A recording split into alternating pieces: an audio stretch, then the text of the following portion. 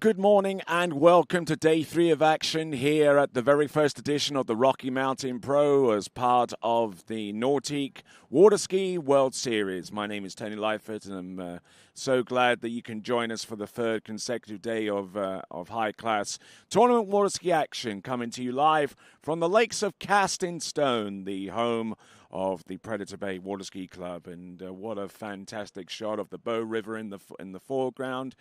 And over there in the middle, in the background, is the Lakes of Cast in Stone, a two-lake facility that was created in 1996. The construction of the first lake was completed around about that time, and 10 years later, the construction of the second lake was completed. It's the club in which this Lakes of Cast in Stone is based for was formed in 1997 by Dan and Sue Velsick, who remain active volunteers to this day. It maintains 2 slalom courses, 1 jump and a clubhouse and dockside facilities. A full-time driver is there from mid-May to mid-August. And they use 2 brand new 2026 Nautique towboats with zero-off cruise control to keep the conditions consistent for every skier out there, and in addition to providing some great conditions for skiers that are members or come to visit from all points across the world, they also have the Splash Adaptive Water Ski Program, which provides modified skis and one-to-one coaching that makes the sport accessible to skiers with adaptive needs. All right, so let's have a look at the schedule this morning. It's going to be somewhat different to what you're typically used to. We've got the women's jump final and the men's jump final. The reason why we shifted it up there to be the early part of the schedule is due to impending weather conditions that could preclude the safe running of a jump event towards the end of the tournament, which is why we shifted it up towards the top as our first event. Then we'll have the women's slalom final, men's slalom final, and then the women's trick and men's trick final, followed by the prize giving.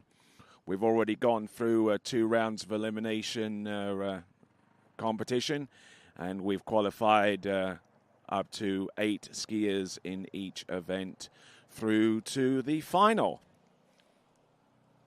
So that's what we got on the docket for today as we continue to orbit round this wonderful lake facility, the Lakes of Cast in Stone, and beautiful sunshine, beautiful calm conditions for the moment at least, and we'll work our way through each of the events as we get day 3 ready.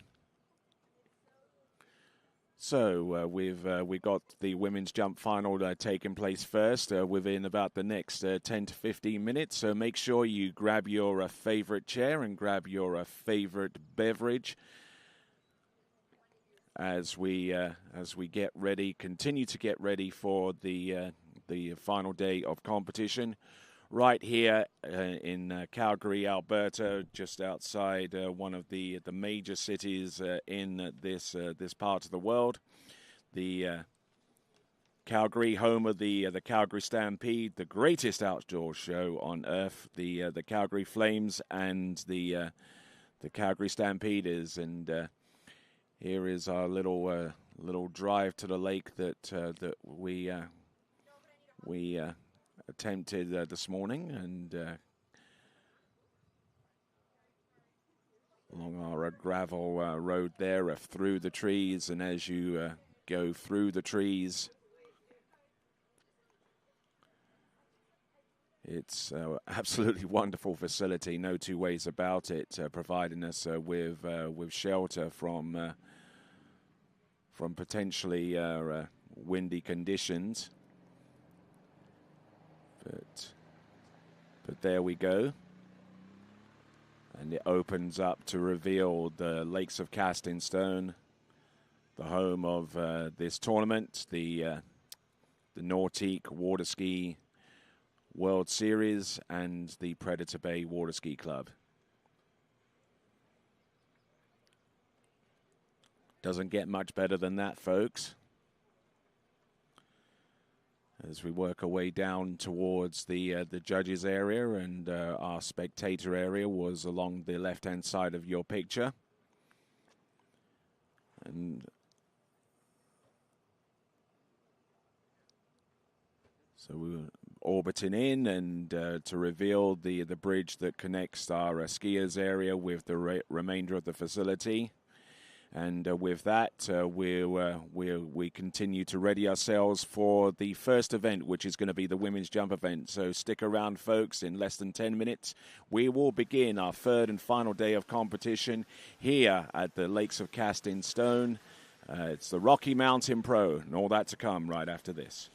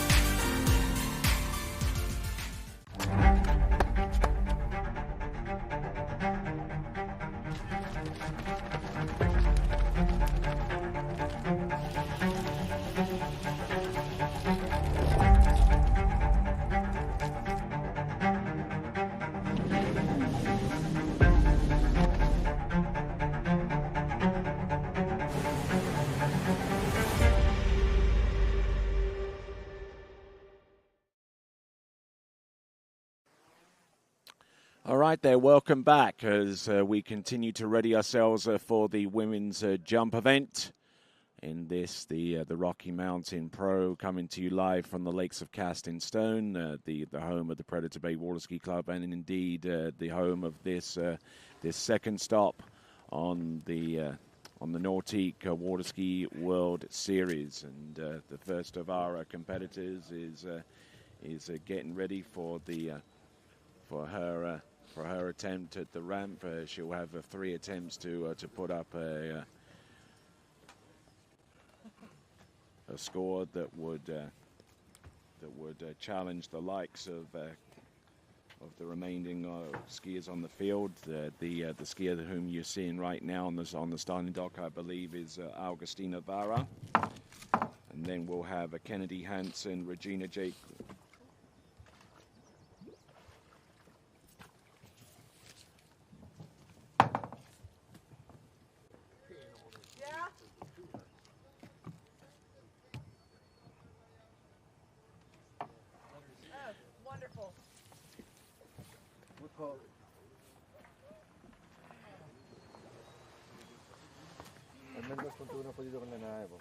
Okay, so this the gear misidentified as Augustina Vara, but Augustina Vara herself will be 3 competitors into the competition. Amelia Mendez is our competitor getting ready to go, and right after her is Kate Pinsino. Then the list continues on with Augustina Vara, then Kennedy Hansen, and on the list still is Regina Jacobs, although from what I understand she will not be participating in the jump event due to a fall that she took in the qualifying rounds of the same event. But we will have a son, Sasha Denyaskaya, to round off the pro women's jump event as we continue to monitor the preparations going around on the dock area. We're at 8 o'clock right now, so we should be very soon in bringing out the first of our competitors as Scott Rocketman Ellis gets ready for another event, and an extremely popular driver among the competitors, especially where it pertains to the jump event, which we're going to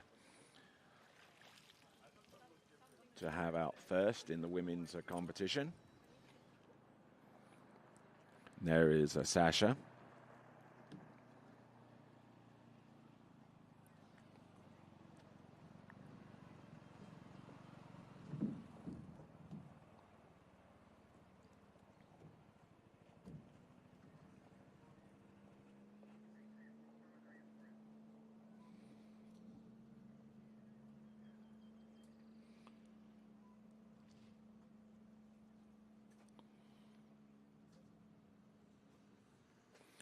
As we continue along with this competition, we got the men's jumping to come after the conclusion of this event.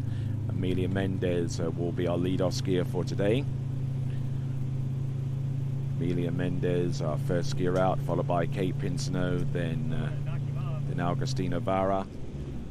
Be our first 3 competitors off the dock. And still on the list, we've got Kennedy Hansen, Regina Jacobs, and Sasha Denyaskaya.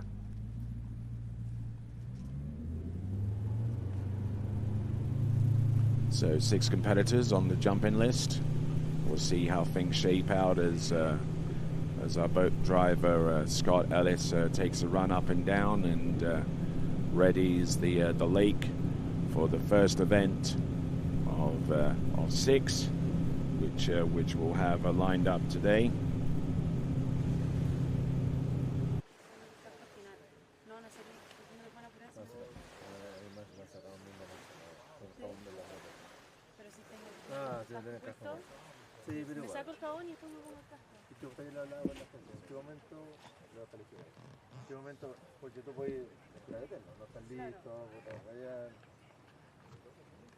Si tú eres cabrón, te tienes que sacar. No lo va a hacer, no lo va a hacer.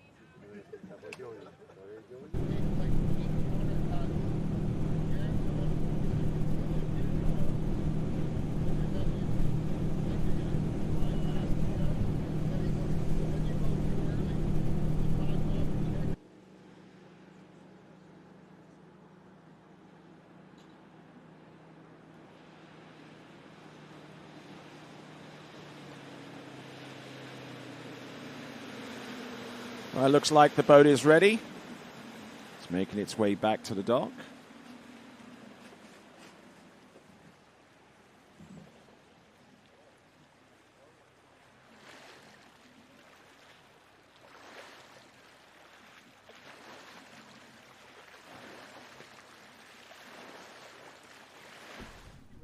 I'm ready. That was my pass.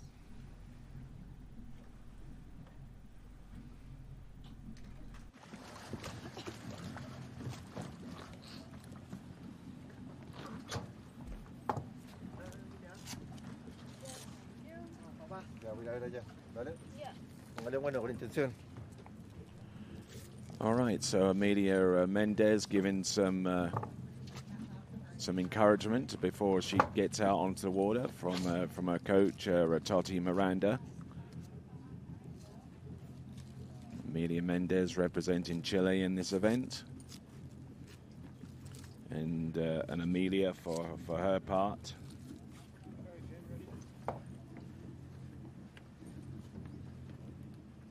Jumped in the high 30s yesterday in an event that got a little wild in places with some pretty gnarly falls, and which took out a number of competitors. We'll mention those as we continue along with our Rocky Mountain Pro.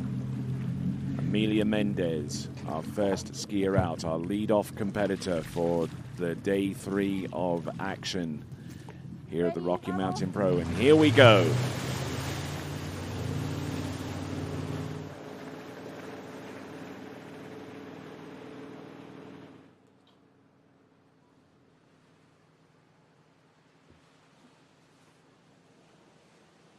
Okay, and as we're on day 3, the opportunity for you to vote for Skier of the Day is present, and this is what they all covet: the Skier of the Day trophy for the Rocky Mountain Pro. And if you want to vote for your favorite skier of this competition, you can do so by going to waterskibroadcasting.com/play.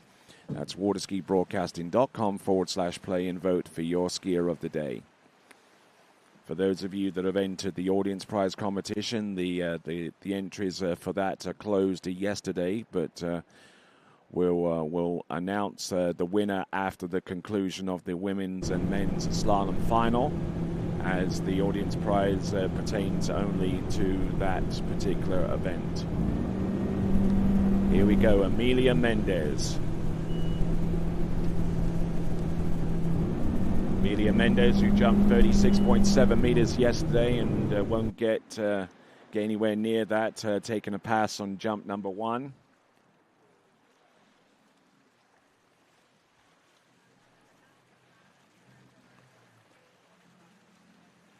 So Amelia sighting up on the ramp there, and turned just a little bit early, so that's the reason why she had to pass on that opener.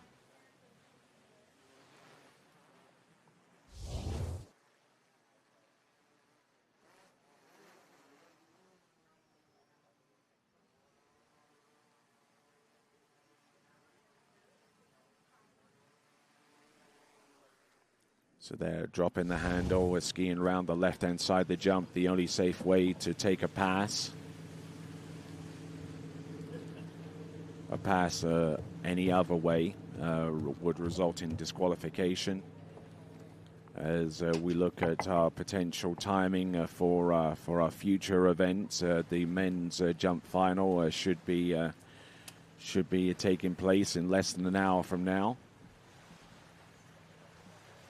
And in respect to the men's jump final, one of the top competitors, Joel Poland, who will be second to last off the dock, from what I understand, will be taking another attempt at the men's world overall record, a record that he has in his possession with 24:64.88, which is the combination of 10.3 at 10.25 meters, 12.116 tricks, and 71.4 meters in jump. But let's focus in on Amelia Mendez. Oh, nice. Decent looking jump there. Good solid edge, and working the wakes and working her position into the jump from those wakes.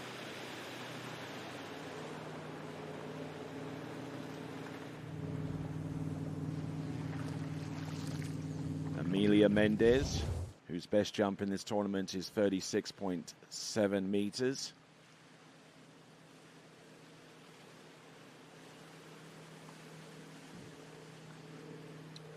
And that jump has been superseded by this one, 38.3 meters, 38.3 meters.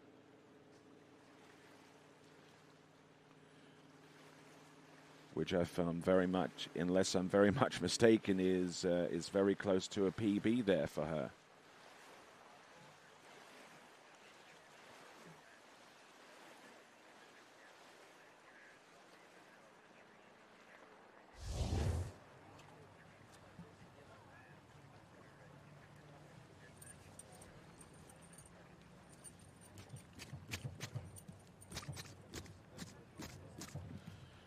So as Kate Pinsono readies herself for the three jumps that are coming her way, this is Amelia Mendez, and 38.3 meters is in fact a new personal best for her. So let's see what she has in store for us now. Up and over, and trying to sail closer to the 40-meter mark.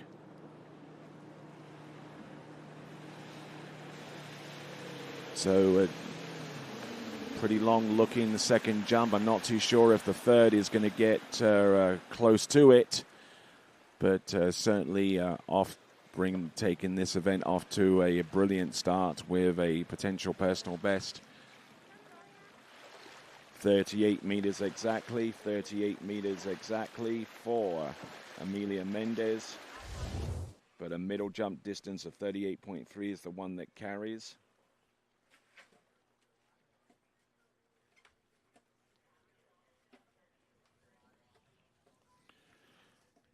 So opening up a little bit early coming into the landing, and that might have robbed her of a foot in distance.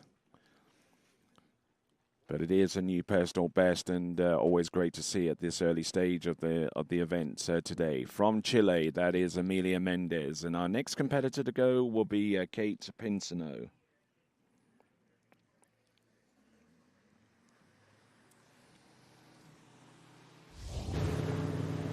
All right, just leaving the dock there, Kate Pinsono.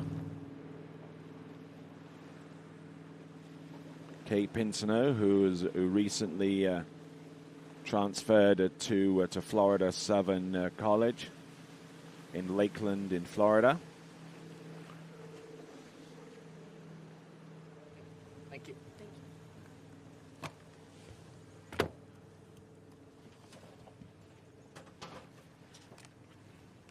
Kate Pinsono, looking at her previous jump scores this season, best jump of this season at the Peace Arch Open in the latter part of June of this season was 46.2. Jumped 46.3 the weekend before over at the Bill Wenner Memorial Record Tournament. That was over at Ski Fluid, and competed in the Masters water ski tournament and jumped 43.9 meters. Here she comes though. This is jump number one. Ah, yes, nice floaty looking first jump there, and I would suggest that takes the lead at this early stage of the game. Amelia Mendez's best jump was 38.3, and I suspect that has already been exceeded by that first jump from Kate Pinsono. As we look at this once again. Good solid turn, good solid push off the second wake, and up and over, And this is 43.5, so taking the lead. So 43.5 there for Kate Pinsino. And in comparison to her previous jumps, that's right up there. Best in this competition is 43.8.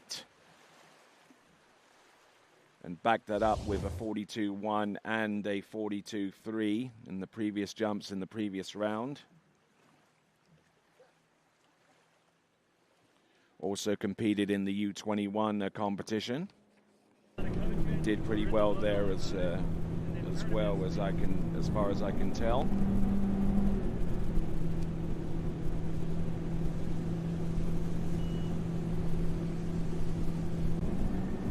Here we go. This is Kate Pinsino. A little bit more speed there, but it didn't quite get everything that she wanted to out of that jump there. The legs weren't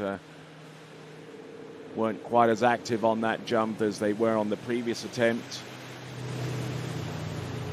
Sending in more speed is one thing, but being able to combine it with the lift is something else entirely, as we look at the dock and see Augustina Vara getting ready to take her 3 jumps.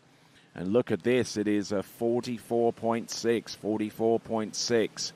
One of her better jumps this season, 44.6.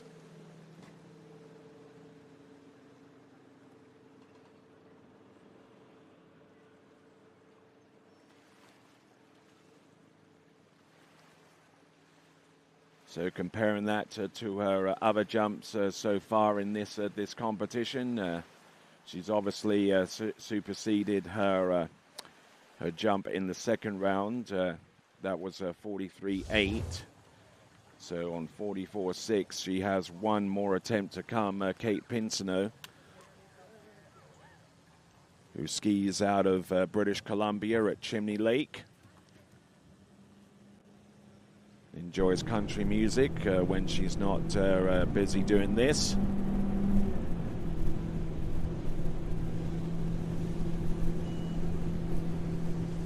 Here she comes. This is Kate Pinsino. Good drive off that second wake and good speed, and I don't know whether she got the combination right of height and speed to give her distance. But there is Kate Pinsino and skiing into the dock. Job done for the pro women in the final round and jumping 43.5. But the one that counts is 44.6, best of this tournament. As we now get the stage ready for our next competitor, it is going to be a Chilean water skier. And it is Augustina Vara.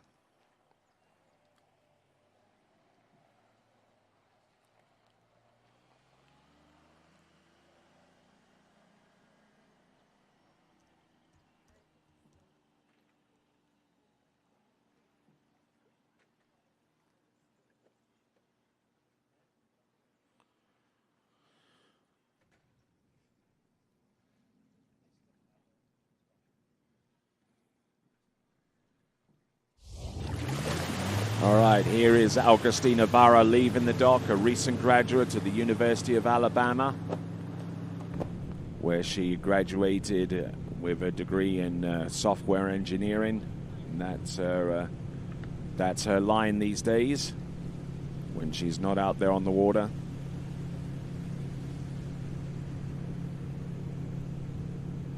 Her best jump out of the previous round was a 46.9 meter leap. Back that up with a 44.5 out of the 2 jumps that she took in the previous round. Pass on jump number 1 in that round.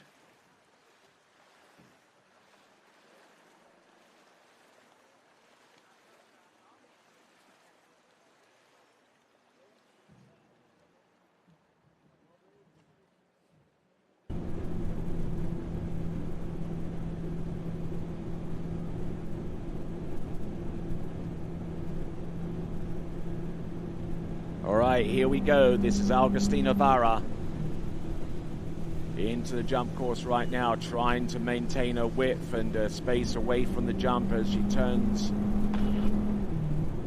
Almost leaving that right jump ski behind her too far, but she manages to recover and ski that jump out at least. Conditions could not be better here at the Lakes of Casting Stone as Kennedy Hansen gets ready for her set on dockside right now, and the first jump there for Agustina Vara is a 44.6.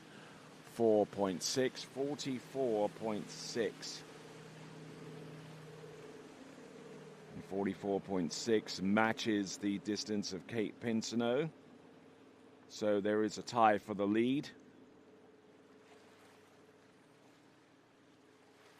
But Agustina Vara has shown in the past that she's capable of far more in terms of distance, and has proven it with performances so far this season. Her best jump of this season is a 49.5-meter jump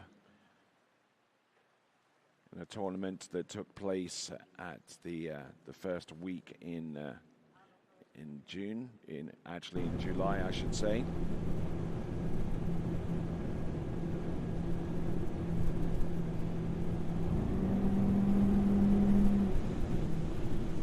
Okie doke, here we go. This now is Agustina Vara.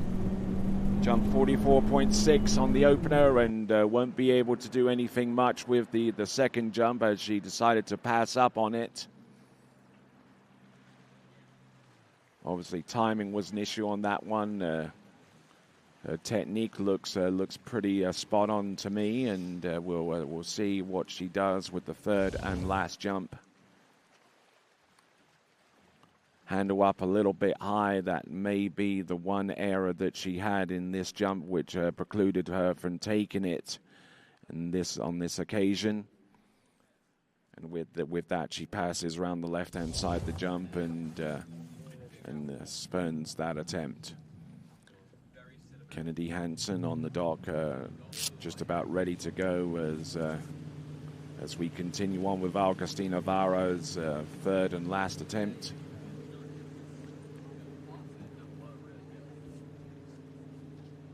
Those of you waiting on the men's jump final, that will be coming up in less than 45 minutes.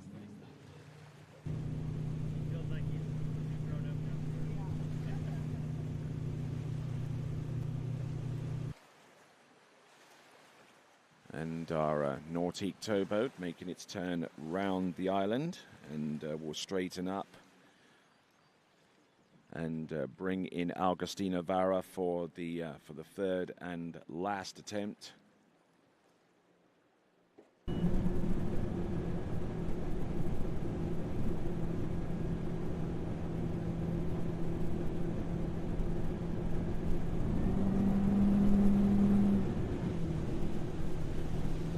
Okay, folks, let's have a look and see what Agustina can do with a third and last jump.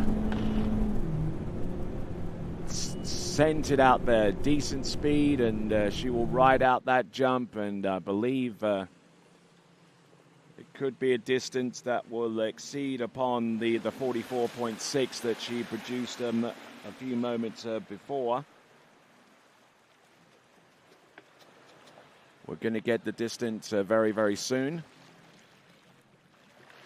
And it is a lead distance of 46.7 meters. 46.7, she takes the lead.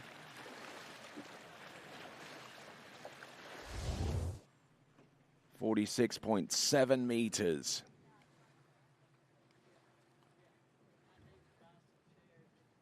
Bringing the cut a little bit later and generating more speed, and it is that element that was improved upon to the tune of 46.7 meters.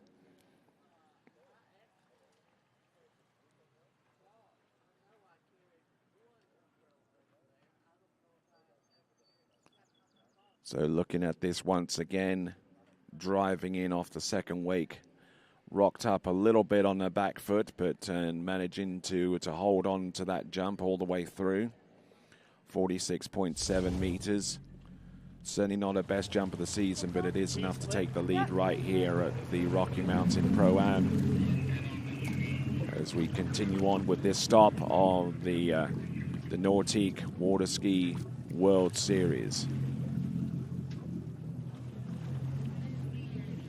Line tightens and away we go. This is Kennedy Hansen.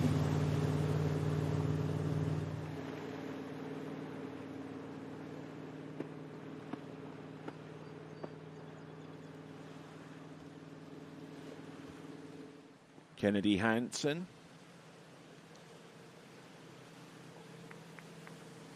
Getting some coaching assistance there from Luca Ruckenwald, who will be one of our main players in the men's jump final.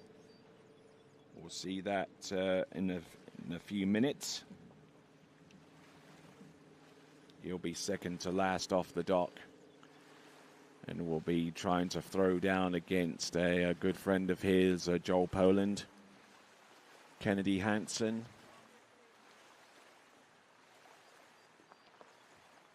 Now getting ready for a first jump, and Kennedy Hansen, the current U21 women's world overall record holder.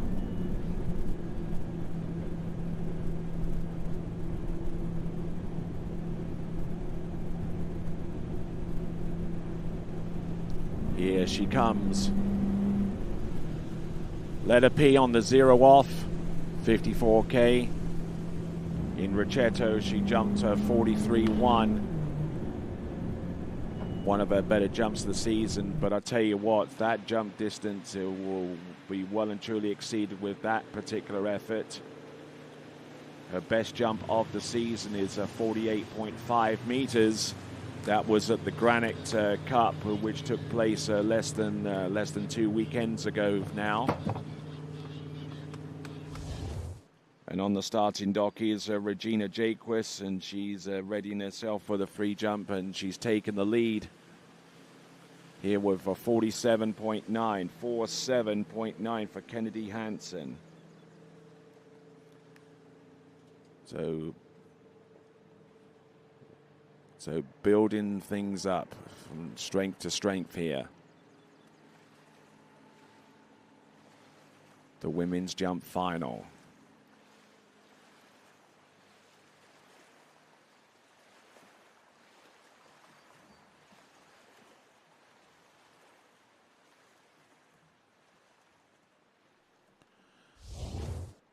So good skiing there from Kennedy Hansen as she rides out to jump number 1. It is 47.9. She takes the lead and guarantees herself a spot on the podium.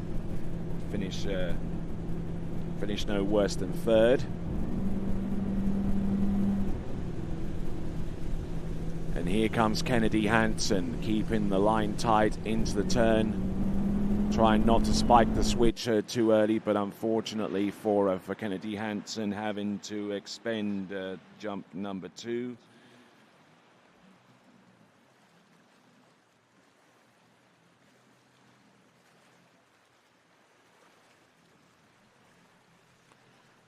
So 47.9 in this round for Kennedy Hansen.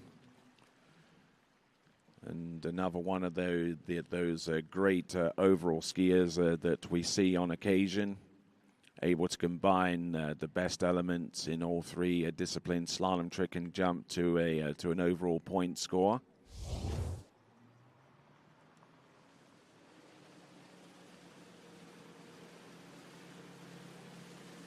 And Kennedy Hansen improving in jump all the time, and in respect to gaining an overall point score, a point score that could potentially be close to a world record. She's been working extremely hard there with the women's jumping. She's certainly got the skills in slalom and in tricks. It's sometimes her jumps let her down in that respect, but she is working extremely hard to get the jumping ability up to par with her superb abilities in the slalom and the tricking event.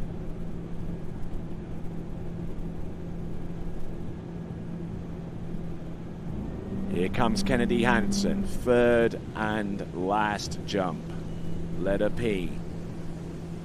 Boat pass split. Here she comes. Oh yeah, nails that one. The speed, the combination with the height, all coming together there for a wonderfully long jump there. That is Kennedy Hansen. She skis into the shore.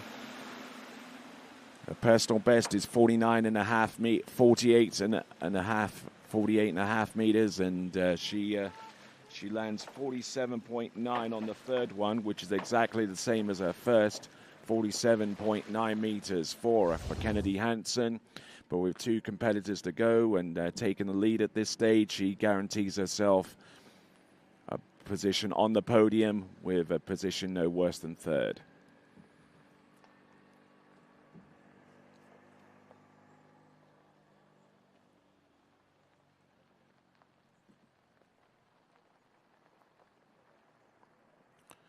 So now, having watched Kennedy Hansen's third and last jump, a yielded distance of 47.9, we now turn our attention to one of the greatest athletes ever to grace the sport of tournament water skiing, and this is Regina Jaquess.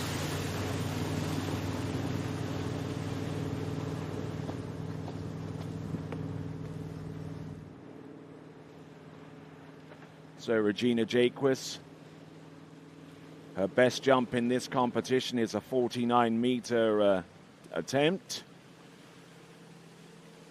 Got into a little bit of trouble with a third and last jump in the second round of elimination jumping, but thankfully it's not enough to preclude her from competing here in the women's jump final.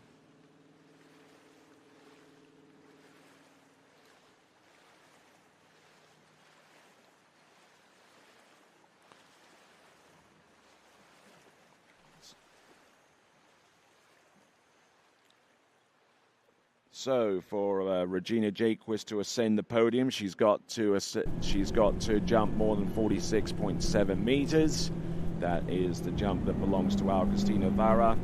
But to take the lead and guarantee herself no worse than second, it will be a jump of 47.9 that is required. As she gets to work with 54K, letter V, here she comes. The speed was there. The timing was there for Regina Jaquess taking the opening jump.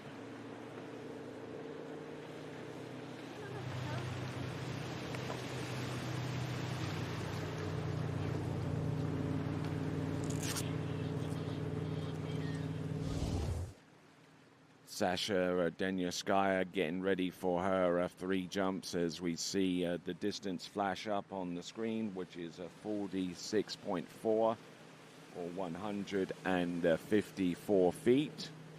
152 feet, I beg your pardon. It's 46.4 meters.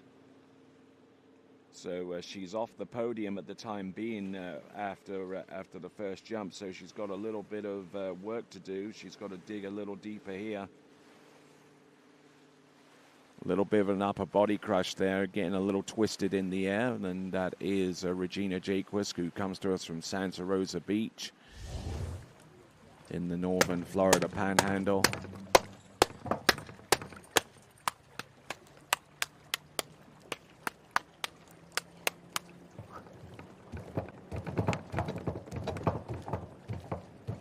Well, I'm guessing that's one way to get the blood flowing.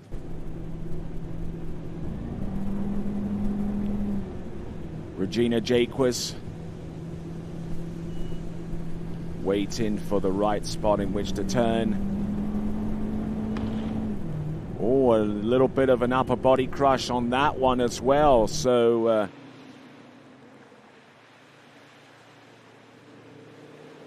she has the speed, but the ramp work certainly needs to be improved upon. Yeah, thank you. Appreciate it. Just get those setups. Be smart. So that jump there is a 45.9, so losing a little bit of distance again in comparison to the other jumpers that have come and gone. So Augustina Vara are still hanging on, clinging on to a spot on the podium.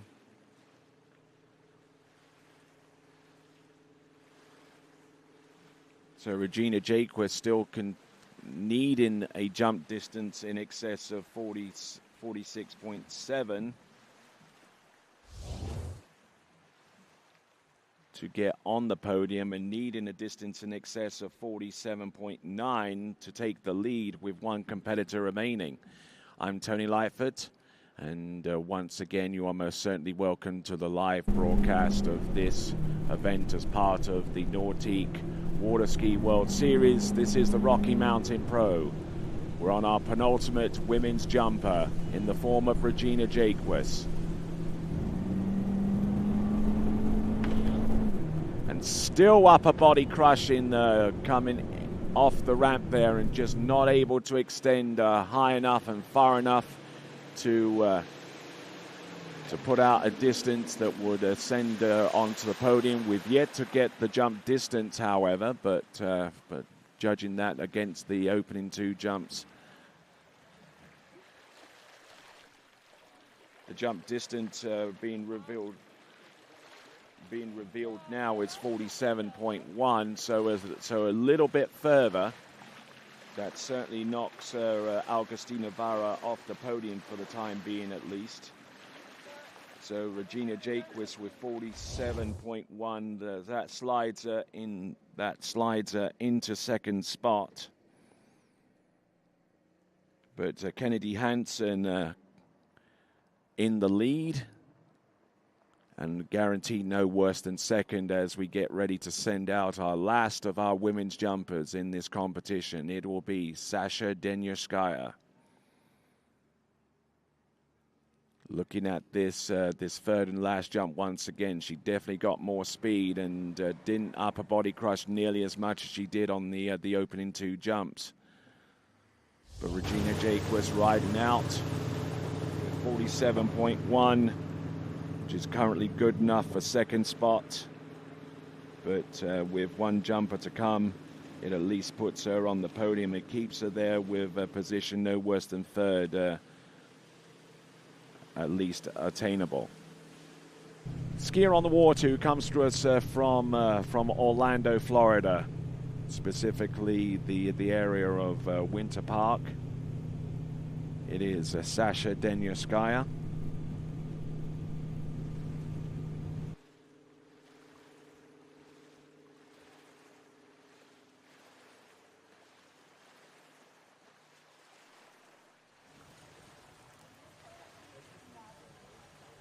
So Sasha, who in the Granite Cup jumped a distance of 52.1 meters to win that competition, and has knocked down distances in excess of 53 meters in the tournaments that precede that. So the lead is 47.9. That is the distance that Sasha Denierskaya needs to obtain, at least, to take the lead. Here she comes. And I think we have a winner there on the very first jump. That is Sasha Denierskaya, who jumped 51.5 meters in the previous round with the one and only jump that she took. And I believe that she is tapped ahead. We'll get confirmation on the distance. And it is 51 meters, so she is your champion. The Rocky Mountain Pro Women's Jump Champion is Sasha Denierskaya with a jump, a leap of 51 meters. 51 meters. So let's push the podium up onto your screen. So confirmation, Sasha Denierskaya from the United States wins the Rocky Mountain Pro in the women's jump competition ahead of Regina Jaquist, who comes through ahead of Kennedy Hansen, who is in second, And Regina Jaquess in third with 47.1. So there is your podium. 3 skiers from the United States occupying the top 3 spots on the podium, with Sasha Denyaskaya taking the win here with 51 meters exactly.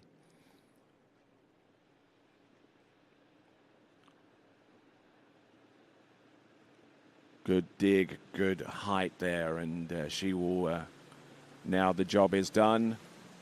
The tournament is done, at least so far as the women's jumper competition is concerned, waving her hands and celebrating the victory. So coming into dock, your champion in the Rocky Mountain Pro 2026 in the women's jump, ladies and gentlemen, from the United States of America, Sasha Denyaskaya. 51 meters, taking the win.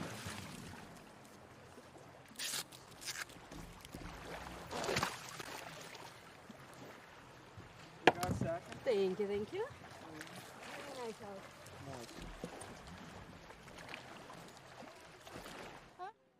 All right, and with that, let's take a look at the leaderboard. Sasha Denyaskaya, your champion here at the Rocky Mountain Pro with 51 meters off just 1 jump. Kennedy Hansen in the runner-up spot with 47.9. Regina Jaquess with 47.1, rounded off the top 3, and then the remaining positions are occupied by Vara, Pensano, and Mendez. So that concludes our first of our championship events among the pros, as we can continue to follow Sasha Denyaskaya. Our next event is going to be the men's pro jump final. We have our competitors lined up for that.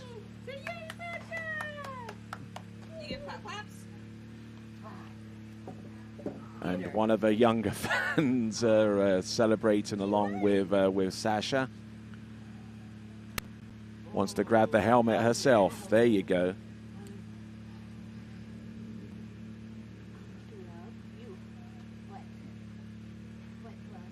A mind with much curiosity. All right, so let's have a look at the start list for the men's jump final. Samson Clooney will be our lead-off jumper, followed by Jake Abelson, and then we'll continue on from that point onwards with Brandon Schipper, Will Roberts, Martin Labra, Carter Lucas, Luca Ruckenwald, and Joel Poland. So we have our jump finalists. We have our 8 jumpers, and they'll be ready to attack the ramp in very, very soon as we continue on with the Rocky Mountain Pro. Coming to you live from the Lakes of Casting Stone. Our first competitor about to take to the water in the men's jump final. It is going to be Samson Clooney.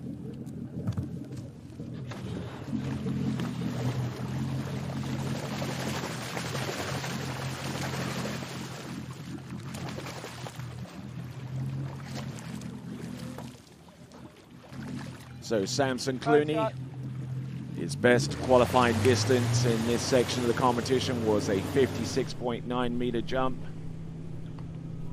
The middle jump distance that he had out of the 3 jumps that he took.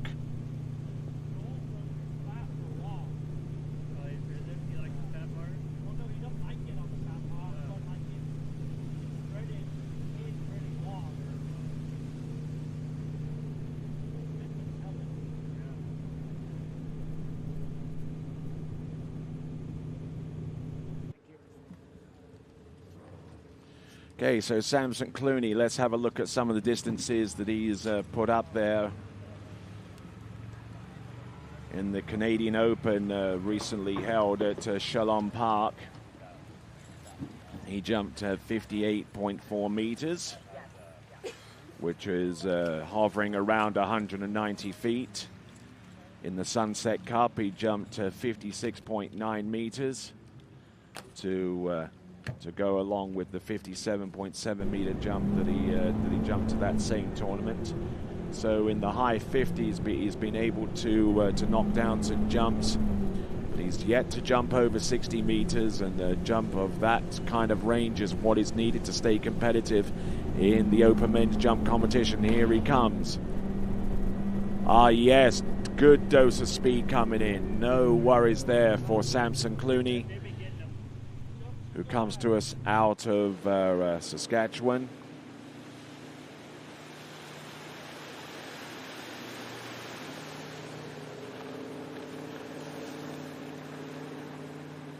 So Samson Clooney doing a good job so far. He's knocked down his first jump. The jump distance should be up on your screen very, very soon. It is, I believe, a 55-meter jump there to open things up for him.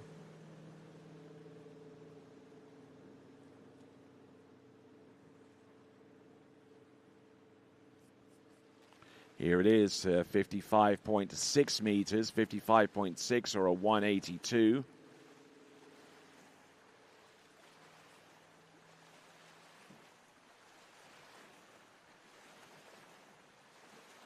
So he's got 2 more jumps at his disposal.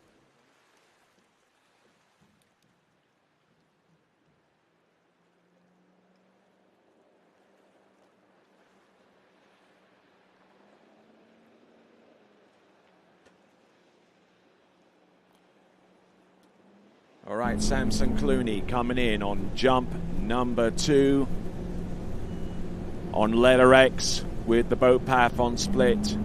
Aggressive turn here, and unfortunately losing a bit of his positioning off the turn to the first wake, and that sent alarm bells are ringing in his head, and unfortunately having to pass up on jump number 2. But he does have 55.6 meters under his belt, and he has 1 more attempt remaining.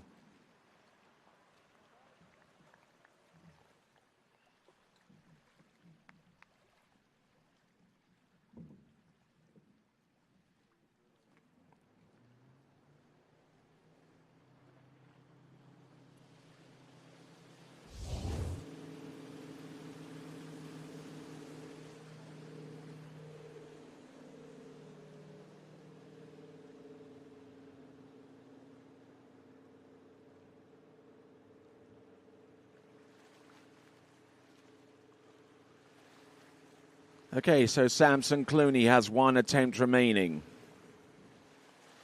He's knocked down some pretty far distances over the last day or so.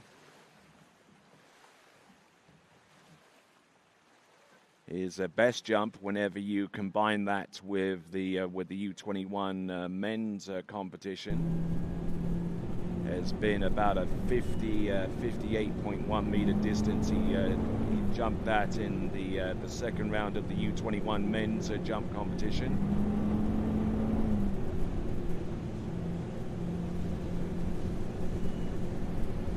In the jump off between himself and Jay Cableson, he jumped in the late 58 meter range, but didn't quite get everything that he wanted out of that jump. That is Samson Clooney from Canada.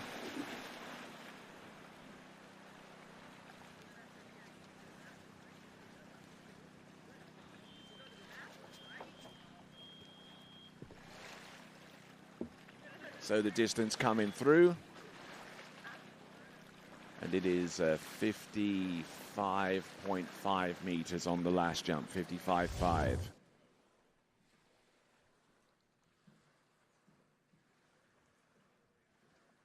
So 55.6 meters is his best jump distance out of the 3, and just twisting towards the boat as he came off the top of the jump and not keeping his direction off the top of the ramp to give him a little bit more in the way of distance, a little bit more anyway. But Samson Clooney, good drive, good turn. But when it came time for him to keep his direction, he twisted a little bit too much towards the boat and lost quite a bit of distance in the process. but he's had a good tournament. That so far he's jumped in the high 50s, and certainly something to build from in the tournaments to come.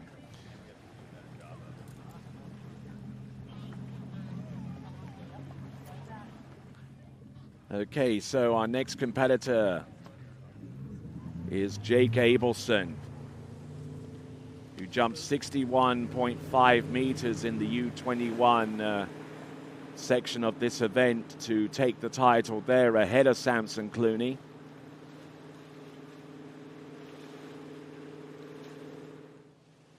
And probably figures that he's going to need something similar to stay on track with the jumpers to come up next.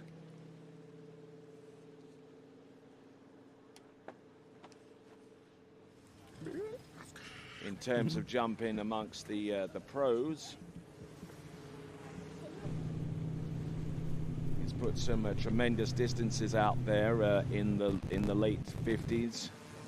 But certainly the jump that stands out was the performance that he produced in the two jumper jump off of 61.5 meters.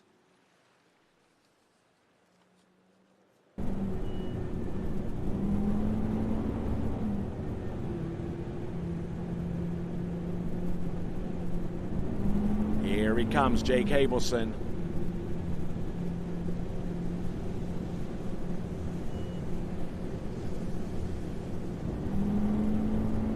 Driving in on home. Oh, look at that. Good lift there off the top of the jump. And that is part of that magical combination that one needs to jump long distances off that ramp. Certainly got the speed, and he definitely got the lift.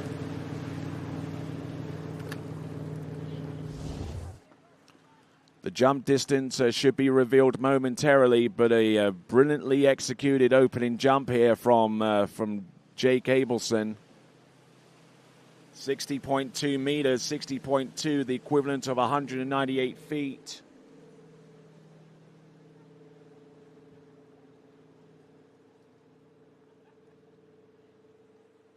So 60.2, he's taken the lead with that opening salvo. And just the way in which he gets height off the top of that jump is absolutely amazing. And getting that additional bit of pull on the boat as a result, as Brandon Schipper goes through his visualization exercises in his head,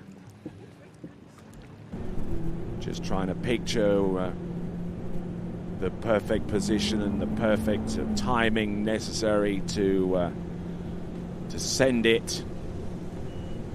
Here we go, folks. This now is Jake Abelson, and passing up on the middle attempt.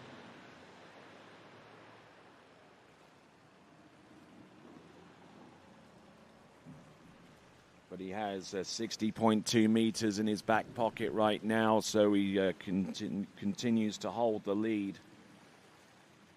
How much longer he holds that for is another question entirely.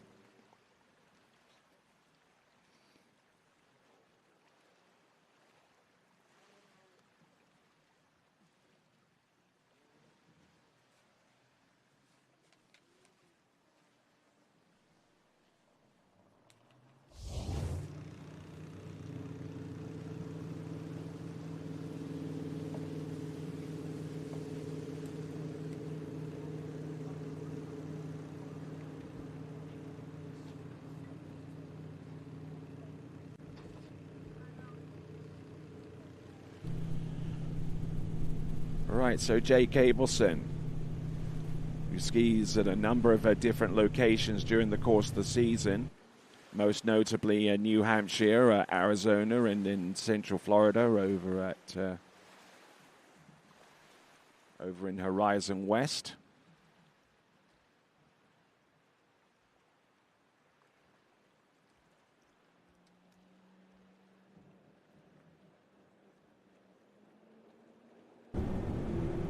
Here comes Jake Abelson, third and last attempt.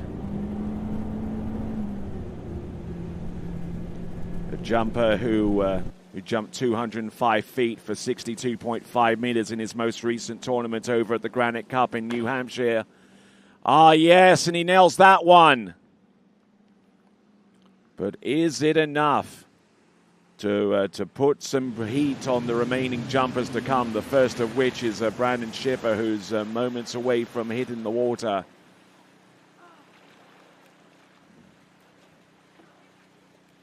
Distance coming through, it's been revealed as 61 meters. 61 meters exactly.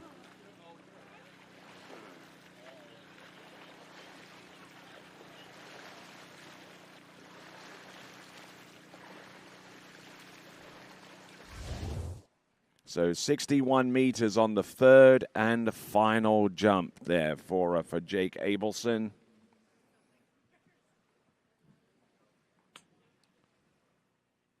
So built off a beautifully executed first jump and passing up on the second, but managing to get something a little bit more substantial on the third and the final jump.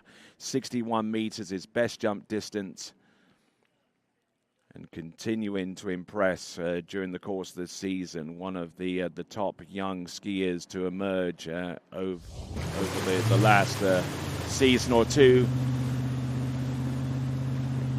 That's Jake Abelson, and another skier that's impressed with his jumping ability is on the water right now, Brandon Shipper.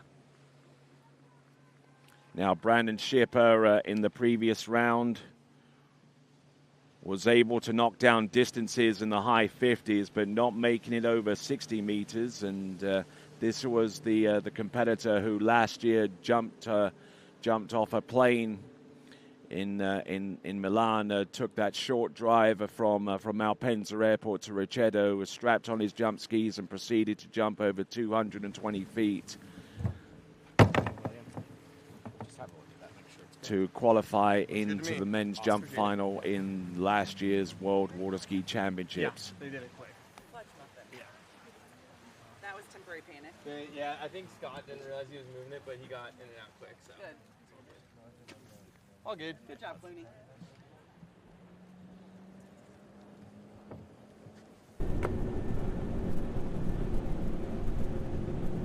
Okay, here we go, folks. This is Brandon Shipper. The first of three attempts, letter ZB.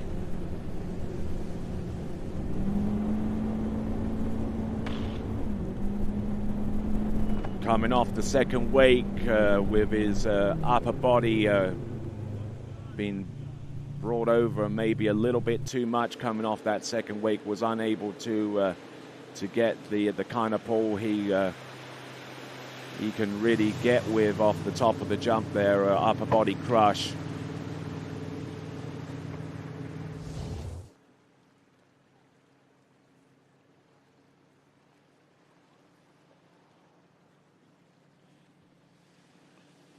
So Brandon Shipper on the opening jump, 56.3, losing a whole bunch of distance there to that upper body crush, 56.3 or 185.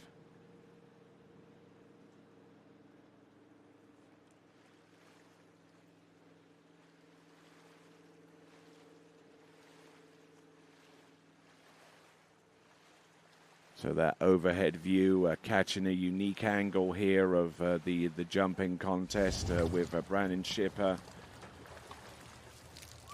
jumping 56.3 meters, which is good enough for second spot right now. It puts him ahead of Samson Clooney, but the jump that holds sway is a 61-meter distance, courtesy of Jake Abelson, our previous jumper. Here we go. This is Brandon Shipper. Now let's see if he can connect with this one. Yes, better looking jump there, but not altogether the kind of jump distance that we would ordinarily associate with Brandon Shipper, at least so far as what he was able to produce last year at the World Championships in the opening round.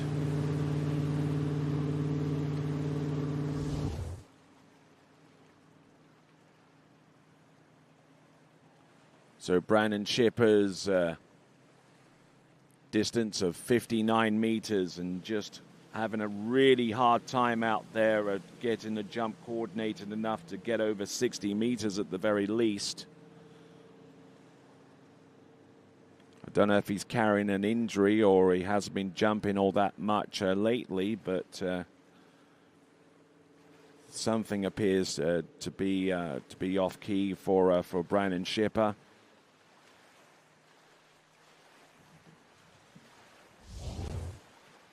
At the Ralph Samuelson Minnesota State Championships, he was able to jump 58.6 meters. Prior to that, he jumped to 60 meters exactly. And at the World Championships, he jumped 67.1 meters in the opening round and 68.5 in the final. That's the kind of jump we'd like to see from him. And here he comes with his third and final attempt. Let's see what he's got. Better looking jump distance. That is going to be closer to 60. So that should be his best jump out of the three.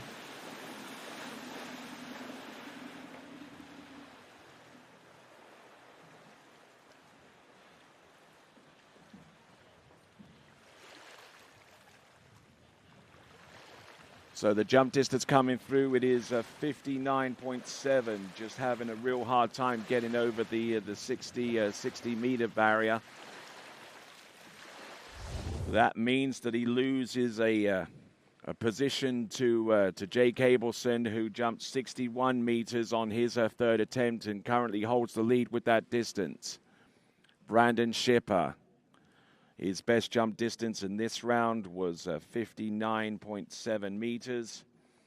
And in the opening round of this competition was able to jump 59.9 meters.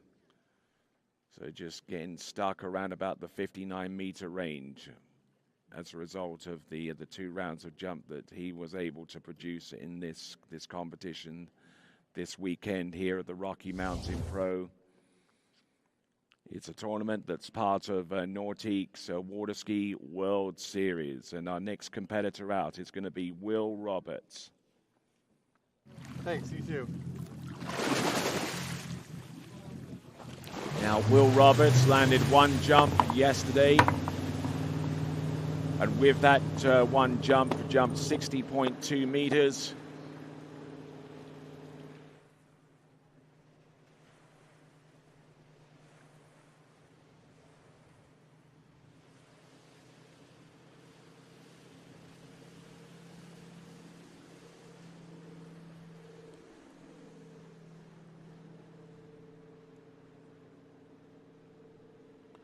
So Will Roberts so far this season has landed some distances deep into the 60s. Jumped 66.4 meters for 218 feet. In his most recent tournament appearance over at Lake Lutz in Jacksonville, Illinois. Backed that up with a distance of 64.1 at Louisiana Night Jam in the first week of June over there in Zachary in Louisiana for a third place finish. And the only other score that I see from him was from the previous season, where he jumped 63.6 meters. So he's been consistently over 200 feet. And I'm not too sure whether that jump is anywhere closer to that marker, but it is a landing. It's a score in the final round, and he has 2 more cracks at that jump.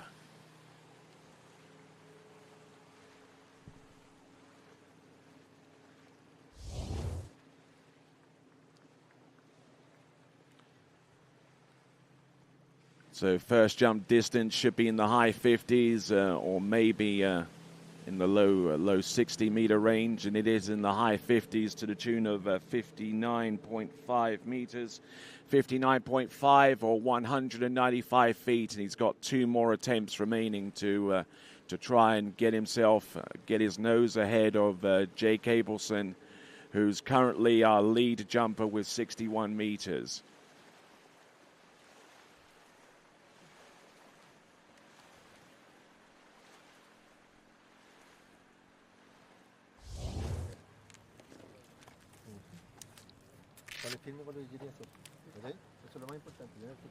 So as we continue on, we're in a race against time so far as ensuring the conditions are conducive for jumping of this magnitude. The wind slowly starting to pick up, and it's a straight on tailwind. But let's see what we've got here. Oh no! And taking a huge digger out the front there, but Will Roberts, he indicates that he is okay, although in some instances that instantaneous reaction could hide an even deeper problem. Looks like the skis are coming off. And I don't know whether he'll continue on for the remaining 2 jumps.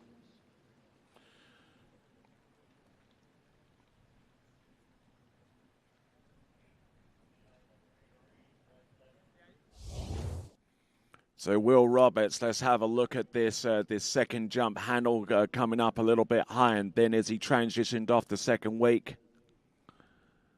And it was just a delayed press off the top of the jump and absolutely no wind to provide him with any kind of support into that jump. And when you don't have that much wind or a wind in the wrong direction, it means that you're set careening out the front of the skis, and that's exactly what happened. Try to force his way over the front of the skis, but he lands cleanly on his back, and therefore prevents any potential injury to his lower parts of the body.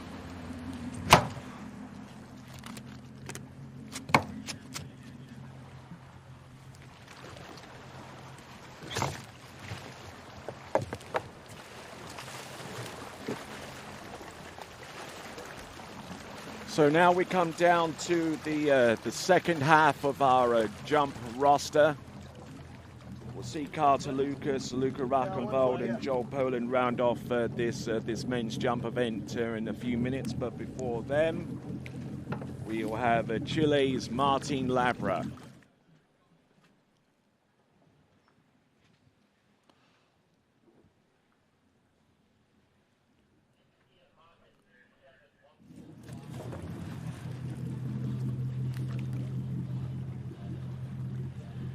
So Martin Labra from Chile. And in the latest edition of the TWBC podcast, which was released last night, you'll get to hear a little bit from him about his overall capability and how he's coping with a return to tournament, to water skiing. That conversation I had with him and also Matty Gonzalez is available on Spotify, on YouTube Music, and also on our YouTube channel, and wherever else you choose to listen to your favorite podcast. The TWBC podcast, with my conversation with of Tincho and Martin Labra and Matty Gonzalez. Both of those individuals are from Chile. Martin Labra on the water right now, looking to try and knock down a jump distance that will put him in contention for one of the top 3 podium spots. Martin Labra jumped 61.1 meters as his best jump distance out of round 1.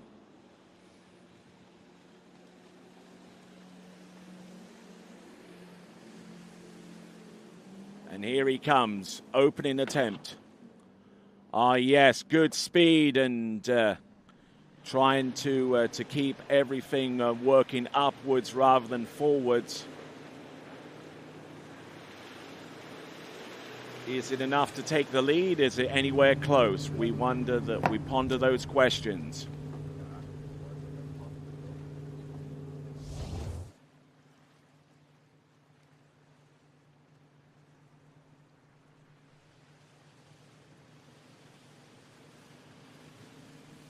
Little bit of a crush there with the right ski.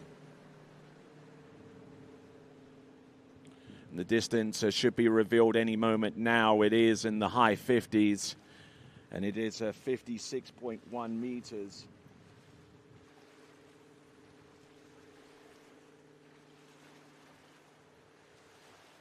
So nowhere close to what he was able to produce in round one, which was 61.1 meters.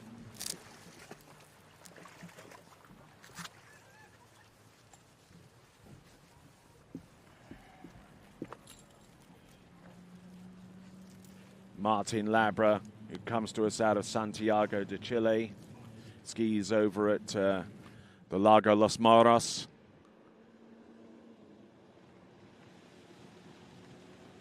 And is being coached by his stepfather, Totti Miranda. Here he comes.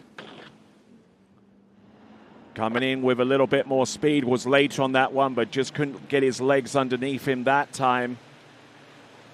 In the latest tournament in which he performed in the jump event, he was able to knock down a distance of 62.6 meters as he continues to make a comeback.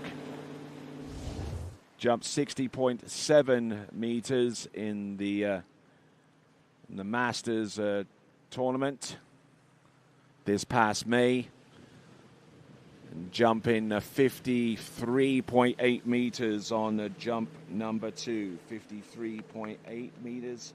That target of 61 meters for the lead still looms large, courtesy of Jake Abelson.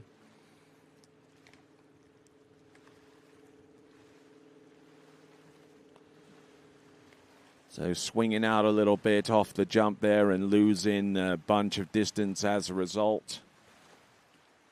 We'll see if he can connect with his third and last attempt.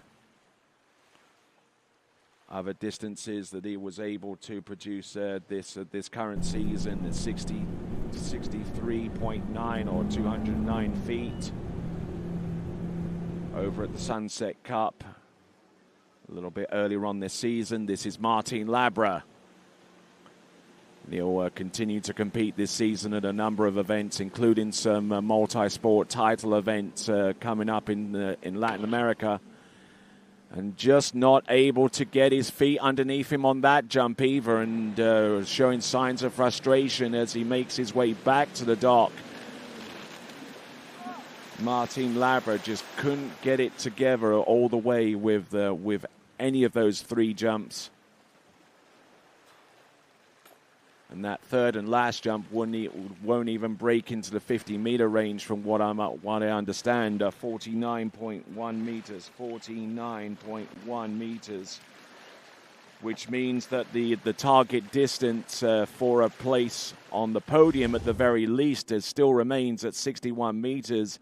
And anything less out of our remaining three competitors would mean that Jake Abelson has a top 3 position to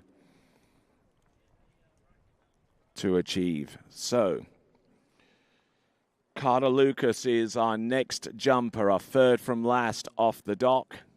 As we look at this jump one more time for Martin Labra. Just didn't get his jump skis far enough underneath him with any of those distances, and ruse the errors that he made with the 3 jumps that he had at his disposal. That was Martin Labra. Carter Lucas is our next competitor.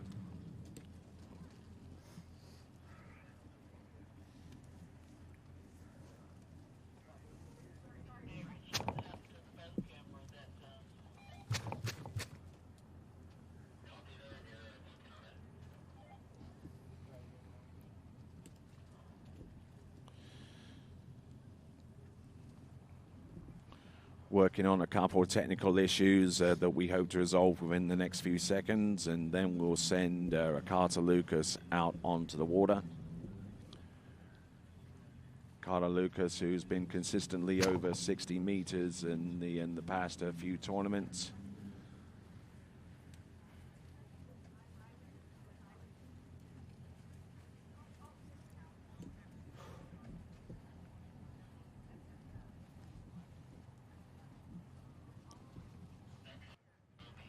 Okay, so let's have a quick look at the leaderboard as Carter Lucas patiently waits for his turn to take to the water. Jake Abelson still in the lead with 61 meters.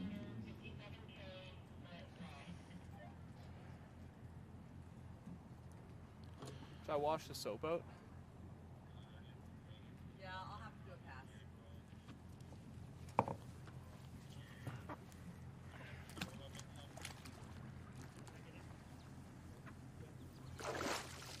Okay, Carter Lucas washing out the soap on in his bindings, and I believe the boat is going to take a run up and down in just a few moments. Just enough time to tell you about the Nautica towboat, the latest incarnation of the legendary towboat produced by Nautica and its parent company, Correct Craft. The 2026 Ski Nautica is a complete bow to stern redesign, which is significantly lighter than any previous generation, blending carbon fiber and fiberglass into a brand new hull. And it is a boat which contains some patented technology such as Hydrogate and the microtuner systems working together for that flatter, more consistent wakes, especially for you slalomers out there that are extremely demanding of their wakes, and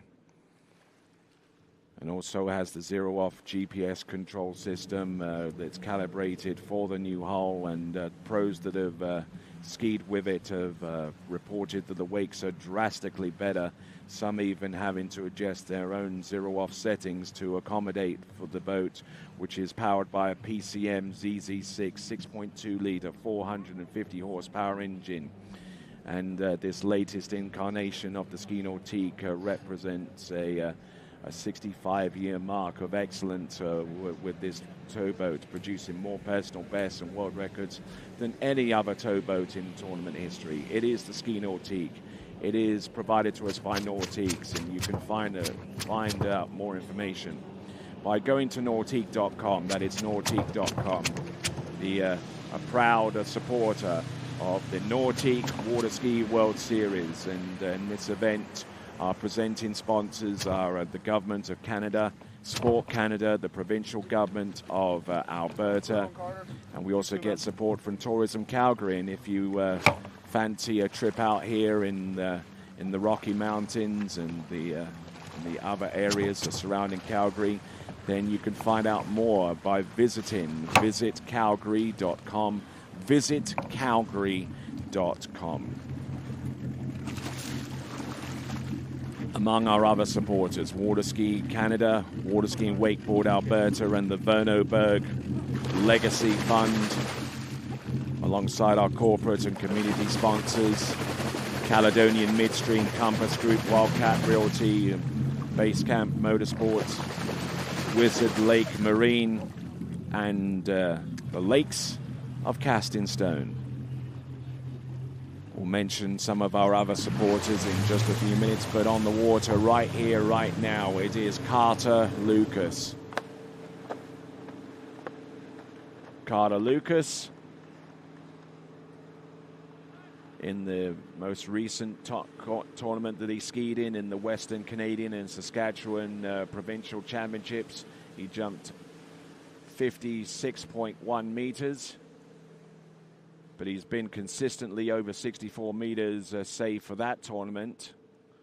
61.3 in one of the Canadian Open tournament rounds that he was able to compete in. At LA Night Jam in Zachary in Louisiana, we jumped for a third place finish at 64.8 meters or 212 feet. And also competed at the World Championships, where he ended off in 13th spot with a jump distance of 64.3 meters or 211 feet. Here comes Carter Lucas. Setting himself up nice and wide, turning in, driving it on home.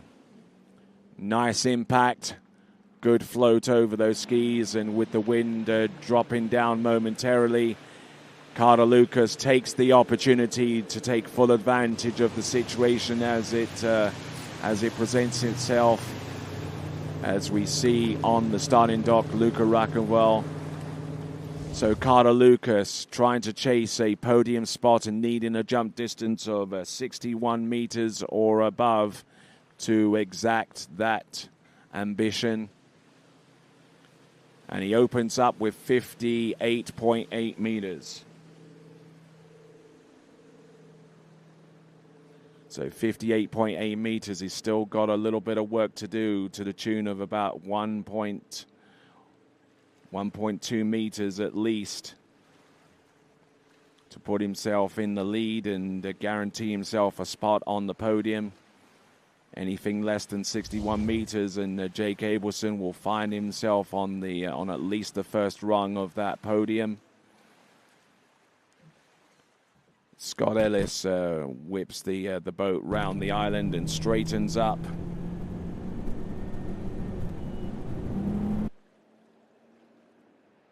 Sets the boat up and brings Carter Lucas into the course, letter Y.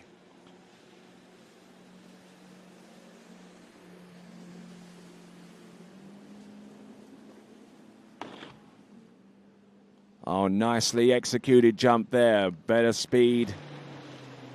But I feel that a lot of his height seems to dissipate as soon as he comes off the jump there with his skis extremely wide apart.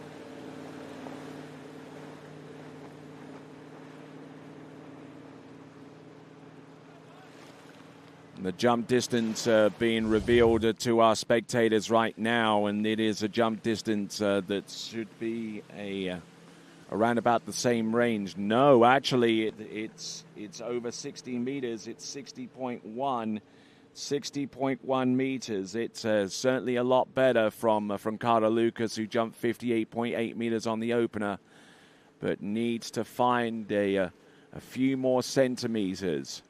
Needs to find a whole meter, as a matter of fact, to supersede Jake Abelson. He's getting closer, but not quite there yet. Carter Lucas.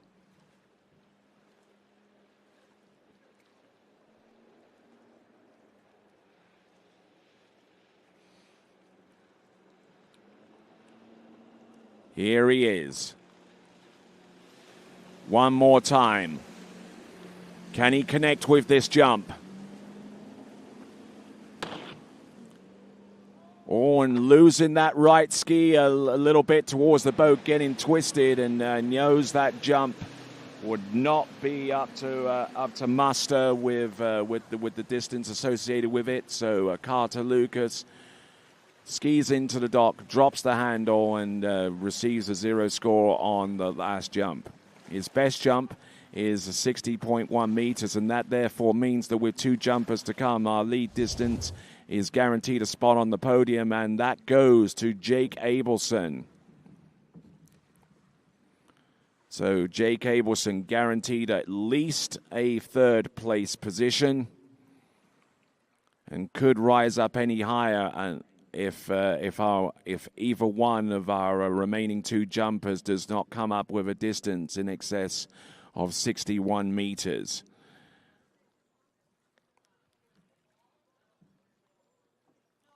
Yeah, almost completely losing that right ski, but he has the presence of mind to not push any harder into the flight and potentially compromise his position going forwards. But now, ladies and gentlemen, our next competitor, who's been on an absolute tear this season, the current 2-time European men's jump champion from Austria, Luca Rackenwald.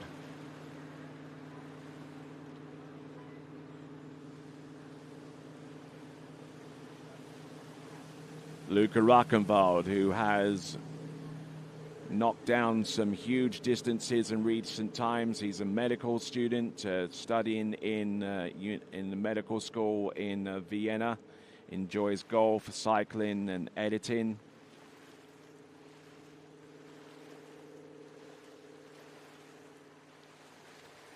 Skis over at the Lendorf facility in Austria. Started skiing in 2004 and has jumped 68.1 meters at the European Championships just this past weekend. Prior to that, he won the Poti Pro in the Republic of Georgia with 64.7 meters. Before that, he won Ricetto, where he knocked down a personal best of 71.1 meters. So an in-form athlete, and here he comes. This is Luca Rockenwald. Brilliant float there towards the end of that jump there, and that alone should ensure that Luca Rockenwald has at least a spot on the podium, if not the current lead distance. Yeah, some of them are more shit. The more shit, the better. Makes your feet like tacky. All right, You the know, jump like distance is going to be revealed, and he is your leader with 62.8 meters. So 62.8 meters on jump number 1. So now he is on the podium. He is guaranteed a position no worse than second. But now, with the remaining 2 jumps, it's now a case of how high of a target, how challenging of a target can he produce for the likes of Joel Poland, who is on the starting dock and ready to go next. So as we look along the shoreline, we see Maisa Jakobsen just trying to recuperate before she heads on back to her native Denmark and starts the whole recovery phase of her journey in water ski jumping. Here she comes. Here he comes. This is Luca Rockenwald sending it. Fantastic jump distance there from Luca Rockenwald, but is it going to be anything more substantial than what he produced on jump number 1? 62.8 on the opener.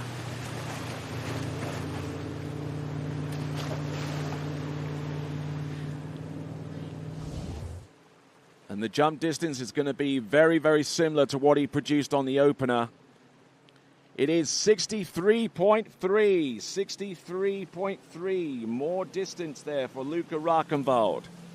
But he knows that 63.3 meters is certainly within the range of Joel Poland's jumping ability.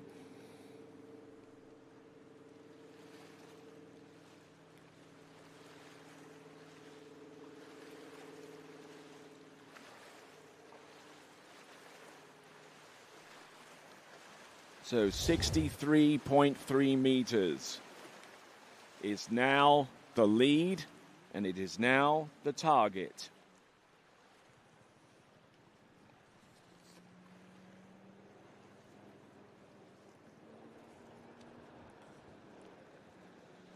So here we go, Luca Rockenwald, who's finished no worse than third in any of the pro tournaments that he's competed in so far this season. Here he comes, jump number 3. And he laid an egg with that one, unfortunately. That is Luca Rockenwald. So he had one final opportunity to put up a challenge for Joel Poland. Coming into the dock, showing signs of frustration there. We've not been able to put up a jump distance that Joel Poland would seriously find challenging. It is 51.4 meters, 51.4 meters on the last jump. So now, the lead distance is 63.3 meters. That guarantees Luca Rockenwald a spot on the podium and a position no worse than second. And it now comes down to our final competitor in the men's jumping competition here at the Rocky Mountain Pro as part of the Nordiques Water Ski World Series, our second event in that series, which started off with the Botas Pro-Am just a few weeks ago. Continues to this event, the Rocky Mountain Pro. In a few weeks, the series goes to the California Pro-Am, and then it kicks off once again with the Moomba Masters in March of next year, and then finally the final stop of the World Series concludes with the Masters Water Ski Tournament, which takes place Memorial Day weekend at Callaway Gardens in Pine Mountain, Georgia. So, speaking of which, the current champion, the current Masters men's jump champion, the current world champion, Joel Poland. He's also the world record holder in the men's overall. His most recent record that he set involved a combined score of 3 at 10.25 meters, 12,160 in tricks, 71.4 meters, to give him an overall point score total of 2764.88.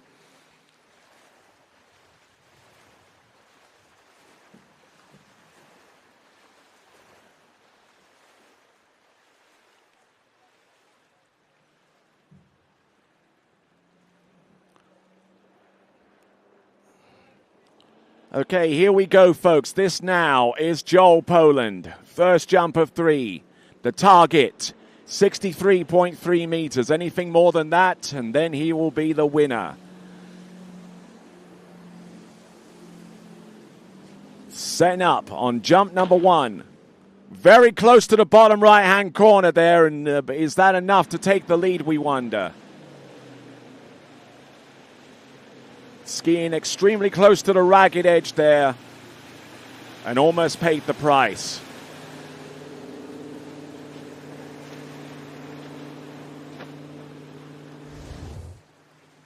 Distance coming through momentarily. It should be in the low 60s.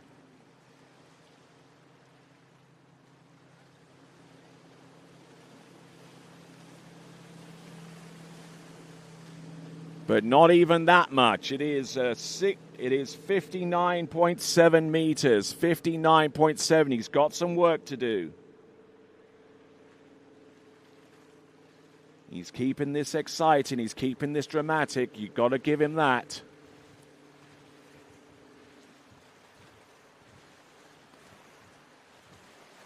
So currently, the skiers that are on the podium are Jake Abelson and Luca Rockenwald. Carter Lucas, for his part, is also on the podium with 60.1 meters.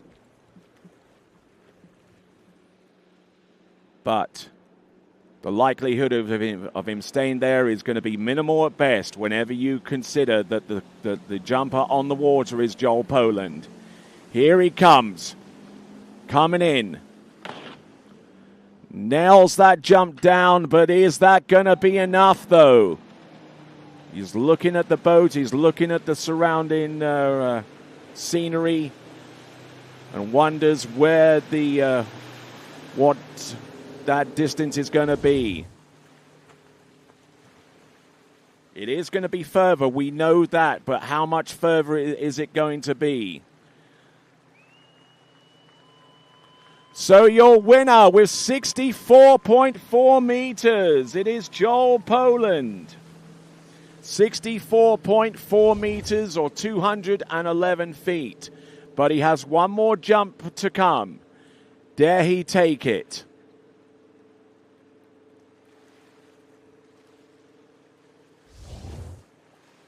So Joel Poland with 64.4 meters. There is your podium positions. Joel Poland in first. Luca Rockenwald, your runner-up. And in third spot, a sensational podium position for Jake Abelson. So looking around dockside, there's your runner-up, Luca Rakenwald. Not too far away, I would imagine, is Jake Abelson with 61 meters.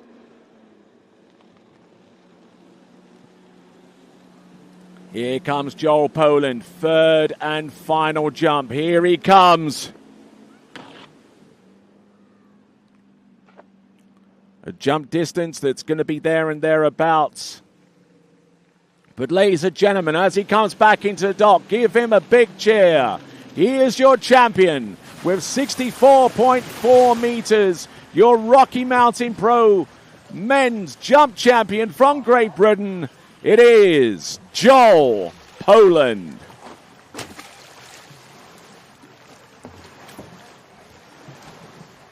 Jump distance will be revealed. It is 63.9. 63.9.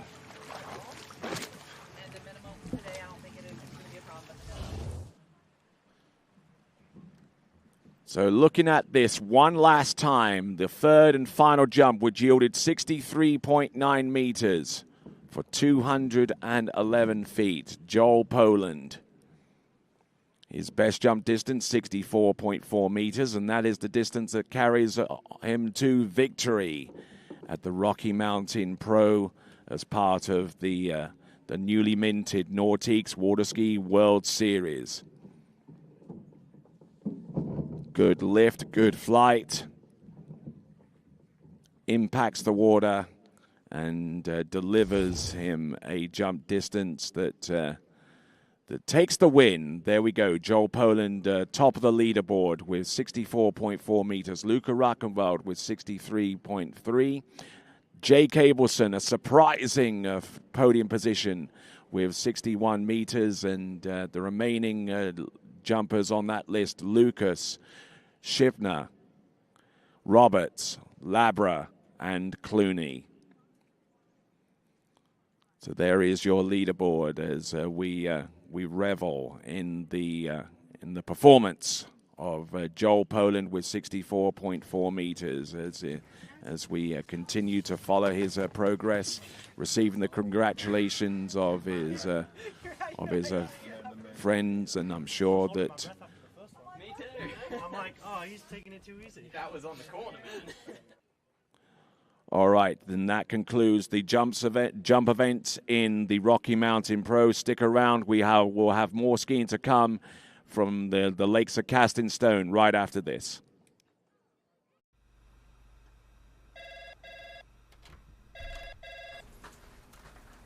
Morning, Brian. Hey, morning. You have a good weekend? Yeah, got out on the water a couple times. How about you? Yeah, I got to set in. Just gonna make a quick phone call here. Oh, of course. Can you get that, Will? Yeah, man, I got it. Thanks for calling Wake House. This is Will. Yeah, looks like we've got those in stock.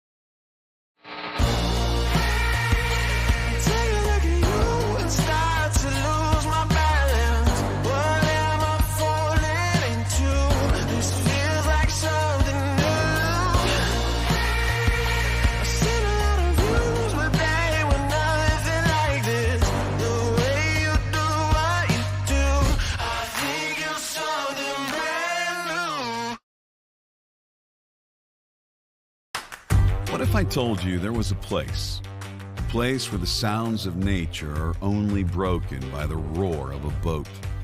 A place where that summer feeling lasts all year long. A place where the Florida sun is only outshined by the smiles of the skiers. A place where first-time skiers can ski alongside world champions, and the world-class coaches work with all levels of skiers. What if I told you there was a place where life slows down, and your only job is to make lifelong memories. That place is Swiss Water Ski Resort. Book your trip at SwissWaterSkiResort.com.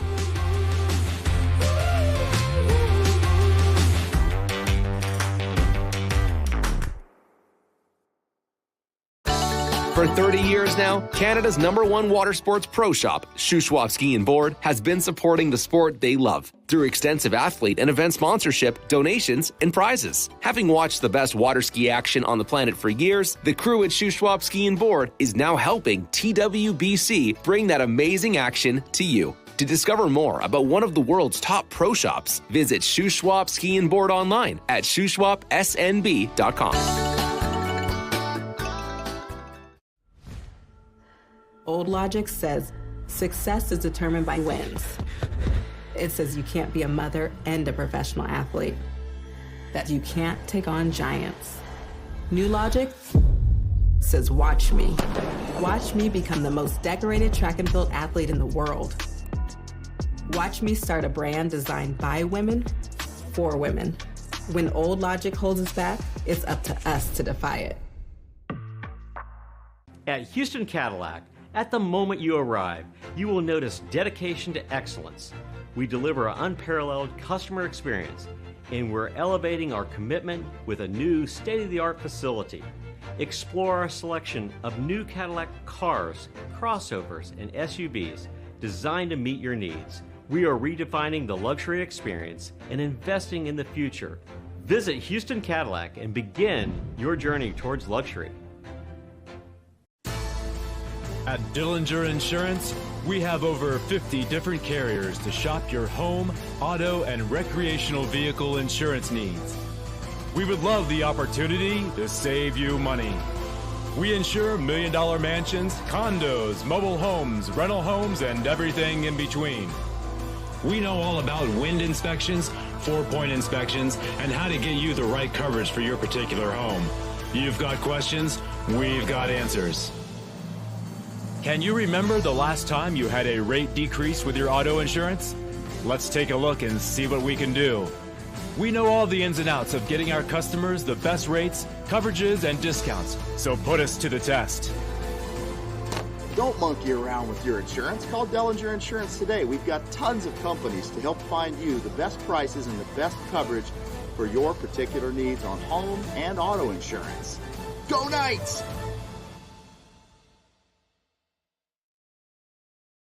My name is Thibaut Dalen and I'm the broker of Dalen Real Estate. And today I want to show you some of our special listings located in Florida's world famous water ski hotspots.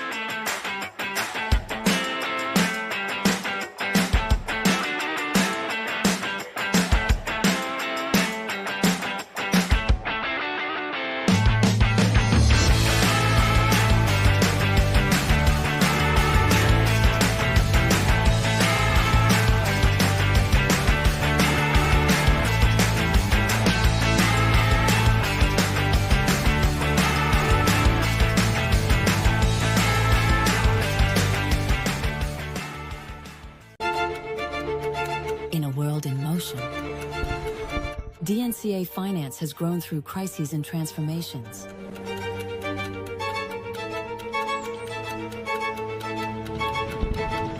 Times change, values remain.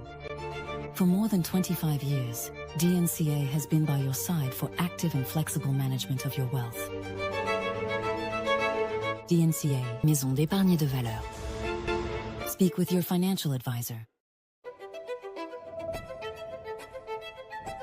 Luxury means something different to everyone. A private island, a hidden villa, a journey designed around you. At Marola Travel, we take the time to listen to how you want to travel, how you want to feel, and what luxury truly means to you. Marola Travel. Wherever you're going, we'll make it easy.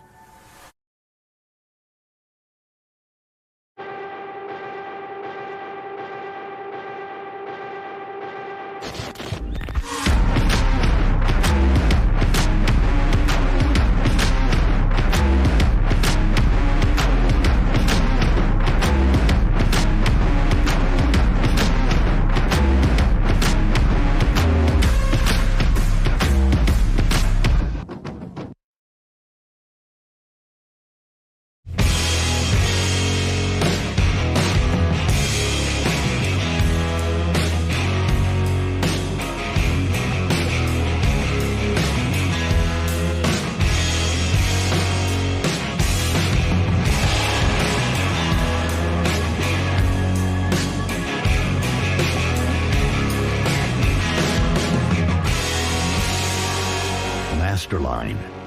Made in the USA.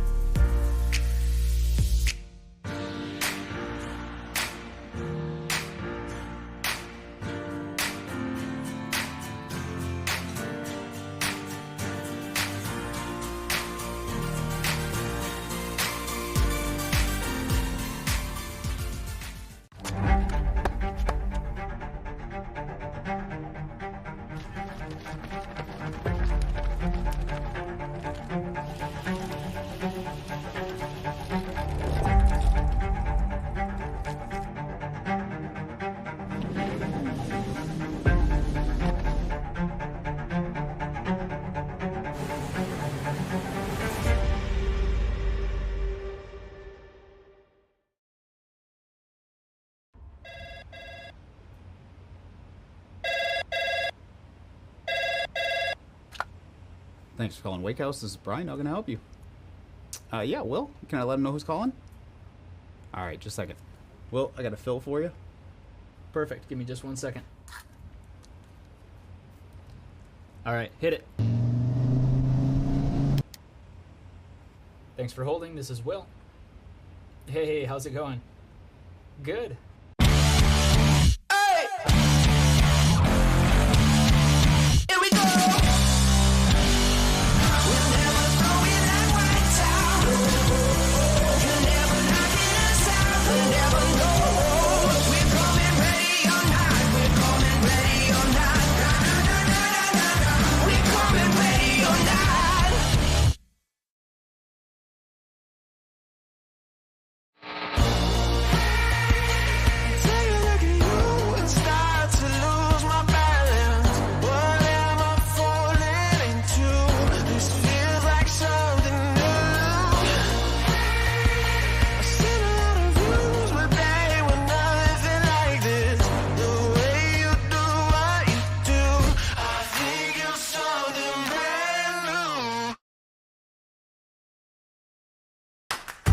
if I told you there was a place where the sounds of nature are only broken by the roar of a boat? A place where that summer feeling lasts all year long? A place where the Florida sun is only outshined by the smiles of the skiers? A place where first-time skiers can ski alongside world champions and the world-class coaches work with all levels of skiers? What if I told you there was a place where life slows down and your only job is to make lifelong memories? That place is Swiss Water Ski Resort. Book your trip at SwissWaterSkiResort.com.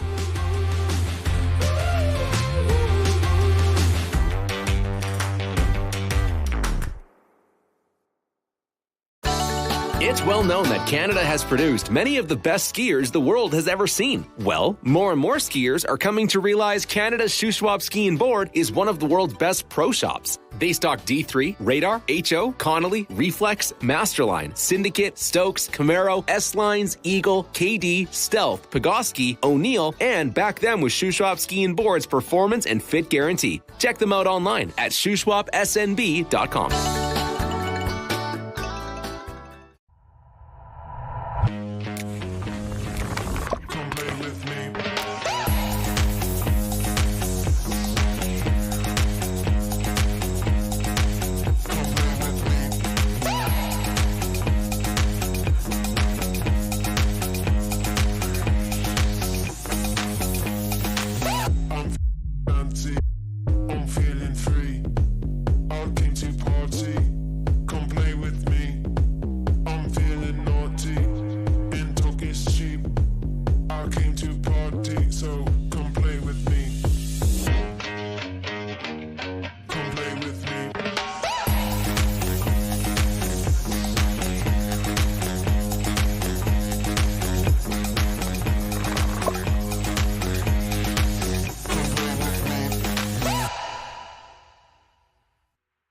At Houston Cadillac, at the moment you arrive, you will notice dedication to excellence. We deliver an unparalleled customer experience, and we're elevating our commitment with a new state-of-the-art facility. Explore our selection of new Cadillac cars, crossovers, and SUVs designed to meet your needs. We are redefining the luxury experience and investing in the future. Visit Houston Cadillac and begin your journey towards luxury. At Dillinger Insurance, we have over 50 different carriers to shop your home, auto, and recreational vehicle insurance needs. We would love the opportunity to save you money. We insure million-dollar mansions, condos, mobile homes, rental homes, and everything in between. We know all about wind inspections, 4-point inspections, and how to get you the right coverage for your particular home. You've got questions, we've got answers. Can you remember the last time you had a rate decrease with your auto insurance? Let's take a look and see what we can do. We know all the ins and outs of getting our customers the best rates, coverages, and discounts, so put us to the test. Don't monkey around with your insurance. Call Dillinger Insurance today. We've got tons of companies to help find you the best prices and the best coverage for your particular needs on home and auto insurance. Go Knights!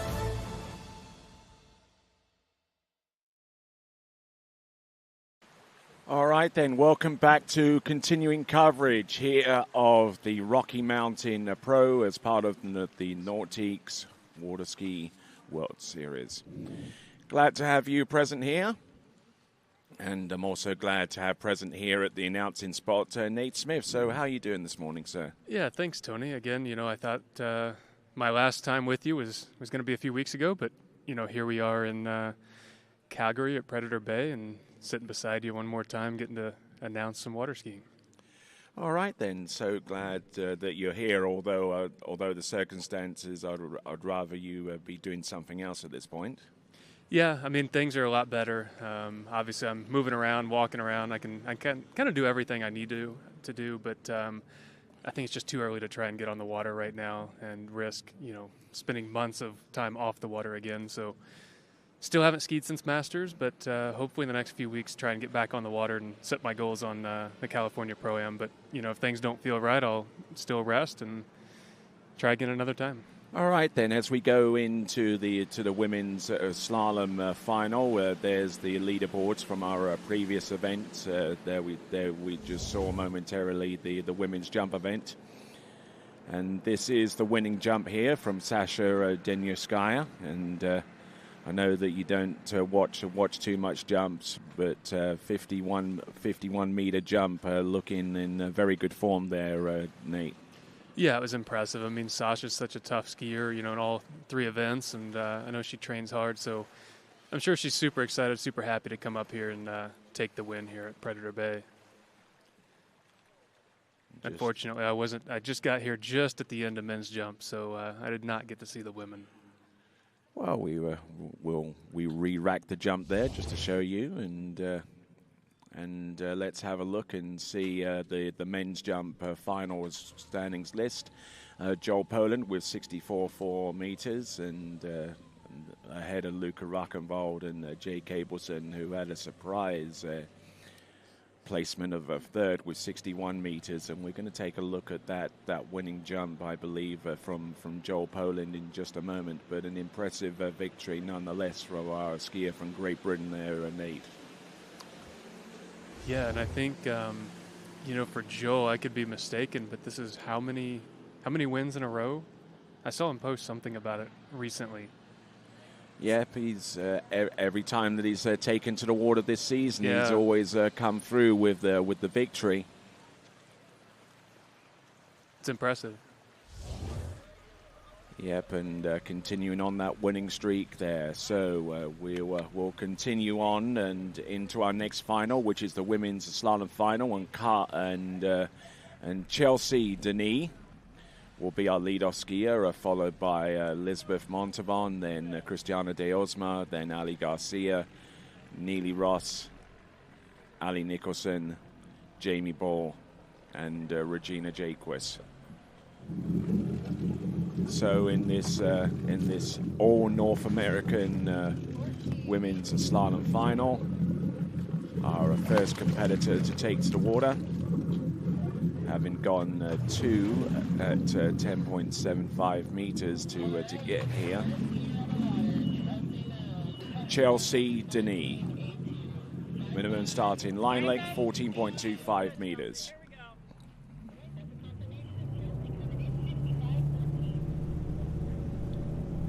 Okay, so Chelsea Denis.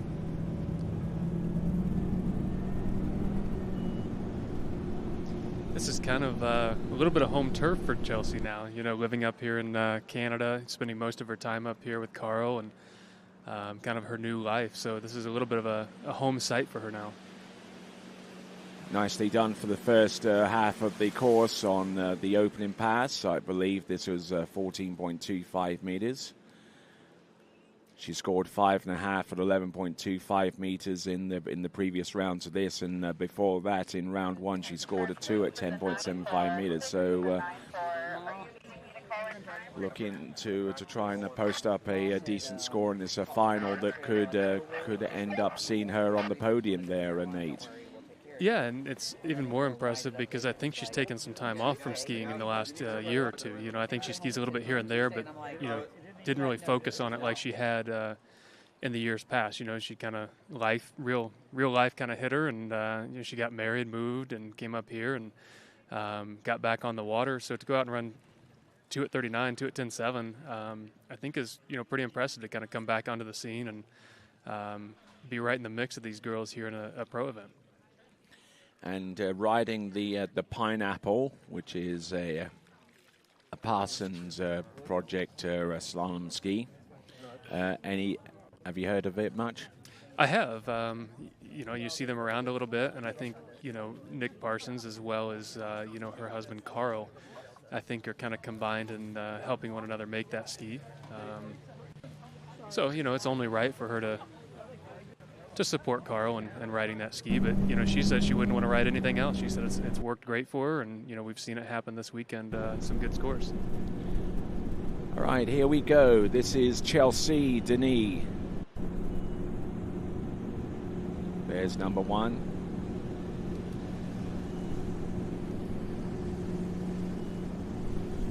This is 30 meters. Shouldn't have any troubles running past number 2 and getting the job done. Yeah, I mean, that's just about as easy as it gets. You know, we kind of talk about it the first couple of passes, just a warm-up pass a little bit to feel it out, especially starting there at 28, 14.25 meters. She's got just a couple of passes before getting into that 10.7, 39 pass. So, you know, we look along the shoreline there, starting to see some locals coming out along the shore. It's a super nice day today. Yesterday was really hot, I think, unusually hot for here. And today, a little cooler morning, supposed to be a little cooler this afternoon. But, you know, some of these drone shots we see, how do you not want to go get on the water here? Like it's making me a little antsy sitting here at this desk looking at the visual and the view that you see kind of tucked behind this hill here and the perfect water conditions. Yeah, a facility that was completed in 1996. The first of 2 lakes was completed that year, and a decade later, the 2-lake facility here was complete, just in time for the World Championships to take place in 2009, which was its first major event. That was before my time still. I skied the Worlds just after that. All right, then, here we go. Right here, right now. This is Chelsea Denis. So I think everybody's, you know, with the little bit of elevation here, has been second-guessing the gates just a little bit, just the gate glide and the shallower water. But, you know, Chelsea's very familiar with here and making this 12-meter 35 off pass look pretty easy. A little bit of loose line kind of sitting back at that 135 side, but it's a little bit how Chelsea skis sometimes. Just she has that confidence to really get through there, and she's super strong behind the boat.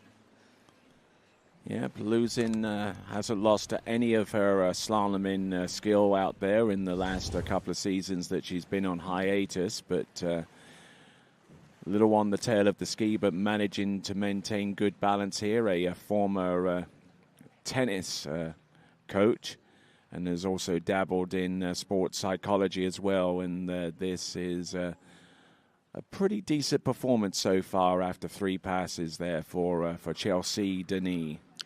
Yeah, like you mentioned, she's dabbled in you know, a few different sports, and you know, she kind of picked up skiing a little bit later in life. I think when I met her, you know, she was mid-20s or so.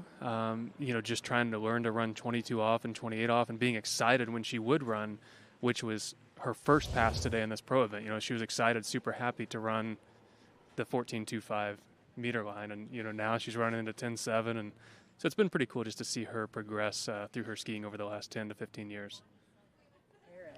And the international ones look okay. That stuff is going to be more better than the domestic stuff. Yeah.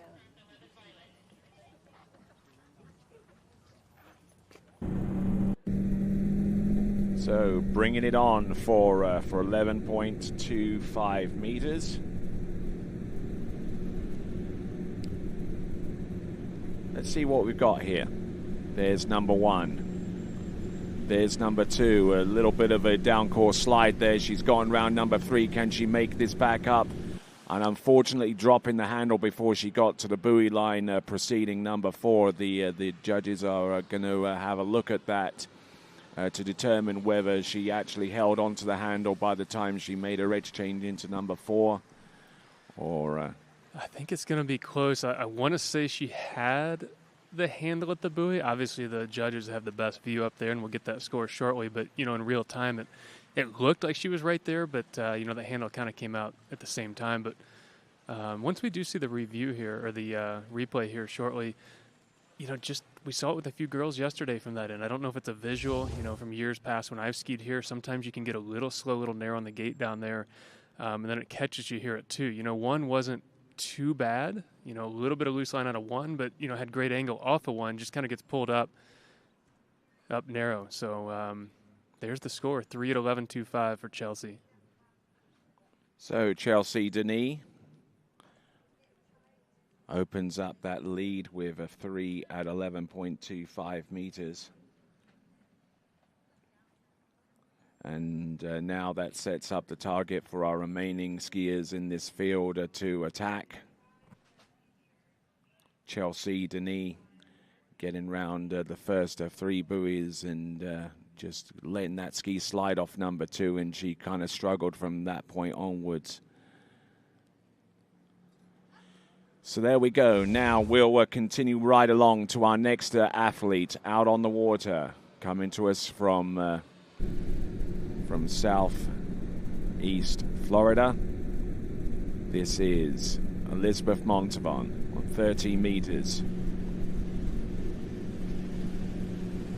Yeah, Elizabeth's been, you've been there for all of it as well, but quite the story this year. She's kind of been inching her way towards the top the last couple of years, and then, this year really laid it all out there and, found herself running some big scores and, some big scores consistently, which is, one of the most important things. Having a big score occasionally is a good thing, but, if you can consistently have a score, mid 39 or deep 39, you're going to find yourself on the podium quite often, and I think that's, where she's been most of this summer.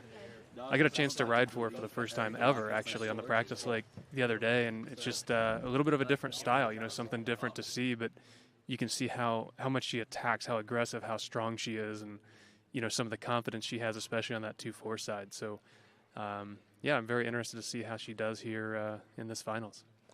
All right, and some of her more recent results have been the Ricetto Pro, where she got into 10.75 meters in every round and scored a best score of a 4 on that line length, which I believe is a best score of the season. I think she ran 39. At at Okeechobee early in the year. So I think a half at 41, 10.25. Half at 41 is her season's best, and that was at the Oki May 31st competition. But whenever you factor in the pro results, she's been consistently into 10.75 meters this season.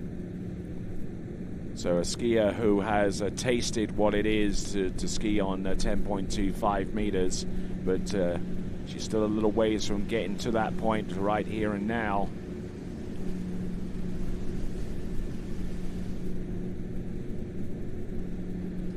Nicely done. Yeah, pretty easy pass. Not a whole lot to really to comment on that pass. Just skiing confident. Consistency there, and I think getting into 38. Obviously it's a tough pass, but she's starting to build that confidence that this just becomes another pass coming up. It's not something to really think about too much. So we'll see. You can just see her face there, just no emotions really, but. When she does ski well, I think we saw at Ricetto just how excited she was, just emotional, just to be relieved a little bit. So it's been a fun story to watch, seeing Elizabeth, and, I think she's gunning to try and take that top spot here. All right, and there's the stats on Nate Smith's in regards to his world slalom record. That's 2.5 at 9.75 meters. That was 13 years ago now. 13 years ago. 13 years, yeah. Crazy, huh? Need you to get back out in the water and increase it a little bit if you don't mind. Yeah, I never really tried that much, but, maybe that little kid over there we just saw on the webcast might push me to try it a little harder. We'll see if Charlie can get over there, because I think he's going to be the next one to challenge that for sure. All right, there, you heard it here first. Here we go. This is Elizabeth Montavon on 11.25 meters, having started on 13. Like we said, you see she's really, really trusts that 2-4 side, almost just a little bit too much. But, she might not say that was the prettiest 38, but, she was confident. She hung on, she stayed strong, and really just, kind of buried that ski at that 2-4 side. All right, that was Elizabeth Montavon successfully running 11.25 meters, and a skier that rides the back of the ski quite a lot. Not as much as she did in years past, but certainly some elements of her slalom style from that point onwards is still present here today. It is, and, obviously I'm a little biased with D3. I've skied on them my whole career for 17 years now, but, she found a ski that works for her. She found a ski that allows that style, to work and get through the pass and run these deep scores. So having that confidence in your equipment allows you to kind of think mentally like, okay, now I can focus on what I need to do. I know my ski's not going to do anything funny, and it can handle my style. So, you know, she's willing to ride what's going to work. And, you know, it took her some years, but she's got equipment that's working for her now.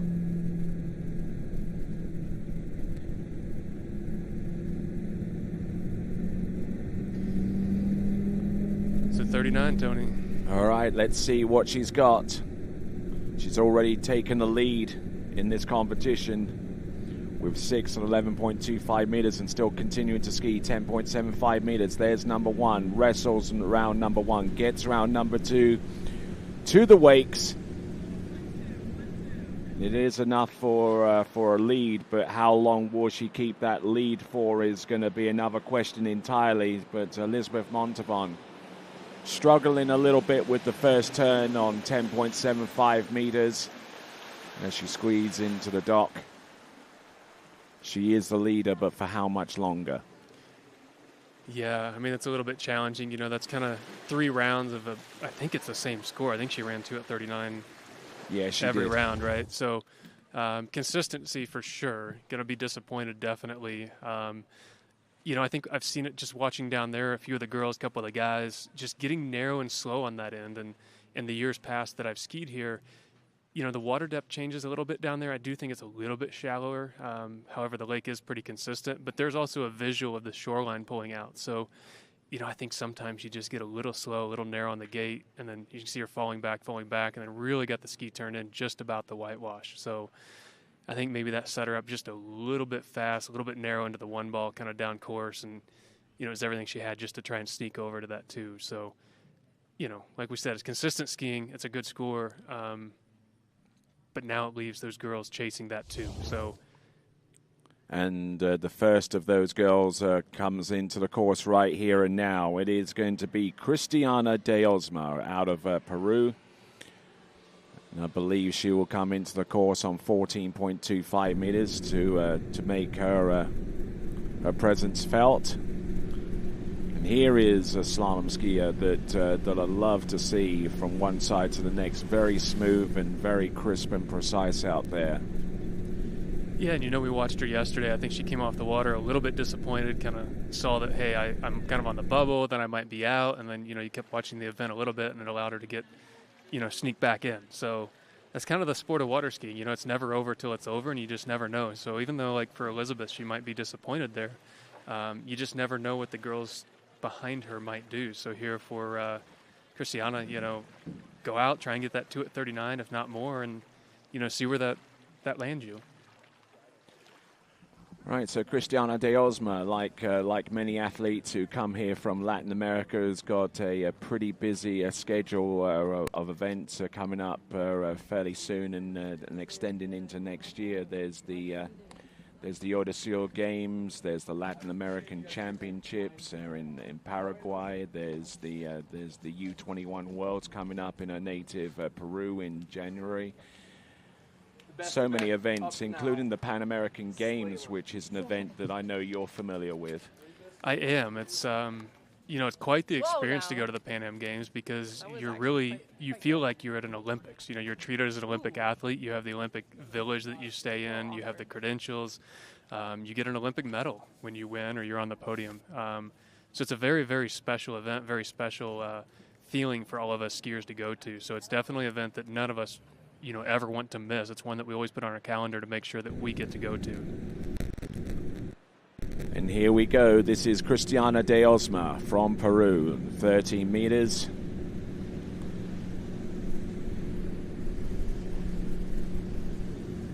Yeah, another easy pass, you know, just kind of like that 14.25 meter pass, her opener. Really not too much to mention here, just as you mentioned, Tony, just a very smooth, consistent skier, no real surprises. Yep, keeping that to an absolute minimum. The amount of surprise instances that creep up on you a little bit whenever you're slaloming at this level. Cristiana de Osma. You know, we saw a view of Becky there driving. You know, it's something you don't see too often in the sport is having a female driver for the women's event. You know, it's usually we have a bunch of guys driving. So, you know, obviously I'm not skiing in the event here, but it'd be interesting to hear what the women have to say, you know, having one of their own drive the boat for them. You know, I don't know if it's more comfortable for them. It's nice to have them. I know Becky's very friendly in the boat, talkative, and, you know, always has your back. So she makes it a very, you know, fun environment in the boat.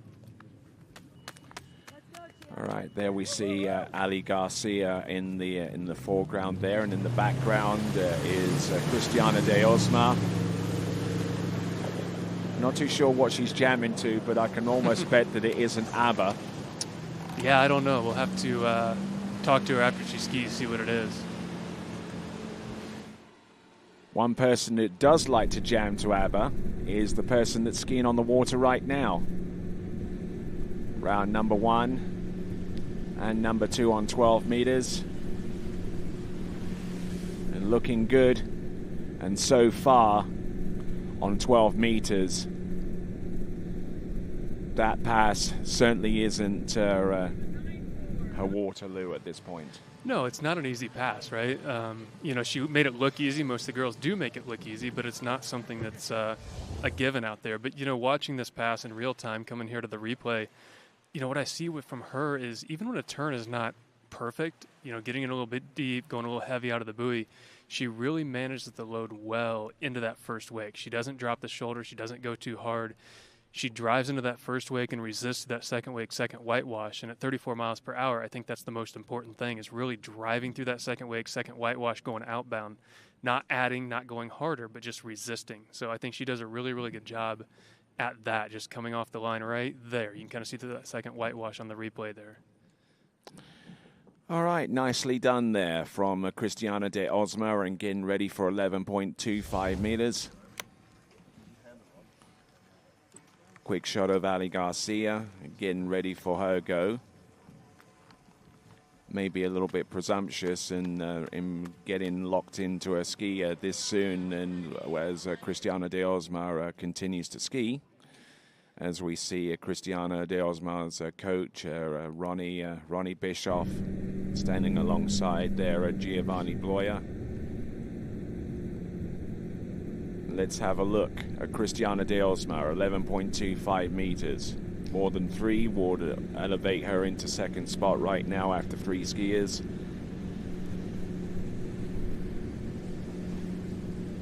Round number 4.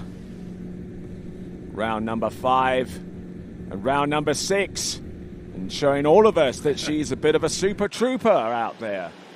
You know, I didn't want to jinx it, but, you know, that gate was one of the best I think I've seen from any of the girls so far this morning. She was up wide, she had speed, she turned in from a wide point and really drove into 1 ball that time. You saw her come right out of 1, but we've also seen the girls just struggling at that 2 ball just a little bit, just a really, really slow turn, and that kind of is what put her behind the curve a little bit for the rest of that pass. But you couldn't ask for a better 1 ball.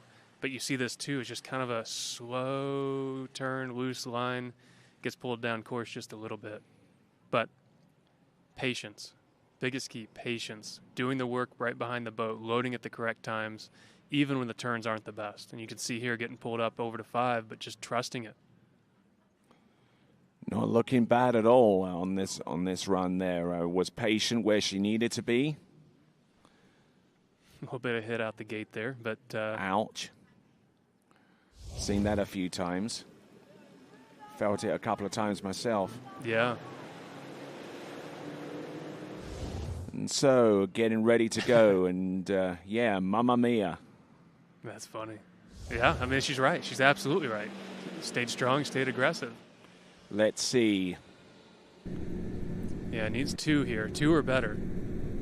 Let's see if she can plant that ski well into Good number 1. 1. Oh, nicely done there. Round number 2, she's still there, you know.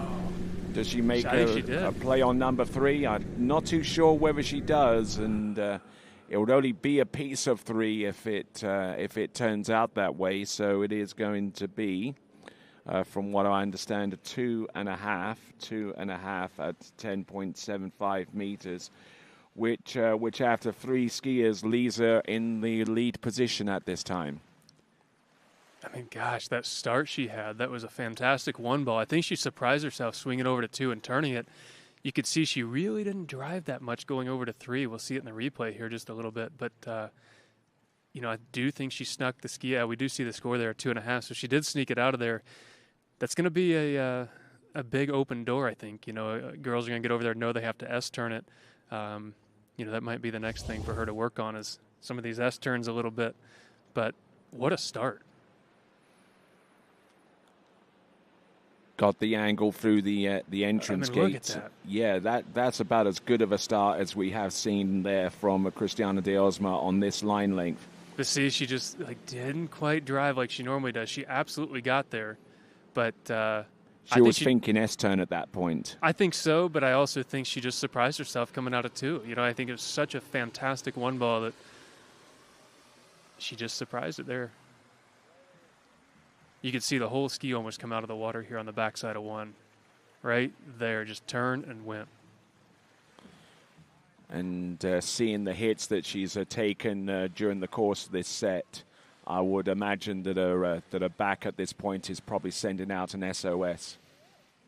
Yeah, I mean, maybe a little bit, but that's not too much to try and hold on to, a score there in the finals, because this is it.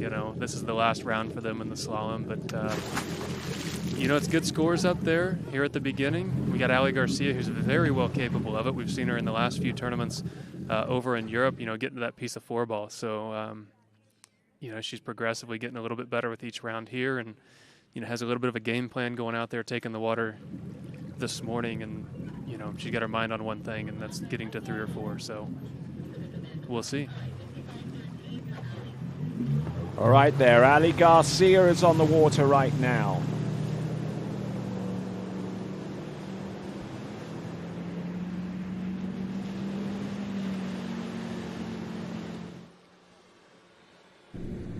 So it looks like at the boat, there's a 13-meter start, 32 off, which is something she's been doing quite often lately, which, I tend to agree with. You're coming back at 39 every time. It's your 4th pass, save a little energy. I don't know that we need 5 and 6 passes sometimes, especially in a finals. So really getting used to that 32 start, really making it look easy out there. And, I know she got on a new ski in the last few weeks and has really been liking it, having some good scores, good success.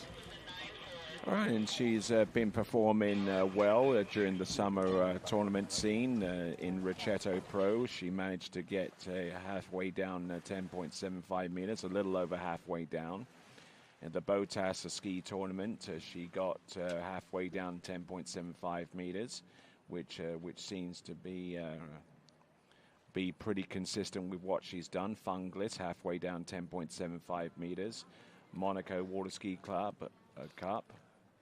About a third the way down 10.75 meters. So she's been consistently getting into 10.75 meters and just needs a decent start. She's about a decent start away from breaking out from that type of average and asserting herself further down the run there, Nate. Yeah, and I could be mistaken, and I can't count for Morocco, but I think she only missed 38 one time in the whole Europe stint over there. You might have more information on that than I do, but I think in a conversation with her, she mentioned that even though she wasn't happy with all of her sets, she only missed 38 one time in all of those 6 weeks over in Europe. Yes, that was the 3rd round in Monaco. Okay. Yeah, so it's pretty impressive. We use that word consistency a lot, and she definitely has that. So here we have her coming back 35 off, 12-meter pass. Really making that 2-4 look nice. Some of the girls struggling, like we said, down there at that end on that 2-ball, having no issues, really coming in the buoy, opening up wide, being strong behind the boat, and just trusting and being confident in that ski, turning the backside of that buoy. Again, just an opening, easy pass for her, but lining her up for this 11.25 meter pass coming back. So scoring 2 at 10.75 meters in the opening round of this event, as we catch a glimpse there of Neely Ross warming up and getting energized for the task at hand, and And here, Ali Garcia looking impressive at the first third of the course on this pass of 12 meters. Will Neely be the first to not, use some of her Canadian blood and not wear a wetsuit top this morning? Maybe. I don't know. It's probably going to be a game time decision. It's really, I've been up here several times, and this is about how I remember the weather. Yesterday was, pretty hot for up here, but, the water's relatively warm. When I was in the boat 2 days ago, it was 77 degrees Fahrenheit, that is, which is a little bit warmer than normal. So the water's actually fairly warm for up here. Just the air in the morning can be quite cool. But, here we go, have Ali coming in, 38 off, 11.25 meters. All right, here we go. This is Ali Garcia.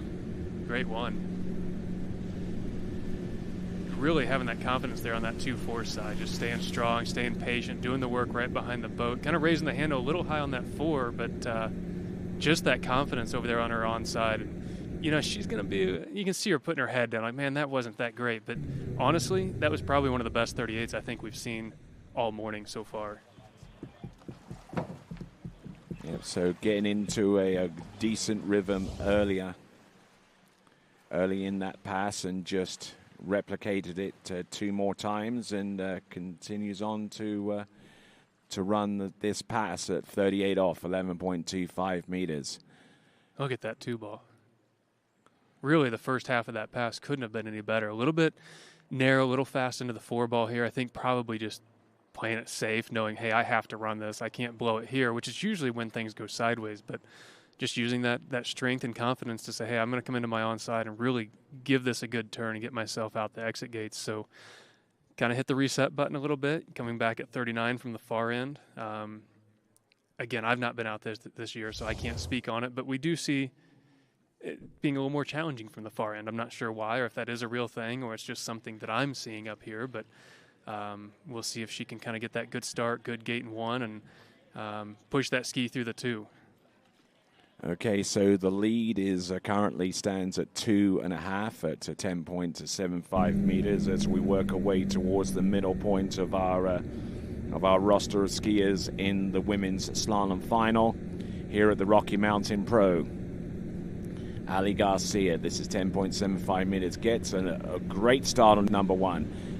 Looking good for number 2. She's good for number 3, and she gets halfway down the run, and she knew that she had about as good a start as she's ever performed this season. But by getting around number 3 into the wake, she ties her season's best. She's among her best performances this season. But let's have a look at this gate shot here, Nate. Yeah, I mean, she definitely had the start here. The gate, the 1 was pretty good. Before the course, I was going to mention, as you were talking, that, she's a lefty. So what's she going to do if she comes out of this 2? She really had a pretty decent 2, a little bit slow, but when you come into an onside turn, you going to turn it or not? And you can see just a little bit too much speed, sitting on the back a little bit, probably knowing, hey, if I get a half, that's not the greatest score, but if I stand it up a little bit, I have a 3 and I own that spot to myself. So, it's going to push the other girls to keep going. Still a really, really great score. She's going to be beating herself up a little bit, but you know what? She's improved every single round she's skied here. So she's learned something. She's gone back to the drawing board to figure it out. I thought she was going to be okay, just a little bit on the back of the ski, too much speed, and that was it for her. But, kind of reading the rules earlier before I came over here, Tony, I think any tie right now goes to that higher score that you've had. So, there's that 3 at 39. Say if Neely goes out and runs the 3, that's the, I believe she gets the higher seeding. Same thing for Allie Nicholson. Like if Allie goes out and runs the 3, if that's what it is, she takes that spot. If that all makes sense. Unless that tie exists for a win, of course. Correct. Let's have a look and see what Neely Ross can do. It's August the 2nd, which means it's Neely Ross's birthday alongside her younger brother. Oh, yeah, they do share the same birthday, don't they? They do. That makes her birthday gifts a little easier, I guess. I don't remember. Are they a year apart, 2 years? Are they? What is their age difference? It's got to be more than that. I think it's a 4-year age difference. Yeah, difference. it's more than 1 or 2. Yeah, that's right. All right, and we see Ali Nicholson get ready for her turn out there on the water. She's currently in the 3rd spot after the opening 2 rounds.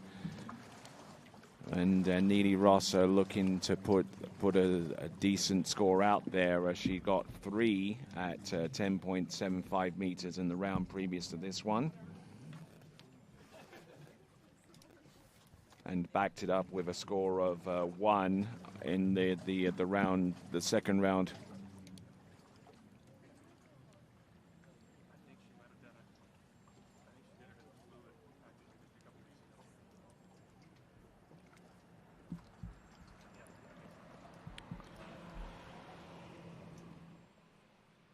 So looking down the course there, a beautiful buoy line there.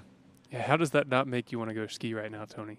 Oh, you got all the trees in the background, the hill, the flat water. It's perfect. There's nothing better. Skiing up in the north. Especially with the trees in the background and all that nature encompasses here for this particular venue. A venue that was completed, at least the first lake was, in 1996. A decade later, the second lake was complete. And 3 years after that, the World Championships was held right here at the Lakes of Casting Stone. This is Neely Ross. You know, you mentioned the Worlds here in 2009. I believe that's a Worlds that Will Asher won. Yep. And we're also looking at him 17 years later, right? Yeah, that's and right. He's in the lead here at another pro event, so that's pretty impressive as well.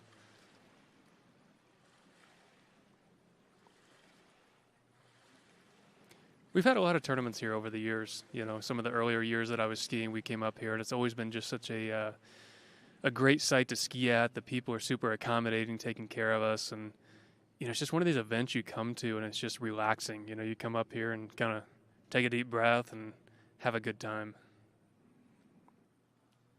Nice angle. Nice angle off number 5, well ahead of number 6, and now gets ready for 11.25 meters coming up next. This is Neely Ross. So a little bit of, you know, we want to say the money pass a little bit. It's definitely one you have to get through, but, you know, she's got her eyes set on that next pass here. So we'll see what kind of a start she can get. We know we've seen her run 38 a ton this summer. Super, super consistent. So Neely Ross, who's a slaloming almost as well as she tricks these days. A little bit of stop and go there at 2-ball, but really getting back into it at 3. Just skiing with a lot of confidence. You can see Drew and Charlie down there watching eagerly as well. But you know, a lot of control there, knowing that, hey, I'm going to run this pass. I don't really care what happens. If I don't have a great turn, I get loose line, whatever that might be. She knows that she's going to get through this pass. She has the confidence to do so and the strength to do it. So, you know, this is, I think 3 is her PB. We talked about this in Morocco. You know, she ran a 3 at 39 at Morocco, tying her PB on that river. So this is what it's going to take to at least try to get on the podium as well. If not, you know, get down further to take the lead to herself. In the last few tournaments, skied at Ricetto, scored a 2 at 10.75 meters there. In Botas ski, which was the last stop prior to this one on the Nautique Water Ski World Series, she got 1. Her season's best is 3. She skied 2.5 at Funglis, 2 at Monaco. I think you see a pattern here. Yeah, I mean, she's got her eyes set on probably turning 3, honestly. I'm sure that's the mentality that she left the dock with. But knowing that she needs to at least try to get over to there, try to get that 3-ball and secure it, you know, kind of put her one spot ahead here. But, you know, you got to get the start. You got to see where you're at coming into 3 and whether you want to commit to it or not. Here comes Neely Ross, 10.75 meters, a season's best. is 3. Rolls out a little bit twisted off buoy number 1 and just couldn't make the play on number 2. So it is going to be a 1 buoy count, which currently puts her in 3rd place right now.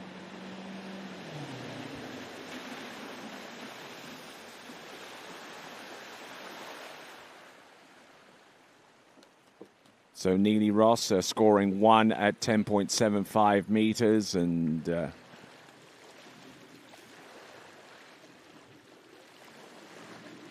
not exactly many happy returns there for Neely Ross. But as she comes up out the water, let's have a look at this one more time. Gets a decent gate shot there and edge change as well.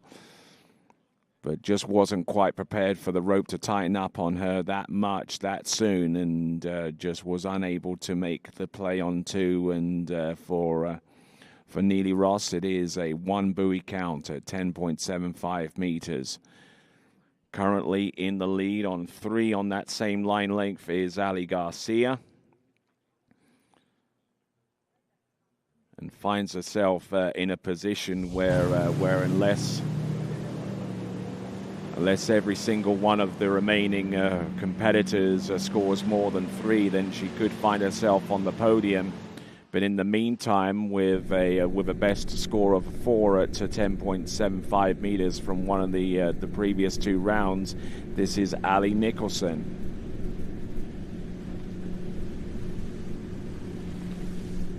Four on 10.75 meters in round 1, backed it up with a 1 buoy count in the second round, and very smoothly getting round all 6 buoys there at the opening pass of 13 meters.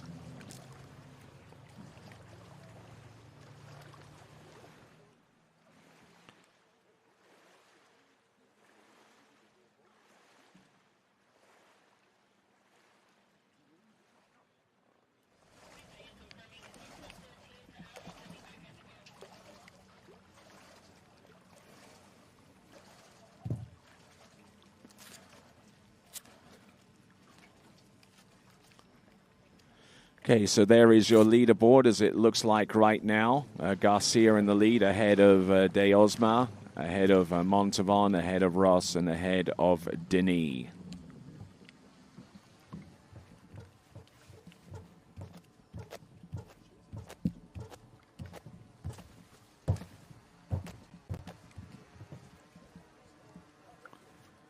Okay, getting gradually warmed up for the task at hand.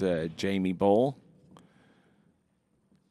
on dockside right now as we continue to look at our current skier out on the water right now. This is Ali Nicholson, originally out of Gallatin in Tennessee, but residing in Central Florida these days, where she works as a traveling registered nurse.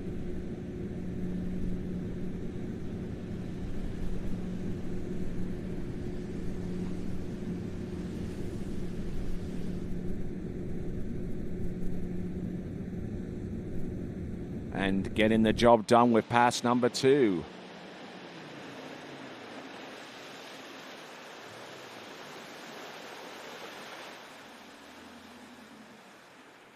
So Ali Nicholson, who skied in her first tournament in 2005, has had some decent scores this season in places such as Botas, which was the final, the last stop on the Nordiques Water Ski World Series, with a score of 3 at 10.75 meters.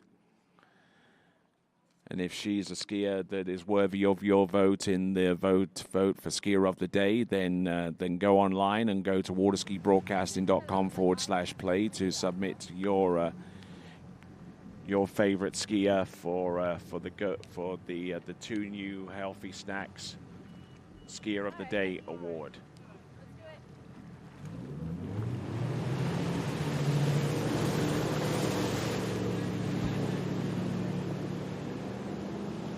All right then, here we go. This is Ali Nicholson.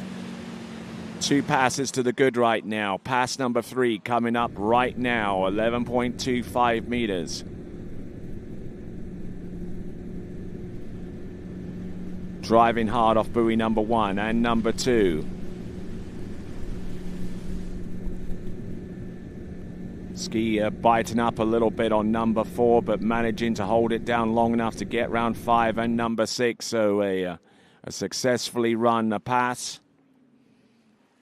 That was the pass at 11.25 meters for Ali Nicholson.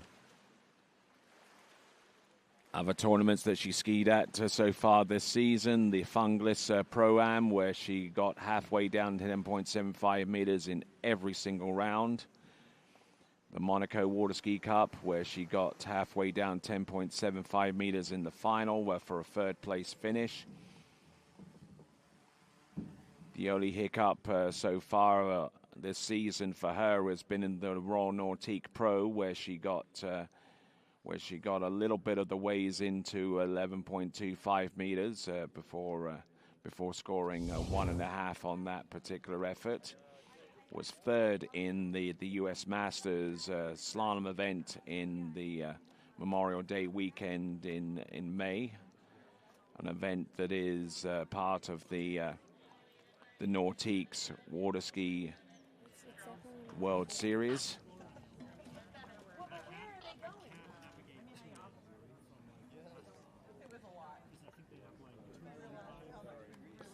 All right, so Ali Garcia waiting around about the dockside, and the performance that we see out here right now could have a long way in determining Ali Garcia's position. There's 1, there's number 2, there's number 3. Oh no, and the handle comes away, and that means that Ali Garcia has a position on the podium by being the leader. With 2 skiers remaining, Ali Garcia now has a spot on the podium, and she's just realized that. 2.5 for Ali Nicholson on 10.75 meters. 2.5.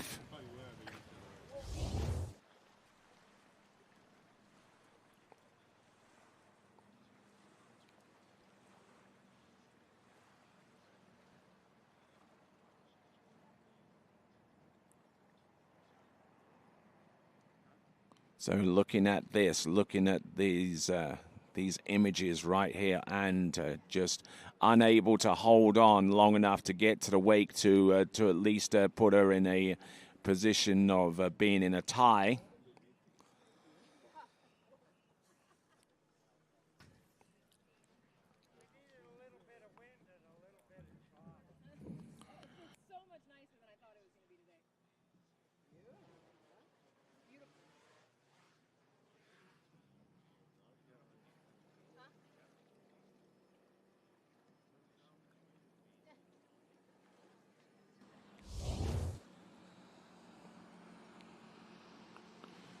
All right there, so a position there for Ali Garcia. She's now on the podium as a result of that score coming up shy of her total with 2.5. Skier on the water right here, right now is Jamie Ball, the newly recorded women's slalom record for Canada, with her 3 buoy count in the opening round at 10.25 meters, and has also set a tie for the course record as well. I got my stuff on. I go to grab my rope, and I go, my handle. And I thought it was there when I threw it down. I'm so sorry. And then I go, who took my handle? I'm looking all around. And then I heard that you...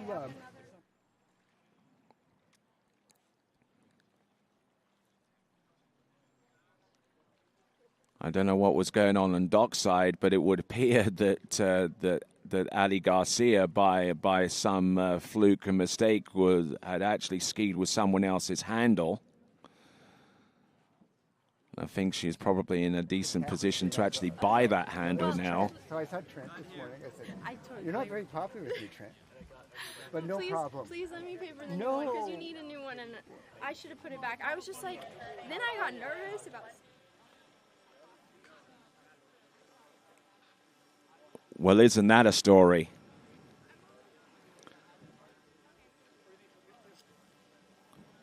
As we look down on dockside and see Regina Jake was continuing to prepare for her run out there on the slalom course.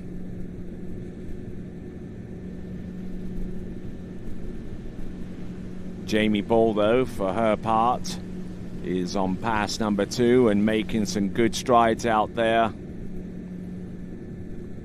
Round 5, round number 6, 2 passes, so far so good for Jamie Ball, the current and 3-time world women's slalom champion. Won it in 23, 21, and also 25. And rejoining me here in the announcing spot there, I had to step out for a couple of moments, but Nate Smith. And what do you see here from Jamie Ball? Yeah, I mean, I just seen this replay now from walking back down, but, you know, it's Jamie, it's 35 off. There's usually not a whole lot to talk about too much, but, you know, there's one thing I've always wanted to ask you. What do you have to say now that she broke that Canadian national record? I'm sure the world record comes into sharp focus now. Right. I mean, one has to come before the other, right? It's just so many tournaments, so many rounds. You know, I think you mention it just about every time she comes in at 41, and you know, it finally happened, and it was pretty cool to see. So, but yeah, you're right. You know, you go out there and you try and break that record again, and what better place to do it than in her home country of Canada, right? Like, that's got to be the best feeling for her. All right there. So let's have a look and see what Jamie Ball has to offer us here on 11.25 meters. So again, it's not a give me pass. It's a pass that she has to run. Certainly a pass that she runs just about in her sleep every day. Making good work of it out there. A little bit slow there at 5, but managing it well. So. We talk about the scores that are out there. We saw Allie kind of lose the handle out of the backside at 3, which I'll have to look at the list, but I think that puts Allie Garcia ahead of her, where that full 3 would have secured that spot for 3rd at least, depending what Regina and Jamie do. But, talking with Allie down there, she wanted more. She wanted to, put the pressure on Jamie and Regina, and unfortunately just lost the handle out of the buoy there. So, the last round, 39 is not a give me. We saw Regina and Jamie both have a little bit of a lower score, not getting through that 39 off pass. So, will that be in their head? Will that play a factor here today or not? We'll see. But, I think we talk about records and all that, but in Jamie's head, it's, hey, let me go win a tournament. I've done my record. I've had my good score, but now the focus is go win a tournament. Whatever that score might be, that's what I need to go run.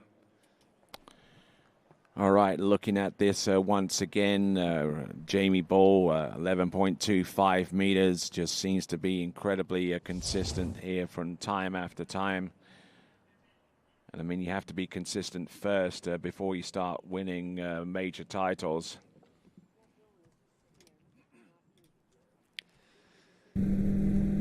So here we go, folks. Jamie Ball from Canada. This is 10.75 meters, needs more than 3 to put herself in a podium spot. There's 1, gets a good hookup. There's number 2. Does she continue to ski? There's number 3, and she ties for the lead with Ali Garcia.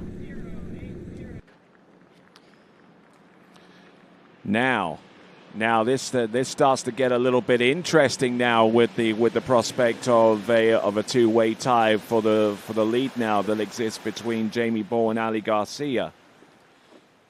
Yeah, so Ali Garcia really should maybe hang around the dock a little bit, keep that wetsuit top warm, and definitely keep that handle on standby as well. Yeah, I heard you mention a different handle. I know she either left hers at the hotel yesterday or lost it or something, so she used somebody else's handle yesterday, I believe, as well. So I think it was one of the club members. It could have been, but it's all going to come down to Regina here. Can Regina turn that 3-ball, get a piece of 4 to take that win?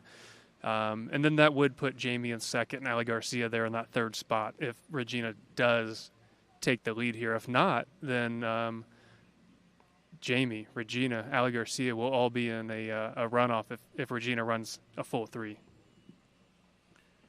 Okay, that brings us to our final competitor, Regina Jaquess, a multiple-time world women's slalom champion herself, and has won titles in the overall competition as well. So let's see what Regina has in store for us. Yeah, I mean, you hate to bet against Jamie, right? But also at the same time, you wouldn't want to bet against Regina. Regina's score yesterday, I thought maybe reflected a little bit of what happened in jump. Having that jump crash, she was all bruised up, beat up, a little bit sore, obviously, from all the bruises over her body. So I thought that maybe that had a little bit of factor into it. But she got back out. She jumped. I think got 3rd place in jump this morning. And she'll be coming here trying to take the win here. So Regina Jaquess, who is a pharmacist by trade, runs her own compounding pharmacy in Santa Rosa Beach in the northern part of Florida. As a longtime member of Team Good and is a member of Team Nautique as well. And we thank those guys from Nautique for providing us with the resources that would allow us to run the Rocky Mountain Pro as part of the Nautique Water Ski World Series, a whole new series of tournaments under the banner of the World Series. Our next tournament in that series is the California Pro-Am, and we certainly hope that you'll be available maybe to ski in that there, Nate. That's the plan. My plan was to ski in the Ricciotto tournament. That didn't happen. I'm like, man, I'll definitely ski Canada. Here we are. That didn't happen. So I'm going to say the same thing. My plan is to ski California. However, I feel much better the last couple weeks. If you asked me 2 weeks ago, hey, do you want to go ski? Not a chance. If you said today, do you think you could go ski? I think I could. I just have a little bit of pain, a little tingling in my foot still, so I just don't want to push it or risk it. But hope to be there, and we have Regina coming in 35, 12 meters. Okay, the only competitor that has the power to prevent a runoff for the win.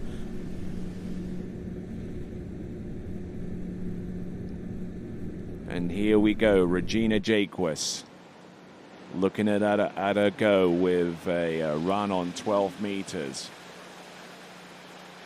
And Regina Jaquess, her philosophy in life is laissez le bon temps rouler, which is let the good times roll. I can see that. Yeah, I like that. Yeah. She's always having a good time with it. And, as you mentioned, kind of a full-time pharmacist, having a full-time job, and then, maintaining being a 3-event skier. I just do single event, and I think that takes up a lot of time having a job. So, the amount of time she has to spend on the water for 3 events, owning that pharmacy, it's just challenging. I think that's what, in my mind, makes her one of the best skiers I've ever seen in this sport. So, coming back from a little bit of an injury yesterday, I guess she's not truly broken or anything, but she's just definitely bruised up, banged up, and sore. So, it's all on the line here. It's a 3 at 39 score, something that you'd like to think she can do in her sleep, but we've seen a little bit of struggling down there at that far end. So we'll see.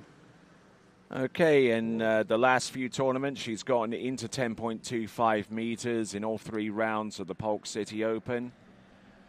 Gotten into 10.25 meters at Botas Ski, won that event, so she already has a ticket punched into next year's Masters water ski tournament in Callaway Gardens.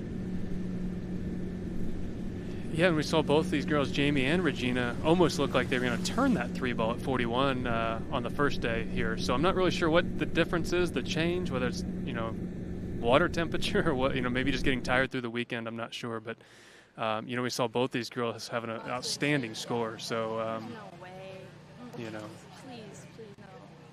You can see Ali Garcia doesn't want the runoff, but well, she may not have a choice. Yeah.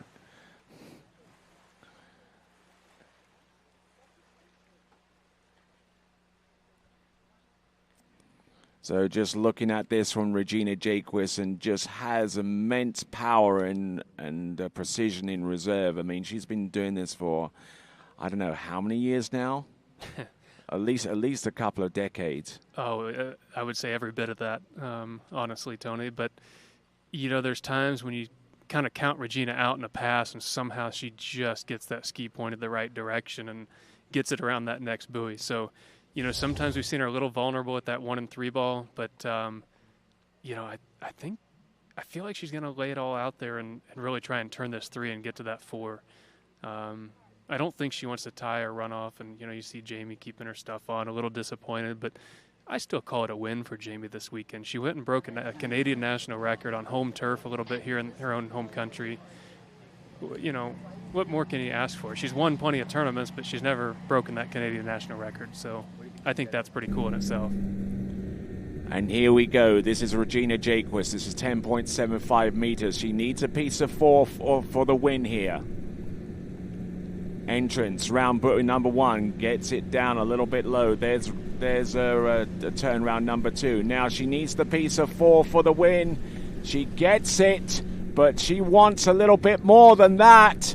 And ladies and gentlemen, your winner, Regina Jaquist, and she will continue on to 10.25 meters. Pretty unbelievable, Tony. I mean, and I think with that performance, Regina Jaquist has just granted Ali Garcia her wish.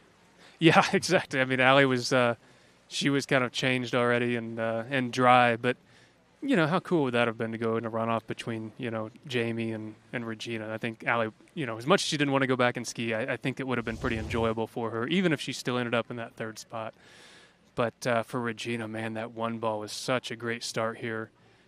She knew, like, hey, I've got to go attack. I got to get past 4, which is more so like just, hey, I got to go run this pass. So a little loose line, a little slow out of there at 2, which we saw from a lot of the girls, but never a doubt in her mind of trying to turn that 3 ball. You can see that she did not, even for a second, think she was going to stand that up. And, just coming through there with running this pass and, getting to try 41 off, kind of a no-pressure situation, right? This turns back into a normal practice ride with a record tournament on the line here. And, hey, is it a world record behind her own boat here? All right, let's have a look and see. Regina Jaquist coming in at 10.25 meters. Anything more than 3 will set a new course record.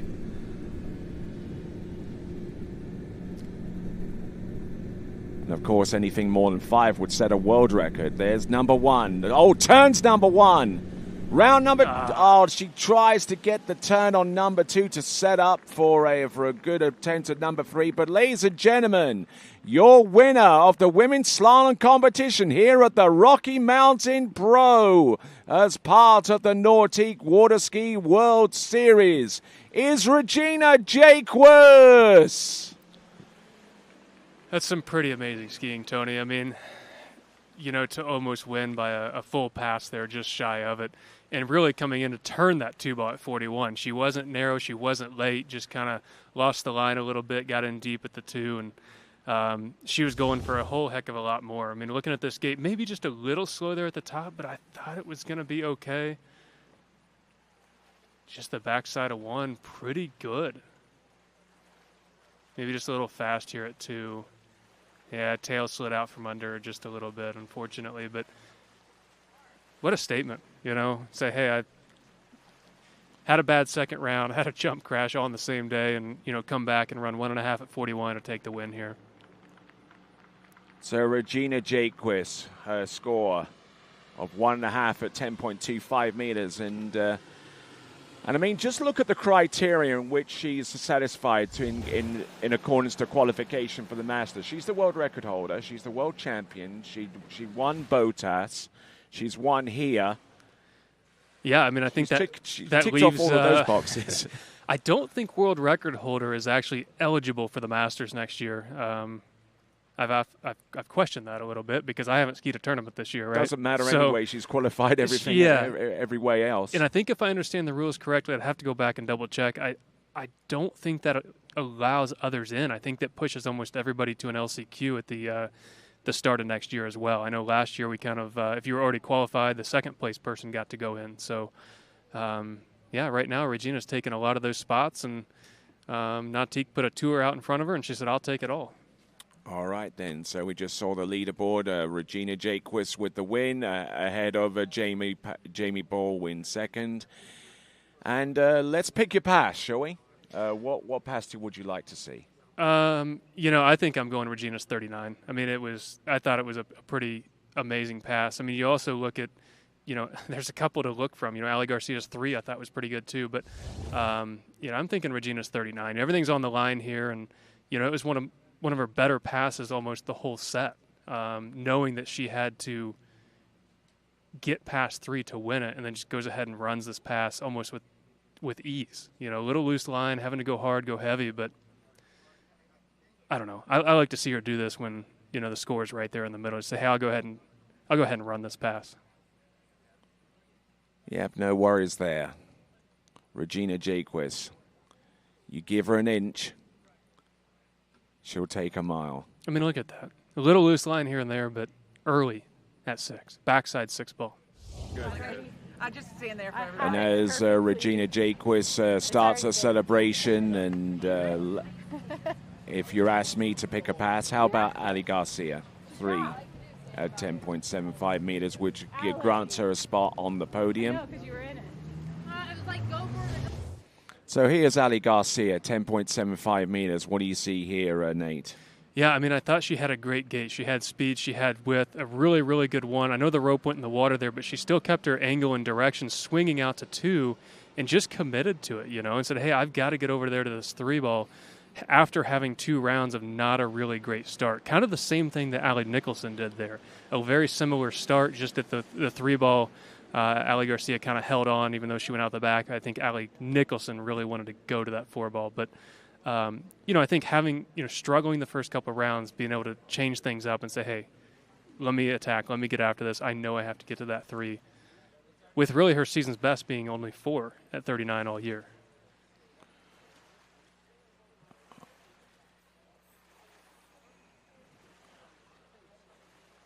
All right there. So we've got a winner of the audience prize for women's slalom, and this is a guy that I know, Robert Howerton from Texas. He wins himself a Connolly slalom ski. I'm sure he's jumping up and down right now. I'm sure, yeah. Yeah, there that's you awesome. go. Robert Howerton, you've won yourself a slalom ski courtesy of Connolly. We're going to reach out to you within about the next day or so to arrange your choice of Connolly slalom ski and get that shipped off to you. And I know that Robert Howerton has been on the same ski for the best part of a decade, so he's probably going to appreciate that quite a bit. Okay, so we've got the men's slalom final in the mix here. We've got Jaden Need, who will be our leadoff skier. Then we'll go on with Thibaut Dayon, Joel Poland, Jonathan Travers, Cole McCormick, Charlie Ross, and Will Asher. And it's worth mentioning that originally our first skier off the dock was going to be Damien Eade, but unfortunately not in a position to compete in this section of the men's slalom. Yeah, it is unfortunate. I was kind of near the scoring and judging area early this morning, and I did get to see a picture of him. He's actually sitting up and kind of smiling, giving the thumbs up. So I think surgery was a success yesterday, as far as I understand. And he'll be on the mend. We've all been hurt, we've all been injured, and we all take back on the water. So we're all thinking about you, and you'll be back stronger and better than ever. All right, so let's get ready. And we mentioned Damien Eade, and here is his brother getting ready to slalom on that D3 Ion. What model is that? Is that a 2 or a 3 or a 4? That's an Ion 3 that somehow slipped out of my garage onto his feet. Oh, okay. well, you're not using it right now, so why not? Yeah, so I guess it's been working well for him, and he skied well. He's here in the finals, had a good score yesterday. I think it was a 2 at 41, I think is what I saw. First off the dock, he gets to set the pace, go out there, really just kind of hey, let me go take a ski ride. There's no pressure on him, and set the pace for the rest of these guys coming up. Okay, here comes Jaden Need. Minimum starting line length is 13 meters, and that's exactly what he's going to come into the course with. Jaden Need, who tasted victory this time last season at the U21 World Water Ski Championships that were held here at the Lakes of Castingstone, and this side has hosted a good amount of World Championships. 2 seasons ago in 2024, they hosted the U17s. Last year they hosted the U21s. This year we've hosted the O35s, and several years before all of that, they hosted the Elite Worlds in 2009. It'd be great to have Elite Worlds back here again, I think. Yeah, absolutely it would. I mean, they've done just about everything, right? Like, you just started listing all this stuff off that they've done and they've had up here, and everybody leaves with a smile on their face and had an enjoyable time up here. So I do hope that they continue to want to have all these events. I do know that I believe we're coming back for this event here next year. So I will be looking forward to actually being on the water here next year versus watching from the sideline this year. But yeah, Worlds here maybe after Australia. That would be that'd be something. But maybe they want a break. Maybe they need a rest.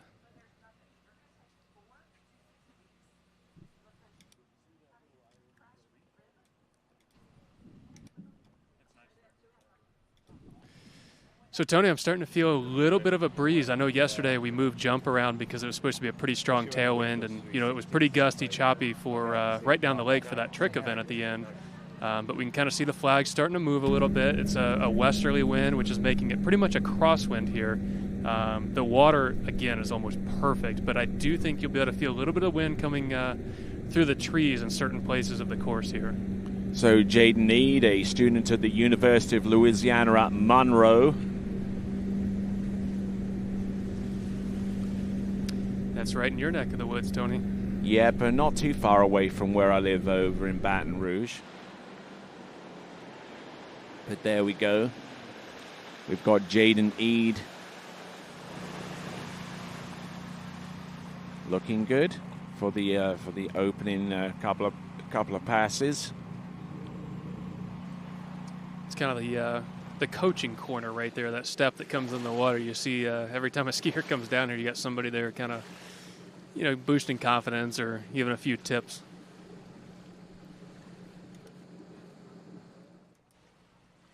Look at that. Doesn't get much better than that, does it? I mean, you see the trees, you see the lake water, and everything just... Well, and also the Bow River that runs right just on the other side of that back lake there as well. Super blue, clean water. But look at that. Yep, and then there's the Canadian flag in the middle there somewhere. Yeah, right there. You see a lot of people getting pictures there with that. All right, Jaden E, 2 passes to the good so far. Riding that D3 Ion 3. 38 off, 11.25 meters.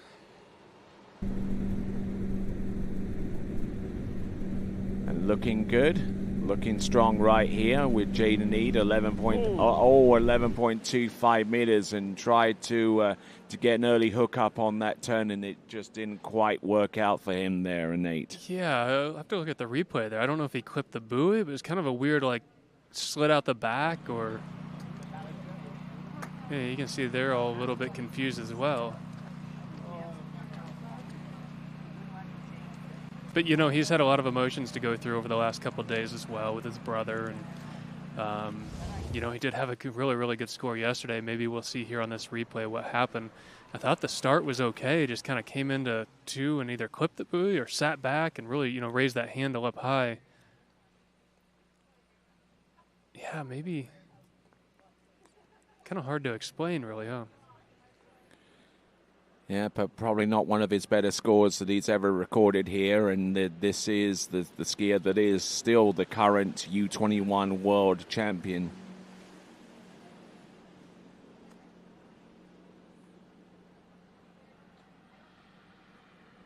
So the skier that actually placed on the podium in the U21 World Championship last year. I believe he actually won the U17 World Championship the year before. It's a little bit confusing there, but I tell you that Jaden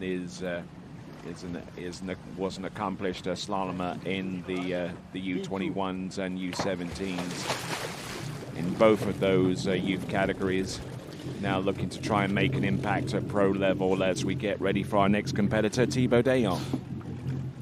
Yeah, I mean, kind of off of what you just said, I mean, one ski ride doesn't define anything. Everyone has a bad ski ride here and there, and he'll bounce back. He'll have an even greater next tournament. And like you mentioned, he's kind of working his way up the ranks a little bit, being a world champion and in the pro event here. So hey, he was in the finals. That's progress, right? So next event, I know he'll come back strong. But watching Thibaut here, he's very strong, very consistent skier. A little bit different style, but he's always right there in the mix. Kind of that mid 41 range. So.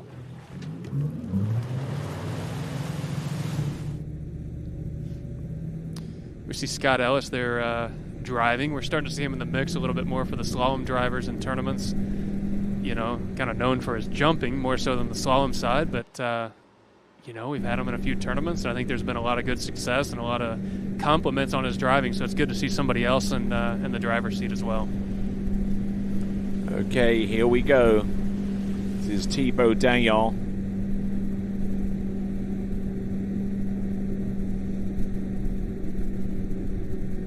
Yeah, but slicing and dicing his way through the opening pass of 13 meters as he gets set. And, these early passes, really provide a bit of a catalyst going forward for what is to come up next. Yeah, in a finals, a lot of times we do start shorter, at 35 or 12 meters. I know a lot of people may not be a fan of it, but, it's a finals, kind of crank it up a little bit and, shorten that set just a little bit, especially in a perfect site, perfect lake just like this. I think I would like to see that. But, 32 off, it is something that everybody starts at in a practice ride, so you're really not changing anything up too much. It's just like coming from your practice ride. It's your muscle memory. It's what you're used to doing, and that's what we're seeing here. But these first two passes really are just a warm-up pass. Get some rhythm, get some timing, see what the water feels like, any wind direction you might see, and Will trying to sneak around the drone there maybe just a little bit. We don't need to be following him that close. You're never out of view here on this site. There we see Cole McCormick, who's... next tournament. Like you mentioned, he's kind of working his way up. We see Cole McCormick just trying to get settled in. Yeah, he's got a set yesterday that he wants to forget about and move on from for sure. But here we have Thibaut coming in 12 meters, 35 off. Always has that knack of being able to drop the hammer on 135 and setting himself up for a nice early transition into 2-4 and indeed number 6. That is Thibaut Dayon now pulling out to the side of that Nautique towboat with its 6.2 liter PCM engine, providing all the power and then some for producing great performances out there, not only on the slalom course but also with the jumps and the tricks as well. Yeah, and we mentioned a little bit that we are at altitude. I think it's about 3,200 feet where we're sitting currently, so it's not anything too high, but it does affect the engines just a little bit. So sometimes the engine can lack that response time just because of the starvation of air just a little bit.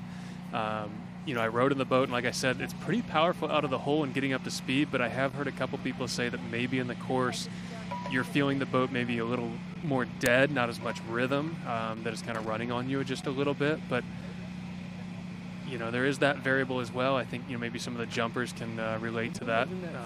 It'd be interesting to hear what jumpers have to say in the air, just because being an aviation background, the higher you are, the thinner the air, the less resistance there is and control. So I wonder if jumpers feel that in the air, off the ramp as well.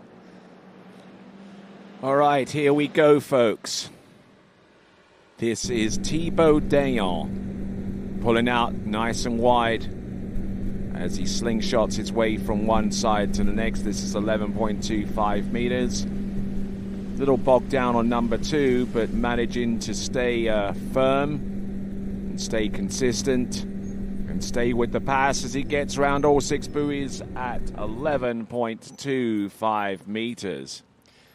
And that was a really great pass, kind of after that one ball. Really, dug deep, got in pretty heavy on the backside of one. And, something that Thibaut has been dealing with is a little bit of a, back soreness and back injury throughout the summer. We saw him just before Swiss have to pull out and kind of deal with a back injury throughout the summer. So I'm not sure if that affects him still today or not. But really, really big one ball. And, after that, he was pretty good. But coming from this other end of the 39 pass, we'll see what kind of start he can get. If he can get a good gate 1 and come out of 2 clean, like you're looking at this list, you're going to have to run this next pass. Like that's a given. So, he did the other day, and I think he can get it done again today as well.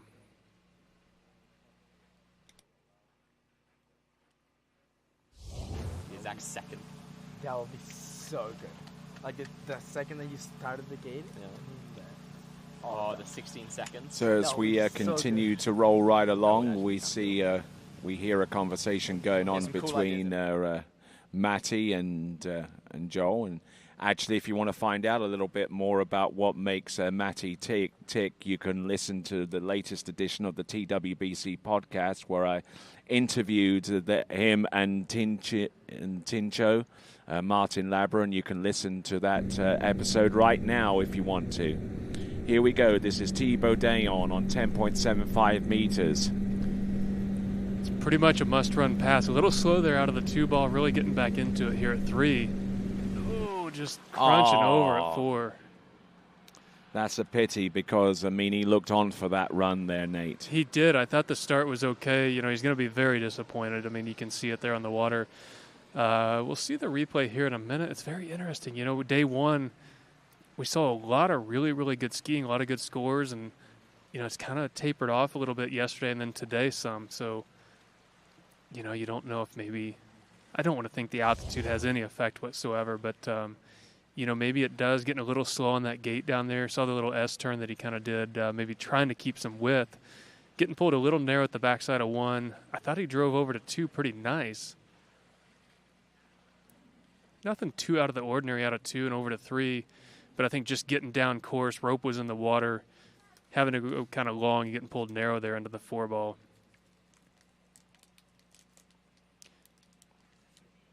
And it's very possible that the boat does have a little bit, of a different rhythm, Tony. And, we can say that, but then you watch others that have skied just fine. We see Will Asher just about run the 41 off 10.25 meter pass yesterday. So, we do see little spurts of big scores here and there, but he'll be a little bit disappointed. We know that is a must-run pass probably to get on the podium, but we'll have Joel Poland coming in here for, I imagine, it's a 32, 13-meter start here. Here's Joel Poland, who won the jump event a little bit earlier on today, with his jump distance of 64.4 meters. And we'll keep an eye on the scores in relation to the world overall record, of which he is the possessor of the current record, with 3 at 10.25 meters, a 12,160 point trick effort, and a 71.4 meter jump to give him a score of a 27.64.88. But almost every time that Joel Poland hits the water, you've got to keep an eye on that. Yeah, he does have his ups and downs, but, he's always exciting on the water, doing something to engage the crowd and doing things just a little bit differently than everybody else, just having fun with it all the time. And that's kind of what I've always said through the years is you got to have fun out there. You got to smile. You got to laugh. You got to enjoy it, or it becomes a job. So I think he does a really good job of always, he takes it seriously. He takes his training seriously. He takes competition seriously, but he's always got a smile on his face. He's always having a good time. He's always talking to friends and other competitors and people on the water or on the shoreline watching. So As a 3-event skier, obviously probably the best we've ever seen in the world so far. What's the expression? If you enjoy what you do, you'll never work a day in your life. Exactly.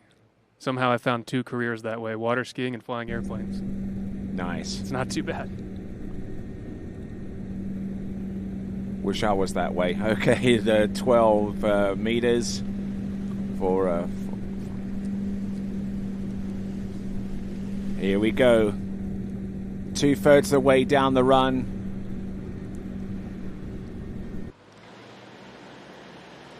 Getting through all the way on 12 meters and now getting set up for 11.25 meters to come up next.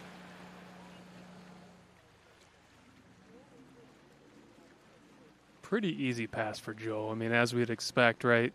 I think this 38 coming up again is nothing too crazy. He's one that definitely can run 39 pretty consistently. We even saw him run the 41 pass. He kind of joined that club with us 2023 Worlds over at Travers. He ran it in that prelims round. So you can really see some really, really, really great skiing out of Joel. So he knows what he can do. He knows what it's going to take to at least get on the podium, if not win this tournament. It's going to take midway, if not more, down that 41 off pass. And he was still in contention for the World Men's Overall title in 2023, but he needed to get halfway down 975 meters in order to make that happen. Hey, world record, right? Like, what? Perfect time to go do that. Exactly. Yeah, that was pretty impressive to go down early. I think it wasn't tricks, and then still jumped well and slalomed out of his mind, to put himself back on the board for that overall contention. But here we go, coming back in. This is 38, 11.25 meters. 11.25 meters. Let's see what he's got. Rolls the ski into his edge change. There's number 1. This is 11.25 meters. Current top score right now, 3.5 at 10.75 meters, and he's making that pass look exceptionally easy at 11.25 meters. No worries there for him.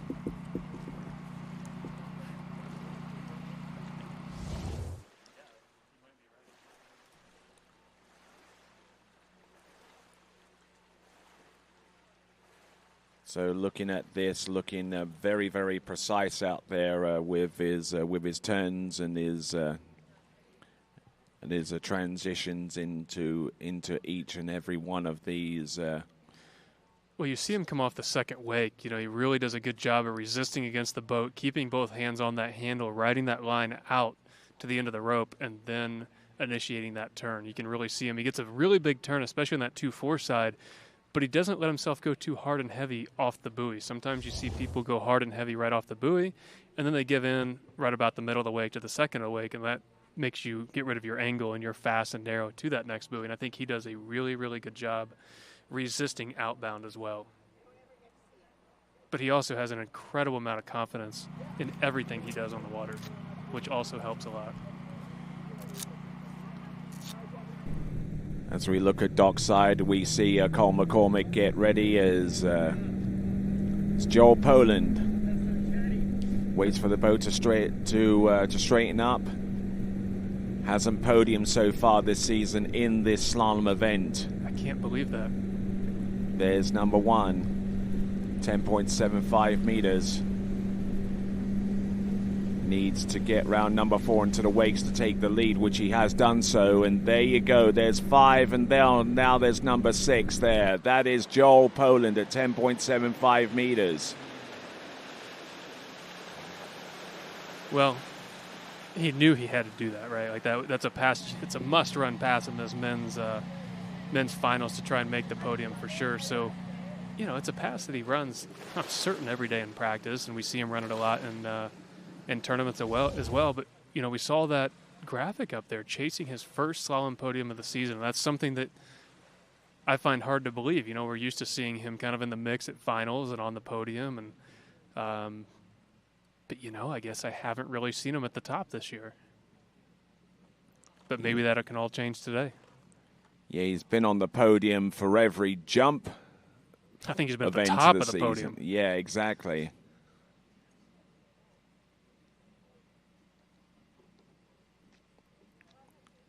So Joel Poland, who normally makes every single appearance in the jump event in the professional season, he's quite selective with the events that he does attend with the slalom ski. But let's see what he's got here at 10.25 meters. He's a skier who's midway down this list. 10.25 meters. His personal best is... Pretty good one. A little fast over to 2. Oh, look at this. He's still there. He's round number 3. Wow. Can he get to the wake? Yes, he can. So halfway down, 10.25 meters, he has the lead. Well, that definitely puts the heat and the pressure on the other guys. You know, one ball was pretty good. He was a little fast out of 1 and swinging over to 2, but just had the confidence, all the confidence in the world to kind of turn that 2 ball. I really didn't think he was going to initiate a turn at 3, and it looks like he kind of did about 20 feet down course. I thought it was definitely going to be an S turn at the 3 ball, but, you know, we'll see here on this replay real quick.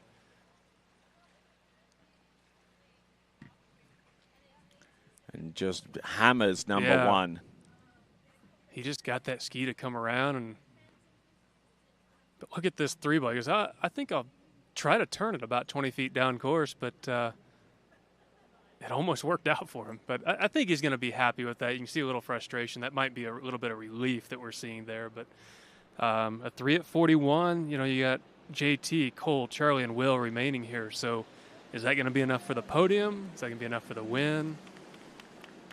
That 3 ball now, the first guy to say, hey, I'm going to commit to turning it. We know Charlie can do it. We've seen Will do it a lot.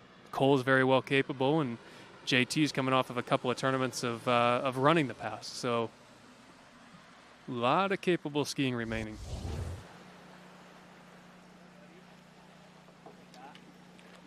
All right, and I'm sure that that some of you are curious out there as to what he needs to produce in the tricks final to break the world overall record of which he is the possessor of.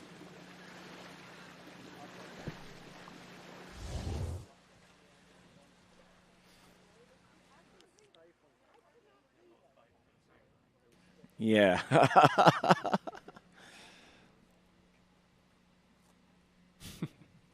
Wow. That's all I can say. Wow. Well, there's his fans.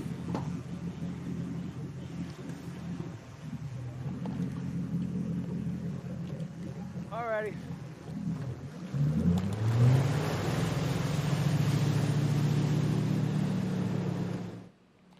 All right, so as we continue on,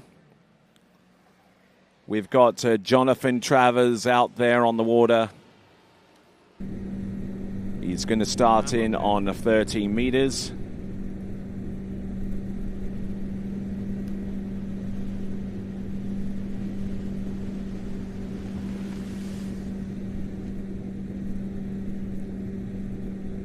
So John had a pretty solid summer of skiing, you know, more up than down, I think I saw over in Europe, and coming off of a couple of tournaments, I believe the Florida State tournament, he ran one, it was a half or one at 43. Regardless, he ran 41 down there, and I think he might have fallen out the gates. I saw just a score of 6 at 41 at the Southern Regionals, I believe was at Lymanland. So coming off of a couple of really good rounds there and a really good summer, and you know, he's 4th from the bottom here, not really knowing what he has to do exactly, but you know, that 3 at 41 is going to be that line to make sure you get to here. And him being a lefty, come in, you got the space, be confident, turn it, possibly see what happens. So it's going to be exciting next few skiers. Perfect conditions. I know we mentioned the wind coming up a little bit earlier, but it's the flags are pretty much steady right now. The water is not a ripple on it. As far as bumps or backwash or rollers on the water, I don't see any of that. Obviously, skiers that have been on the water could comment on that more than me, but things couldn't be more perfect. All right, Cole McCormick on dockside, getting ready for his attempt out there on the slalom course.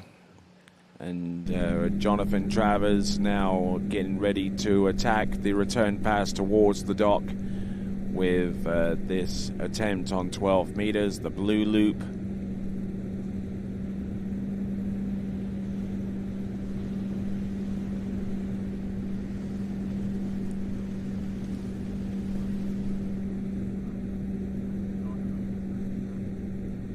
So there we go with 13 and 12 made to look immaculately easy. The skier who comes to us from Groveland in Central Florida.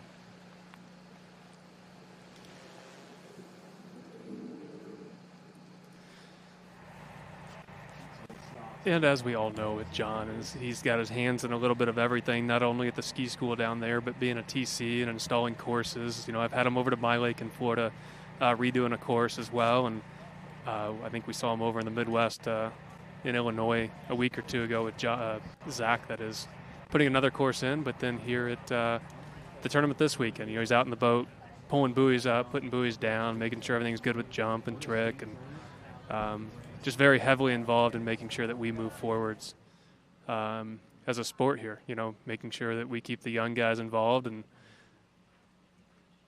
keeping us all on track. You know, you got to have somebody doing it, and he does it all.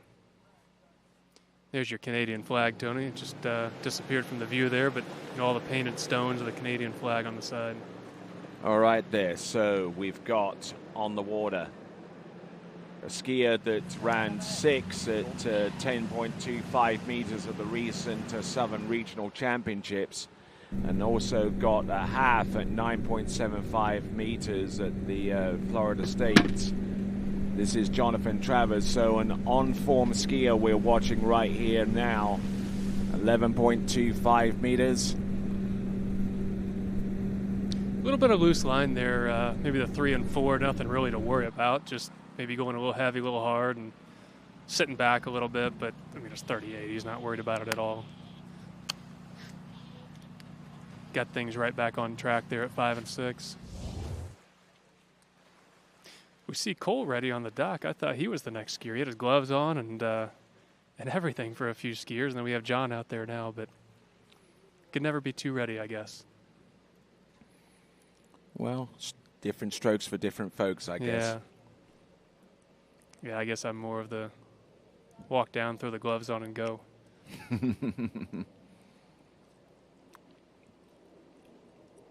Take a nap on the dock if there's time. Oh, looks like we have a little bit of a flyby coming round. I think, judging by the noise, I think it's the F-18s. It's definitely not WestJet this weekend. I know, we know that. Yeah, I think there's a few of us getting stranded up here a little bit, so trying to find ways back home. But, yeah, I don't know. I know the arrival into Calgary landing north is right here. I did see the lakes as we were coming in on the left side of the plane. Out the window. They kind of follow this Bow River up towards the city and land, so maybe that's what it is, but there's definitely, oh yeah, right there, Tony. It's not a fighter. Yep. All right then, here we go, Jonathan Travers. A little loose at 2. A little loose on 1, on 2, and number 3, 4, 5, and number 6. He will find a way, won't he? He's taken the handle flip to a whole new level. But yeah, there's the plane you heard. Yeah, certainly not an F-18. My bad. That's all right. Yeah, you can see just a little bit of the haze in the sky, too. We went up towards Banff the other day after the first round and had lunch and hiked in Canmore, and it's definitely very smoky up there. You couldn't even see any of the mountains from the valley that we were in. So, you know, hopefully the fires kind of get taken care of here soon. But, you know, here at the site, it's pretty clear.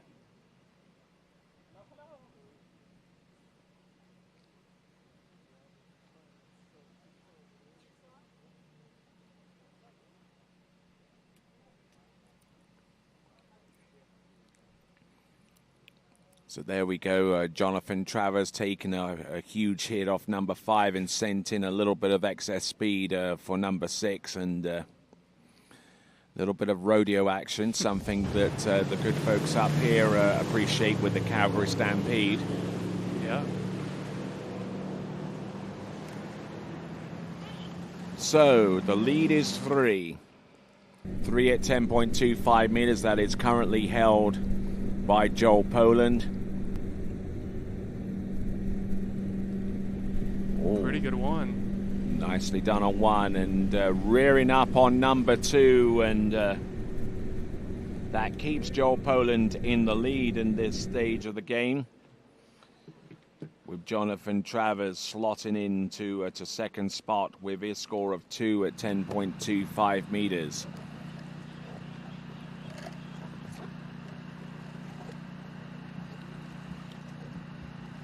Cole McCormick.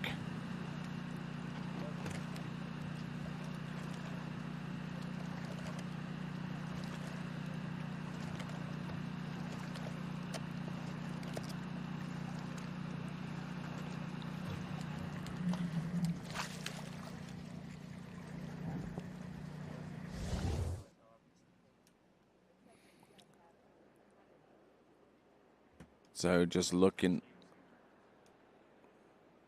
at buoy number 1 and trying to get number 2 safely around it, but unfortunately a little bit of a slide down course prevented that from happening there, Nate.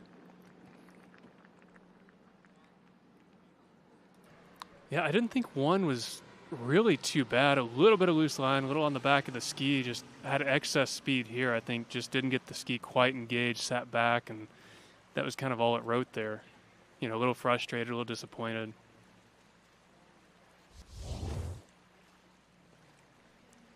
And there we take a look at our lakes of casting stone. And if you want to subscribe to the TWBC YouTube channel and join the nearly 17,000 subscribers, then go to our YouTube channel and sign on up. Click on the subscribe button and the bell icon, and you'll be informed as to the next time we will go live. Next time we will go live after the scope of this competition will be the U.S. Water Ski Nationals. And then we still have a whole bunch of tournaments to come beyond that point as well. More details by going to waterskibroadcasting.com. Okay, I'm ready. So now we're down to our final 3. Our last 3 competitors, starting with Cole McCormick.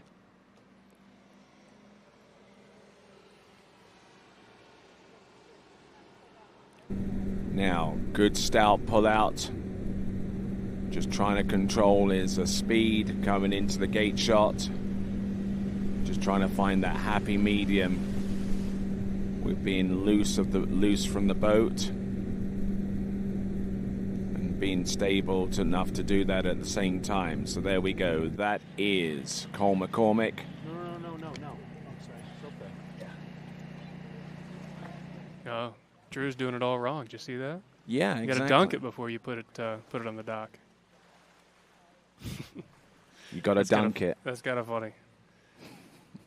You know, kind of a correction from earlier, Tony. I was just looking at my phone and had a text message from someone. Ryan Dodd actually won Moomba. So we talked about that long streak of Joel. So maybe just a correction on our end that, Dodd did win a jump tournament there. So still overly impressive by Joel. But, Dad. That streak was not quite as long as I guess I thought it was. But still impressive nonetheless. Dad, what are we thinking? Okay, so as Charlie Ross waits for his turn out on the water, he's looking out and seeing Cole McCormick go through his motions. Yeah, Will's just taking a bath. Mm-hmm. Lots of different ways to prepare for the same deal. As Cole McCormick approaches the course on 12 meters. Like the way he manages the handle and the line on each side. Like that round buoy number 6. Pretty similar on both sides, wouldn't you say, Nate? Yeah, he is. It's a little bit of a unique style, but he's very consistent and symmetrical from side to side. And, he's somebody that's not affected too much by adverse conditions, such as, Masters on Robin Lake when it's quite bumpy or windy or things like that. So, he really, really excels in some of the conditions that, some of us struggle in a little bit more as well. So, he's really confident in his skiing. He's really strong behind the boat. Like I said, yesterday was a set that he just wants to forget about. He wants to erase what happened and, maybe learn a little bit from it. But it's just one of those sets that every once in a while you have a bad set. So he knows what he has to do here. We need at least 3, right? Like 3 to give yourself a chance to be on the podium here. And a lot of that, the ability to be able to ski in adverse conditions may be genetic as well. I mean, Yeah. when you figure in Ricky McCormick and Susie McCormick, they were... Well, he was telling me yesterday when he was younger that he was pretty much forced to go ski in white caps and wind and all that. And, I kind of did the same thing growing up. My lake was pretty windy, and it does seem to help. Skiing on a perfect lake every day is not always the best thing. Me too. I was forced to ski on the back lake over at Thorpe for many, many years with Paul Seaton behind a Bosch ski boat. I've never skied behind one, but I've seen them.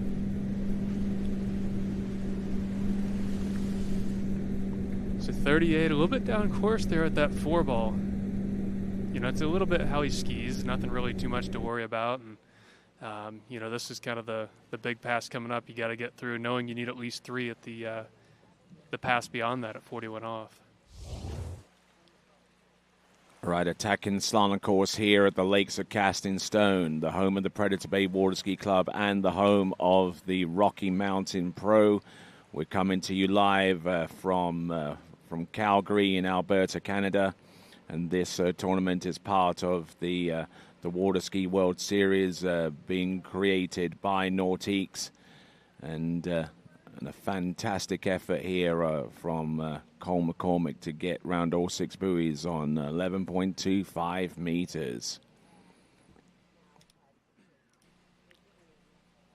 Don't see too much wrong there, Nate. No, not really. It's not really a pass he's focused or worrying about too much. Obviously, the 39 coming up is a pass he wants to run. It's more of a must run, and I'd probably tell you he doesn't in his sleep, or could. So it's just going to be another pass here for him, feeling it out, knowing what he has to do on that next pass. It's perfect conditions.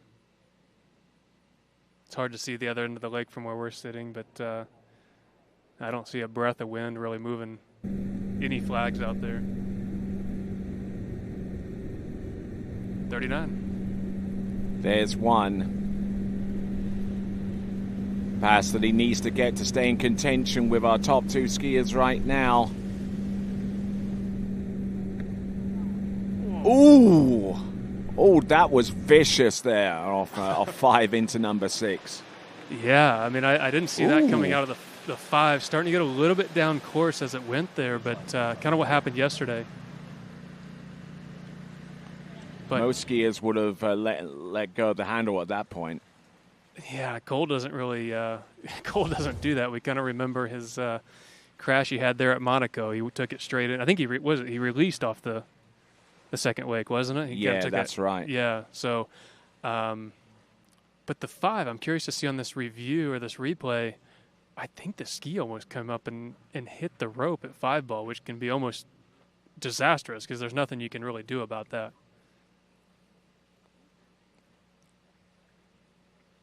Right here. Brought it higher on think the it inside, did. and that ski almost got tangled up with the line.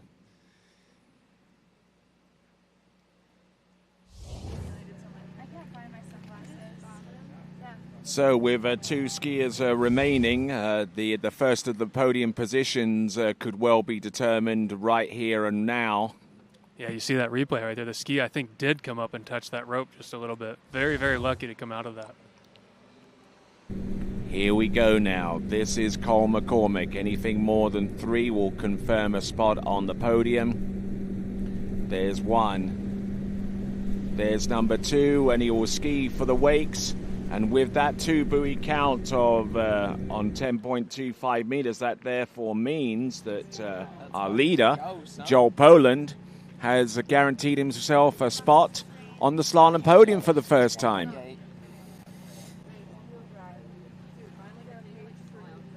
Yeah, just sitting there on the couch enjoying it, right? Exactly. Just no reaction, nothing. Yeah. We're getting nothing from him. He's so used to it. Yo, did you guys see that? But, a little unfortunate there for Cole. I'm not sure if he got a little slow there at all, but he built well through the second wake, swinging out to 1, just didn't really get the turn. Kind of got stood up, had to reset himself and swing to 2.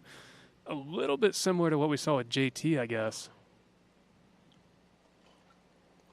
So, yeah, that puts Joel on the podium. We got Charlie coming after him.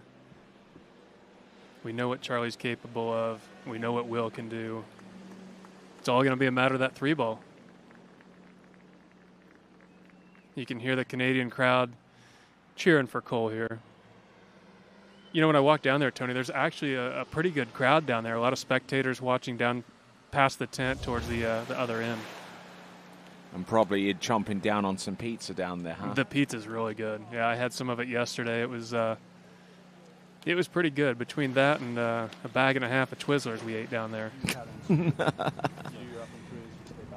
Yep, they like their Twizzlers here, I can tell you that much. And we'll continue to carry on with the men's slalom event here at the Rocky Mountain Pro.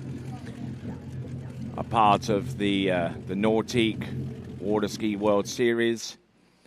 And we continue to gain support from the likes of Shuswap Ski and Board, with locations in Sicamous, British Columbia, and Calgary, Alberta. We also have support from GM Marine and PCM Marine Engines, along with JL Audio, Zero Off, Syndicate Skis, Masterline Ropes and Eagle Gear, and also Australian Gold Sunscreen.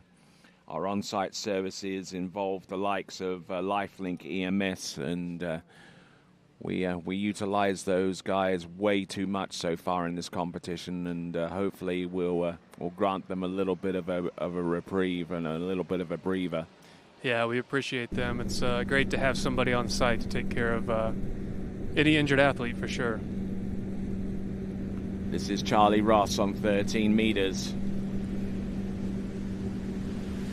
Skiing on the ski that you ride on. I do. Like I said, we got on at the same time. He continued to ride it all summer, and I put mine in the garage just a couple weeks after that. So, I really haven't had too many sets. I skied about 10 days on it, ran 41 both rounds at a tournament, and then it went away.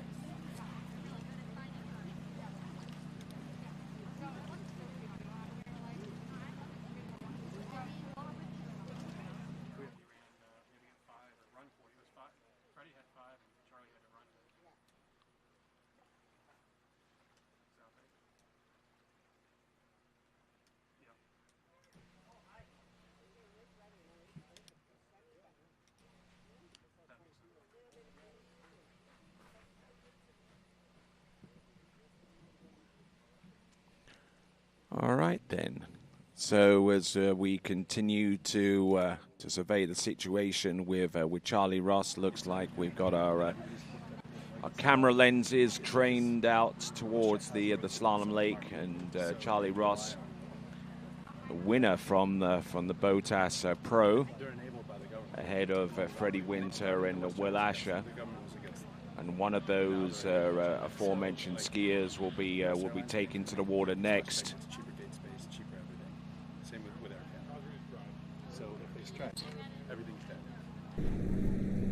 So here we go, folks. Now, this is Charlie Ross,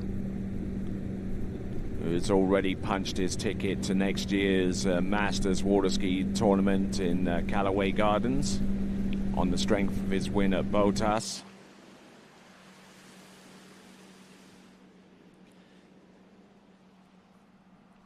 I mean, just another easy pass, right? I mean, 32, 35 for somebody that's run 41 so many times this year. It's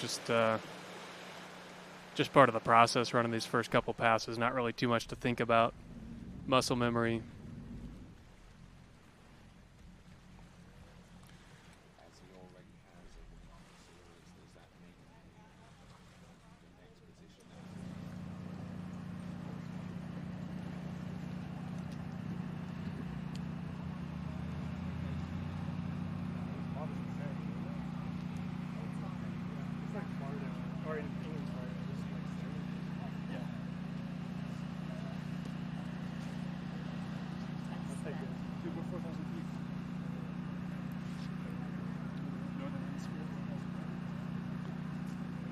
All right, looking around the dockside, we see Drew, we see Neely. Many happy returns to Neely. She celebrates a birthday today. So too, curiously, does Charlie Ross. Yeah, that's what I see on the screen right there. Happy birthday to Charlie. Is that number 22? Yeah, 21, 22. Yeah, I believe it's 22. Because he ages out from the U21 Worlds. I think some skiers will be relieved to see that. Here he comes. 11.25 meters, bringing the handle down nice and hard and aggressive here from one side of the course to the next. And just having the ability to be light enough on the ski to bring the handle in and still get across course is somewhat of a bonus going forward there, Nate. Yeah, I mean, watching this pass here on this replay, there's really not a whole lot to talk about. You know, I think maybe was struggling a little bit yesterday getting the starts, and even in the first round at the starts he was wanting at 41. But, you know, he seems to put it together in the finals when it matters. You know, yesterday didn't really matter. You couldn't win the tournament yesterday, but today is kind of where you got to put all the marbles out there and go attack. But, you know, watching this, he really couldn't be any earlier in this pass, turning right there on the back side of the buoy, keeping the line nice and tight. A little stand up there at 4, but I think that's pretty characteristic of how he skis sometimes. Really, really trusts that offside 135 turn. Gets a lot out of it. So Charlie Ross, who is currently a college student, skis over at Rollins College in Central Florida, started skiing in 2011. Just to put all of this in perspective. I remember riding in the boat as a boat judge for him. I think it was his home lake. And I think it was to run like 5 at 32 off or something. It was a bet with his dad or parents for a new Eagle life jacket was the bet, running like 32 off. So to see him progress all the way into running 41 is pretty special. So Charlie Ross, let's see if he can put a stranglehold on the competition here at 10.75 meters. Oh, look at this.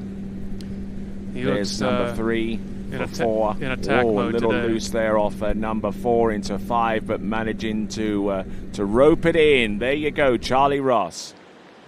Yeah, I'm seeing a little bit more of attack mode today, being aggressive, being strong, kind of laying it all out there, saying I got to get after it. I got to do what I know how to do. And you know, we saw a little bit of that yesterday, and then 41 came around, and it wasn't quite what he was looking for. So we'll see what happens here, but he knows he's got to go for it. Indeed, a skier who lists his training site, Winter Garden Water Ski, otherwise known as Lake Ledbetter, which is next door to the larger Lake Hancock. He skis for D3. And for Nautique, is a Team Nautique member, and he also skis for Pro Gear as well with those iron grip gloves. You know, I hate to go against you, Tony, but I'm pretty certain those are Masterline gloves he's got on. I know they look the same, but they're Masterline gloves. Okay, my bad. But he at least what rides, else a Pro Gear does he one. have? Yeah. Yeah. But he is riding that new Pro Gear mountain plate on his ski. Okay, so let's have a look and see. Charlie Ross coming into the course on 10.25 meters. Needs the start here. If he can get more than 3, it'll put him into a... Oh, look at that, off number 1, and gets the start. He gets round number 2. Does he get round number 3? No, yes, he didn't can. get past it. And that ties him with Joel Poland. Joel better get warmed up over there. But I think we got Will Asher on the dock. Yeah, exactly. exactly. You can't ever bet against Will. We're in that similar situation like we had before with Ali Garcia. It is. You know, I mean, you never want to go out in a runoff, right? Like, you just got off the water. You don't want to have to go back out there. But, you know, I think Joel, he's got nothing to lose. He's finally on the podium, and he's a great skier. And but, gosh, you just cannot bet against Will Asher. You just can't do it. You just never know what he's going to go out there and do. And yesterday was an amazing 41 he had. And, you know, Charlie's beating himself up over it here. And it's still great skiing. He's had a great year. You're allowed to have a bad tournament. You know, I hate to break it to him, but you are allowed to have a bad tournament every once in a while.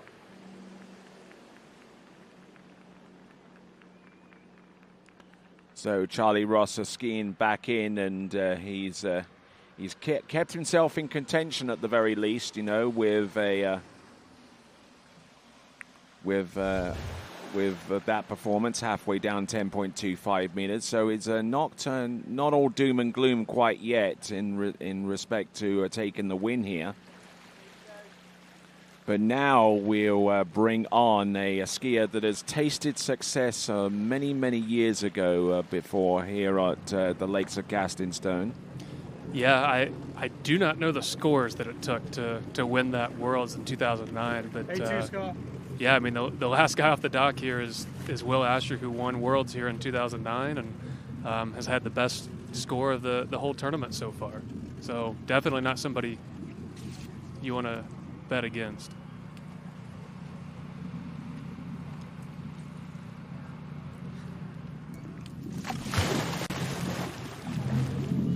So here we go. Let's get ready for our next competitor.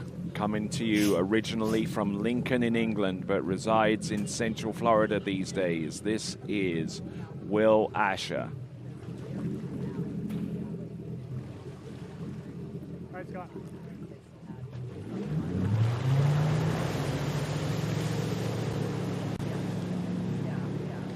Definitely somebody you enjoy to watch and, you know, appreciate watching, just kind of like, you know, Andy Mappa was in the day when he did still compete against us and, you know, still beat us at 50 years old. It's just, you want to appreciate and watch it because sometimes you never know how long somebody may continue to ski. But, you know, Will shows zero signs of slowing down at this point.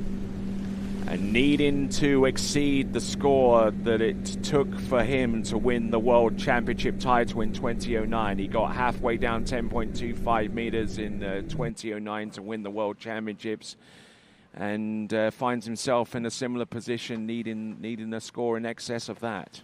So 3 at 41 was the winning score. Yep. For 2009 Worlds. Wow. Yes. Yeah, I mean, do the exact same thing you did that many years ago, and that'll put you for a tie with 3 guys, and then exceeding that, which he did yesterday, separates him. He'll be taking home the win and taking home a spot in the Masters for next year in May. And I do have to thank the folks that created the EMS system that we rely upon for much of our statistics going for this competition. I mean, we have scores that extend all the way back to 2005 here for Will Asher. Wow.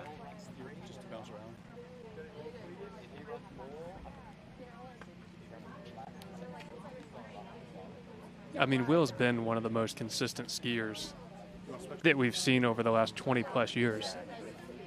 It's over by my And Will Asher started winning and or podium in for the World Championships that started in 2003, where I believe he actually got the bronze medal in Central Florida in that year, and came back and won the world title 2 years later for his first win at the World Championship level. Here we go, folks.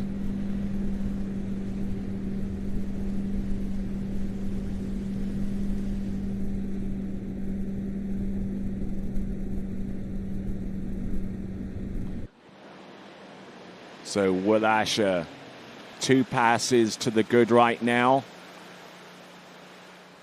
Fantastic skiing there for Will Asher as our crowd starts to come alive here with the prospect of seeing Will Asher come through and maybe, just maybe, come through with the victory here at the Rocky Mountain Pro.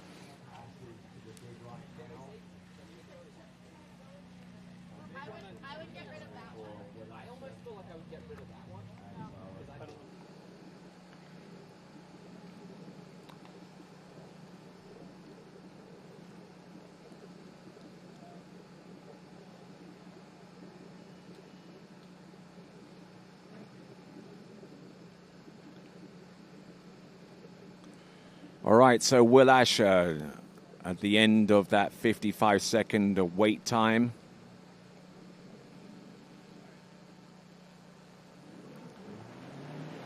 Now let's continue on. After 2 passes, 30 meters and 12, he is setting himself up for 11.25 meters. Boat accelerating up to 58K. And here we are with Will Asher, former world men's slalom champion. But what a lot of people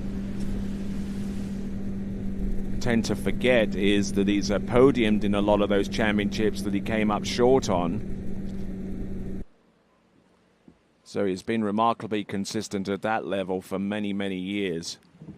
He always seems to get it done in the biggest moments, such as Worlds or, when the score matters most. He just has always been knocking right at that door. You know, if somebody screws up or messes up, he's going to beat you. It almost always happens, and you really just don't want to bet against Will. When I started skiing some of the pro tournaments, like he was always the guy to beat. Like he was always right there. He was always going to come up and sneak up behind you and get you out of nowhere. So. He's still doing it today, and I don't want to speak about his age because I'm sure he doesn't appreciate or like that, but to be doing it for so long and doing it so consistently for so long and not really having any bad years to speak of, he's always just right there. Some years are better than others, but, he's the last guy off the dock. He knows what he has to do. A 3 at 41 is something that he can safely do, but you got to turn that 3. You got to go over and get a piece of that 4, and that's sometimes the most challenging thing to do, depending on the start that you get. Contrasting views, we see Charlie Ross, who's got his equipment next to him in anticipation for a possible runoff, and Joel Poland, he's still kicking back. He may just have confidence in Will. You never know. Certainly a lot of people do. Here we go. This is Will Asher. This is 10.75 meters.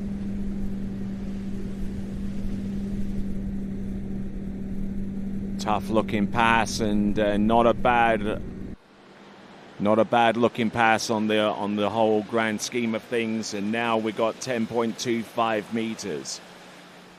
Yeah, I mean, that was a pretty good pass. I think, just a random person looking at this, you think, man, that's a great pass. And you can tell with him a little bit, maybe just a little touch and go in the middle of this pass, just knowing, hey, I really can't mess this up. This is a pass I have to run. But in total control, total confidence here, this whole pass. Just that typical Will Asher 2-4 side. One thing I've seen out of him is really getting a much better offside 1-3-5 turn at 39 and 41 lately. Really allowing that ski to finish and come around the backside of the buoy and move across that wake, I think, is what has allowed him to get further down this line at 41. But, this is for all the marbles here, Tony, coming up. It's a 3 for a 3-way runoff. Anything less than that obviously doesn't put you in contention for first place, but anything more than that 3 is going to make him the champion of the tournament here today and also give him a ticket to the Masters in May. All right, let's see what we've got here. This is Will Asher. We've got Charlie there. We've got Joel over there.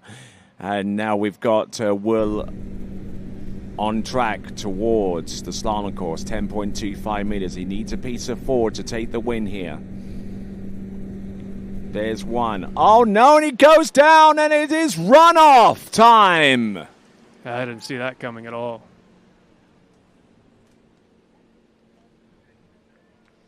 Half a buoy at 10.25 meters. And still receives a ripple of appreciation from our enthusiastic and knowledgeable crowd here. So now...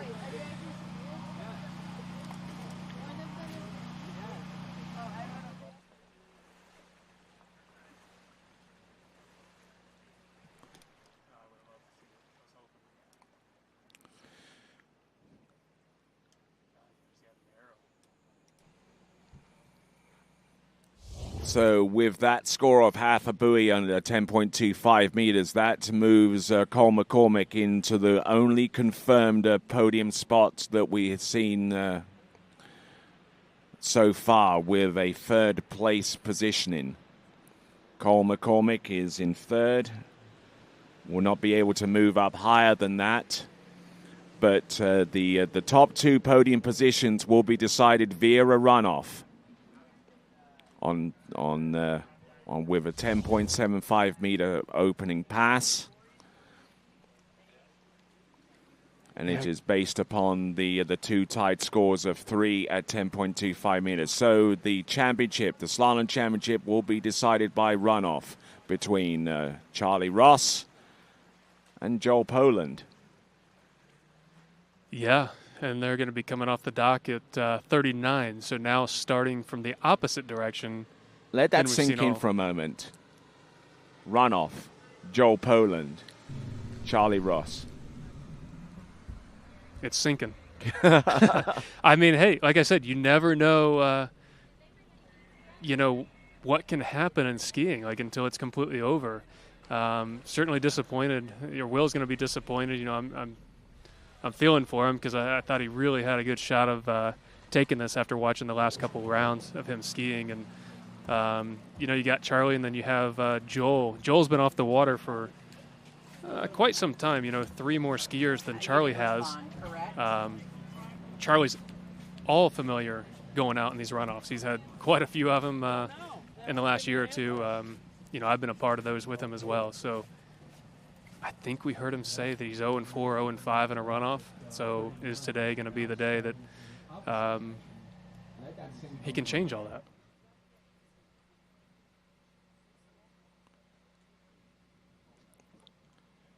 Okay, so as our crowd continues to be enthralled by the performances out there and the situation as it stands right now, we have a potential. We have that runoff between Joel Poland and Charlie Ross. Now we saw some pictures just a few minutes ago of Joel Poland kicking back. I'm probably safe to assume that he's not lying back on that deck chair now. And wow, I tell you what, he certainly gets changed and ready pretty quick, I'd have to say. Yeah, but I think that's just his style. That's his mentality. He's always ready to go. He may look relaxed, but get changed, go do what you do every day in practice, and probably 2 different approaches here between Charlie and Joel, but, kind of think of the story that we saw earlier. Joel has yet to be on a podium all season. Is this the time that not only can he get on the podium, but take that top step at the podium?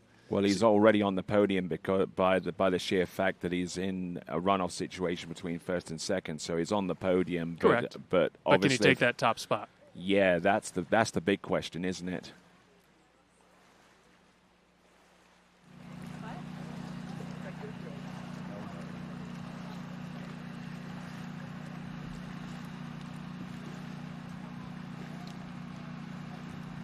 So the boat making its way up and down the course, making sure that the same conditions exist for both competitors.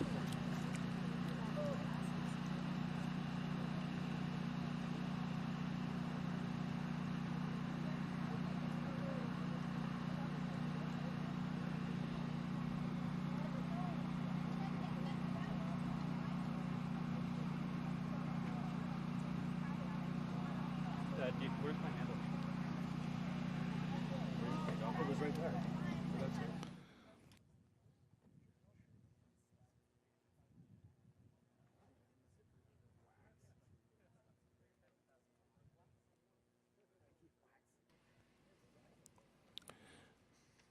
Okay, runoff for the win between Joel Poland and Charlie Ross here at the Rocky Mountain Pro-Am. So while we're waiting, Tony, I'm kind of resting my elbow and arm on this this trophy here. Again, something I've never had. But have we already seen who's going to get that? Or are those last two skiers up for the running of this, do you think? That's a good question. Yes, it's the Skier of the Day trophy provided by 2U Healthy Snacks. And for those of you that want to vote for your Skier of the Day, you can go to waterskibroadcasting.com/play. waterskibroadcasting.com/play for for you to vote for Skier of the Day. Could it be someone like Charlie Ross? Could it be Joel Poland, who is not only won one event, but has the potential of winning another event? What about Jamie Bull on a Canadian national record? Yeah, that's a good one as well. What about Regina Jacqueson tying for the same score? Yep, absolutely. And how about Jake Abelson, who won the bronze medal in the pro men's jump? That too. Was there a tie in the men's trick world record this weekend? Not so far as the world record, but I mean, there.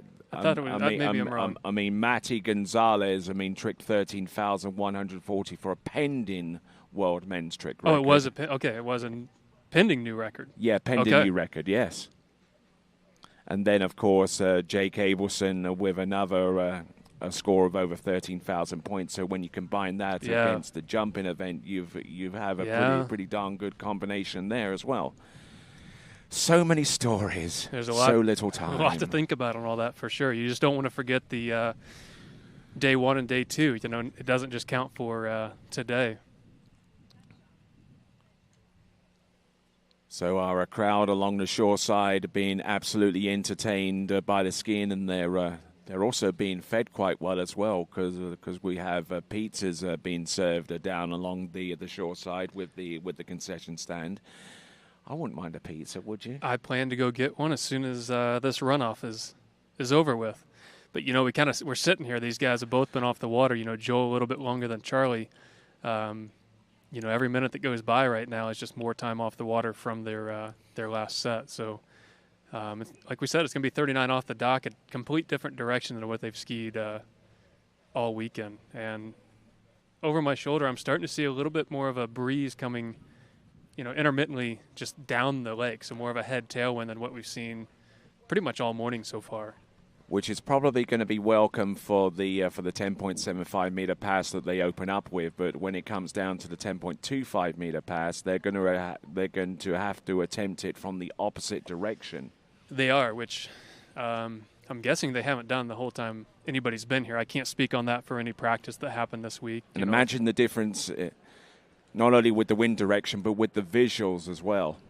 It is different for sure. You know, looking back at some of the tournaments I've been here, I've been in a finals with Will Asher when they had the Calgary Pro Shootout, and that was a 38 off start in the finals for us. So we had to go out at 11.25 in the finals, which was always kind of a little bit more challenging, but it was also a lot of fun. You kind of got to the point a lot quicker.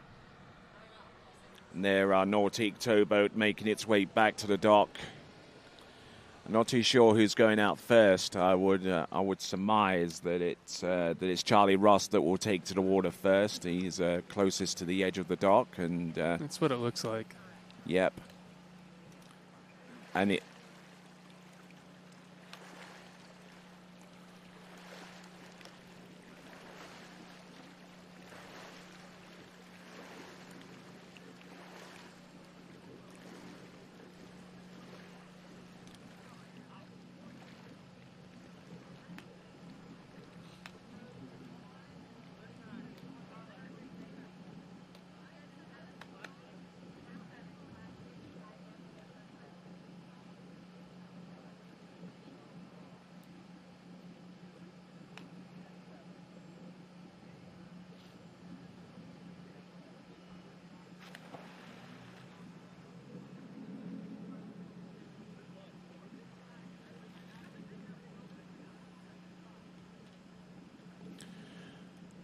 All right, then, let's bring it on. for the title here at the Rocky Mountain Pro as part of the Nordiques Water Ski World Series. Charlie Ross will take to the water first. This is 10.75 meters into a slight head breeze here. Rolls the ski over. Looking good here.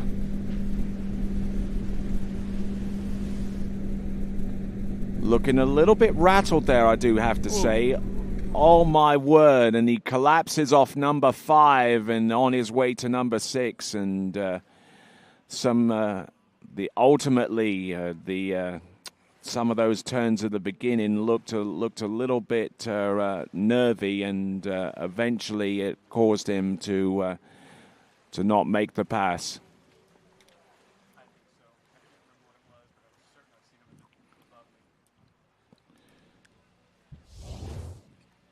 So a little hard to believe there that Charlie Ross coming up short on 10.75 meters with the opening pass. And what do you see here?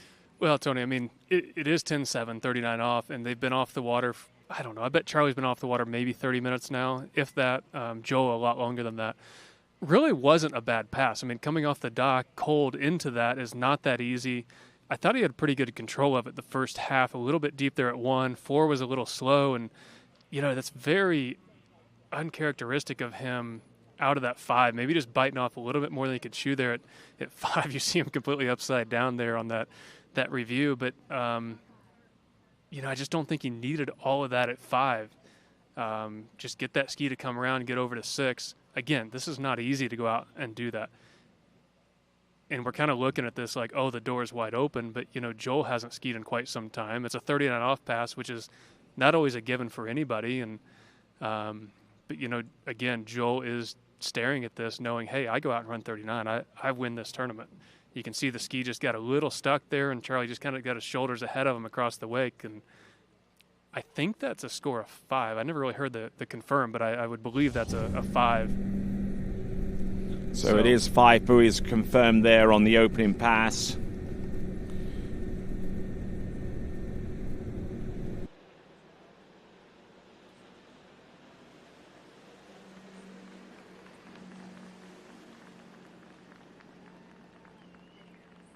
So Charlie Ross is still getting plenty of Canadian encouragement going along. 5 buoys at 10.75 meters, and now it comes down to Joel Poland. It's a tall order. It's a lot to ask. I'd like to think that Joel is capable and can do it, but I was wrong before with how I thought the finals was going to end. So 5's a big score. You have to run 39. There's no quitting there in the middle. But if they do tie, they do get to go back out. So it's not second doesn't have to beat first right now.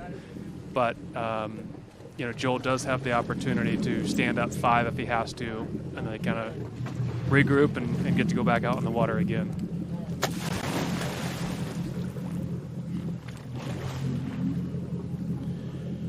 All right then, so for the win,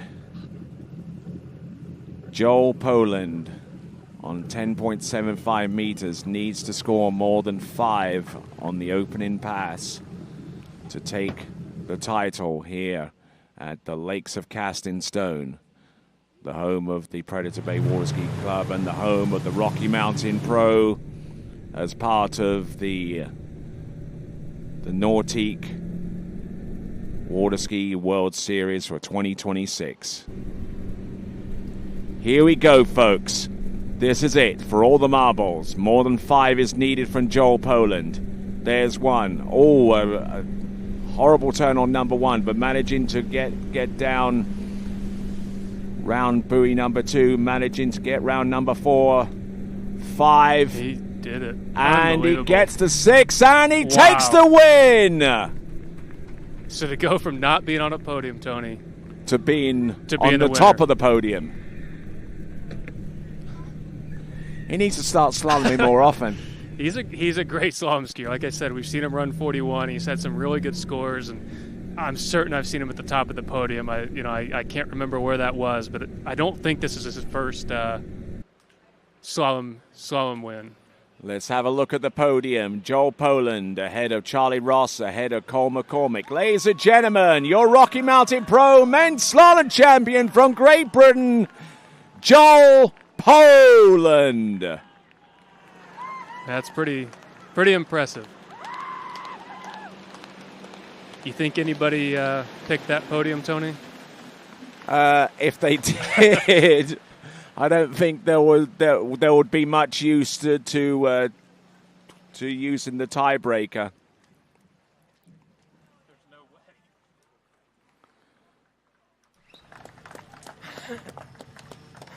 Wow. That's impressive, Tony. Holy shit, man. Yeah. And he's won jump as well, so 2 titles already, and there's still the potential for him to win a third. Yeah, it's depending not on over. how well he tricks.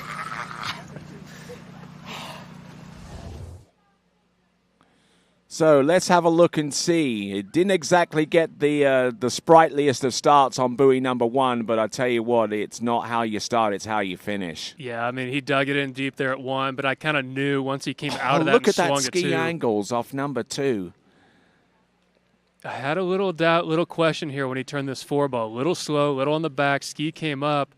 You know, what was he going to do here at 5? And, you know, that being an onside turn, why not just try and commit to it and turn, knowing that all you got to do is swing over there to 6. And then let the celebrations begin. Boom.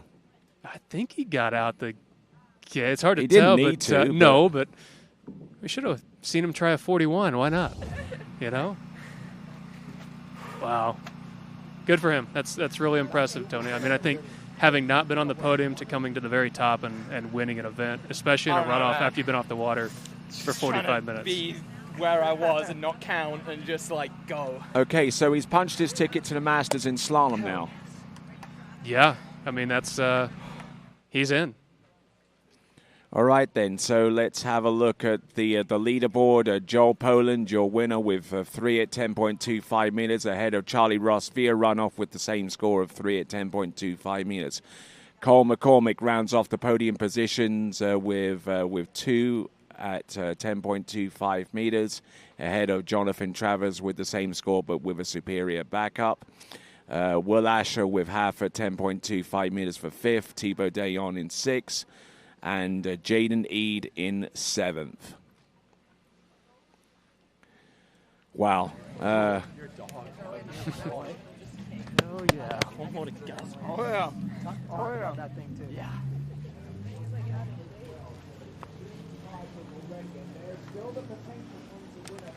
All right, then. So,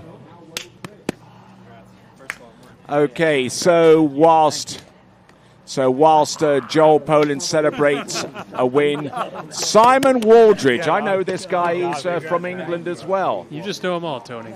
Well, I try to, but Simon Waldridge, you are the winner of the audience prize, and you win yourself a D3 slalom ski. Would you care to offer a suggestion, maybe? I mean, I'm not sure what he's on currently or what kind of skier he is, but there's certainly a handful to choose from. You know, we've got 3 different skis, so you know, we may whatever he seems to show interest in and pick and want to ride, whether that's an Ion like I am and Charlie's riding, or you know, maybe a Neo like Freddie's got, or even the Max. But all right, there. Looks like we've got Joel. Looks like we've got a visitor. Oh, he's coming round the corner here. Come on. Unbelievable, dude. Fantastic skiing there from Joel Poland. And all right then, Joel Poland. So what's been happening in your world? Finally got a pro slalom win. We all good? Yeah, we're good. Finally got that pro slalom win. Finally. I feel like it has been years of watching everyone else win but me kind of thing. Especially like, was it last year? Was it last year or like 2 years ago? Like everyone seemed to be winning a slalom tournament other than me. I had my shots. I've messed up a few times, so I'm just like, I don't know, in a different world right now. It's just over the moon.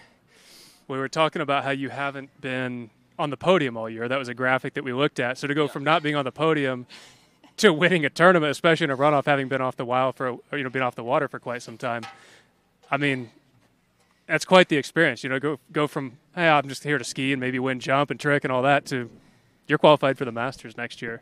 Yeah, I mean, at home it's been going good, and everyone knows how that is. In practice you ski great, and then you get to a tournament and you're not where you want to be. So yeah, that's like, I don't know, a bit of confidence to just know that I can win a tournament. I got that under my belt. I kind of got that monkey off my back now, because there's been moments I never thought I was going to get this, The level's been so high recently, and, I know I got a little lucky there. But, I mean, we talked about the door maybe being open a little bit, but it's 100%. not. Like, I mean, to go run 39 cold, you were off the water, I don't know, 40, 45 minutes, whatever it might have been. So, yeah, that's the bonus being a 3-eventer, though, right? Like, yeah. We're used to going out and So doing it on run one. Like, in trick, you got to go out 100%. Same thing in jump. Exactly. I kind of went to that mentality, and maybe I got to do that more often. So this is your first. This is your first 41. This is. Yeah, I was getting great one balls today, and on that 41, I think I just surprised myself coming into 2 with a lot more space and didn't quite go for it, which I was kicking myself. But hey, it got me to where I'm at right now, so I can't be mad. But yeah, I mean, 39 coming off the dock. A lot of people like to think that it's somewhat easy, but in the runoff, 5's kind of a tough spot. I know it's an onside turn for you, but hey, I have to go run this pass. It's not like I can screw up and work my way there. And 5 felt better than 4, though. Yeah. Like 5, I got to run it. I got no choice. I got to get a good start when it's 4. Yeah. You question how good of a 2 you need, or how good That's of a true. 1. Yeah. I mean, for me, it was just go run 39. Like, that was the goal. It wasn't try and win. It was try and run 39. And so this is your 39, and this one ball was massive. Yeah, I was cranking these ones today. Had a lot of space here into 2. Yeah, and I thought almost had a moment to think, which is never good.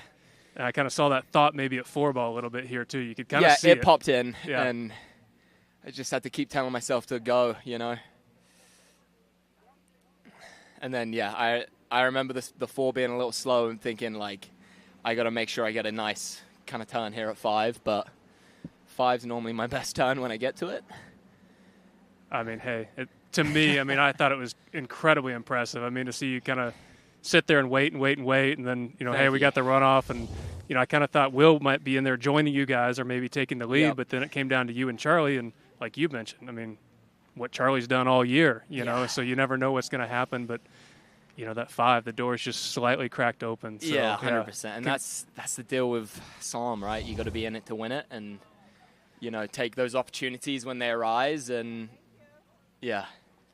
That was definitely one of my moments, and I took it. I've had a moment like that before and messed it up, so. It's fun to be on the other side of that. I mean, yeah. Charlie's upset and all that, but, being at the top, hey, you're qualified for the Masters too next year. True. So, yeah, it's turned out to be a good weekend. That's good. Yeah. I mean, you got still one more event to go. Yeah, one more to go. There you go with Matt. Yeah, that's wicked, man. I'm pumped Matt was here. His flight got cancelled, and I was like, saying, hey, maybe it's for a reason, and maybe that was the reason. So, yeah, pumped he was here for it. And another event that you have the potential of winning is the tricks event. So, I mean, you gotta go from a high, and you got to bring it down a little bit now, don't you?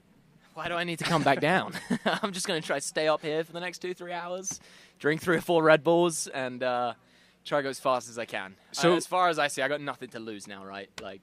And yesterday in trick, that score that I saw you have, you said finally. Is that a score that you've been chasing? Yeah, is it a so PB? It's the first time I've got my 5th ski line in time. Okay. So for years I've been doing 6 flips, 4 ski lines. I couldn't figure out how to go faster.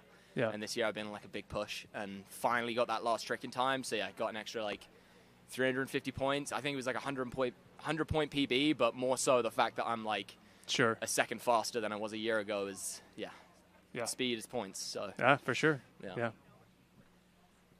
So 2 event wins, a new national record for British men's tricks. True. Yes, indeed, a new personal best. What's the ceiling now? What do you mean, what's the ceiling? There is no ceiling. We're outside, Tony. He keeps raising it, Tony.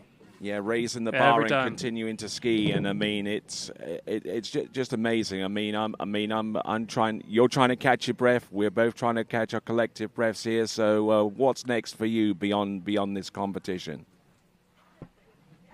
I took a different approach this year, less specific targets and more so daily targets. Like every time I ski, I'm trying to just do the best I can do that day, whether it's prelim, practice, finals. Just not worried too much about what the score is, more just like how well do I perform. You know, the score is the outcome. So if you focus on more the process to get to the score might come, it might not. I figure I can't really control the score. I can just control what I do. So I'm just trying to give it 100% every shot I get. That's a great approach. I mean, I truly believe in that too. But I tell you what, you can't do this all by yourself. I mean, you got to have the ski, you got to have the coach, and you got to have the support. You know, so giving you a quick opportunity to thank some people and some entities going forward. Go. Yeah, of course. Mum and Dad, hey, love you guys. Thank you for getting me to where I am today, because I wouldn't be out here without you. And there's a handful more family members in there as well that I want to say hi to. So all my friends, family, hi, and thank you for supporting me. And then, of course, Radar. I wouldn't be here without you guys. You know, first ever sponsor and the reason that I'm a pro. Of course, Mastercraft, Shoe Swap. I wouldn't be here again without your support. So, yeah, there is an army of people to thank, especially big. I almost forgot Matt there. And he is number one on that list because he taught me literally everything. And, yeah, just pumped he was here today as well. So, love you guys and pumped to be here. And just to put a cap on this, if you think that this guy is deserving of your vote for Skier of the Day, and I don't think there are many others that would even get closer to the voting. If you believe that Joel Poland is your Skier of the Day, and why not, go to waterskibroadcasting.com/play and submit your vote. Well, ladies and gentlemen, that was Joel Poland, the winner of the slalom event, the winner of the jump event, and he still has one more event to go. So as we continue on with the Rocky Mountain Pro as part of the Nautique Waterski World Series, we'll be back in less than 15 minutes with the women's trick final. Make sure you grab your favorite chair, grab your favorite beverage, and get ready for some more tricking. All that to come right after this. My name is Thibaut Dalen and I'm the broker of Dalen Real Estate. And today I want to show you some of our special listings located in Florida's world famous water ski hotspots.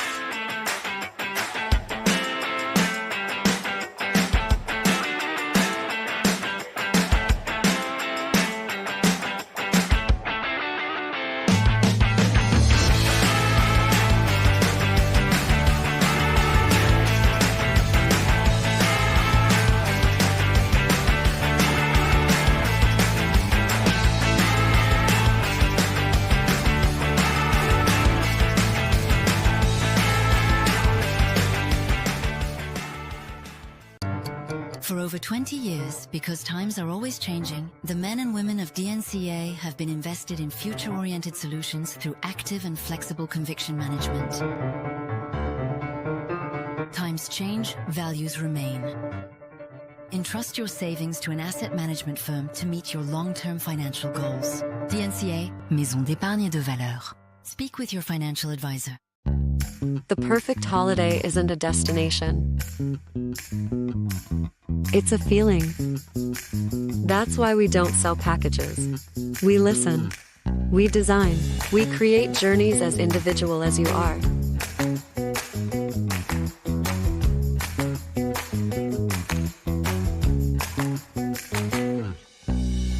Marola Travel. Wherever you're going, we'll make it easy.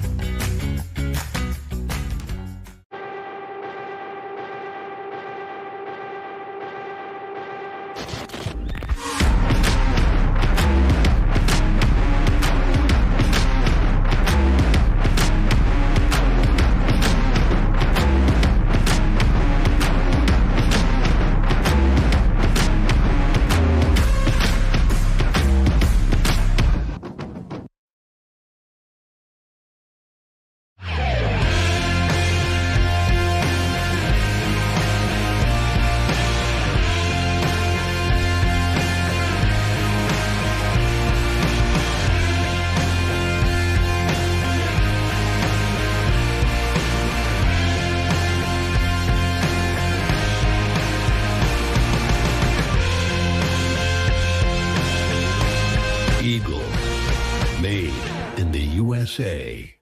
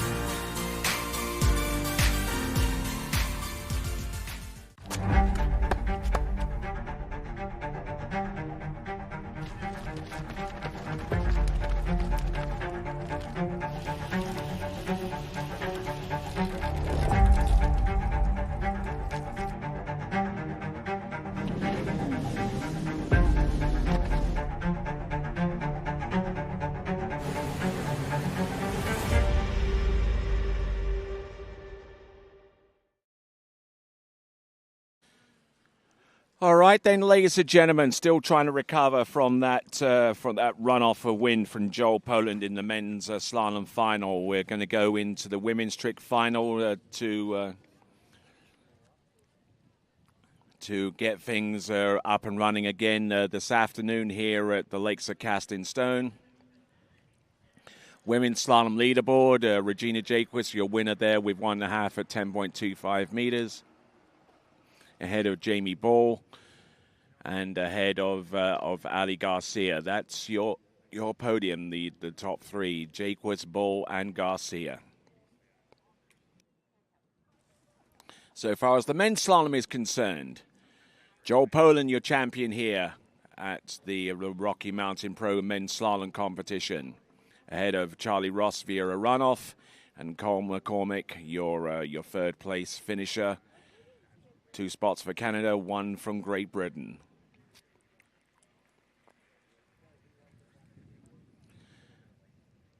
So as we get ready for our 2 final events, it's going to be the pro men's tricks that will be last up. But before those trickers, we've got the women's finalists to take to the water. Our 7 skier final will feature Sasha Denyaskaya to lead off with, followed by Hannah Stopnicki, then Lexi Abelson, Kennedy Hansen, Neely Ross, Anna Hunter, and Erica Lang. Our towboat, our Nautique towboat, making its way up and down the course. Just getting everything settled in and dialed in for the event to come up next.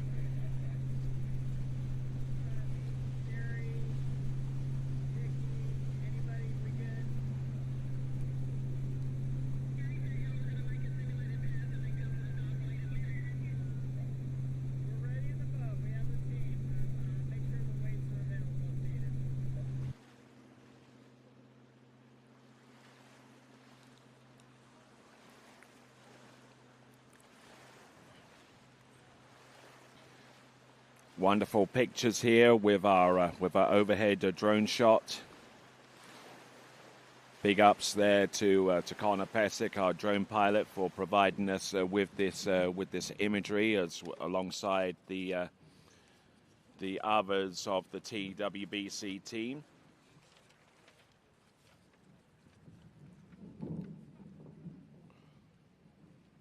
The TWBC production crew, consisting of Vince Dadelbauer, Artur, Connor, Santiago, and Pablo, plus Graydon, our local talent here at the Lakes of Casting Stone.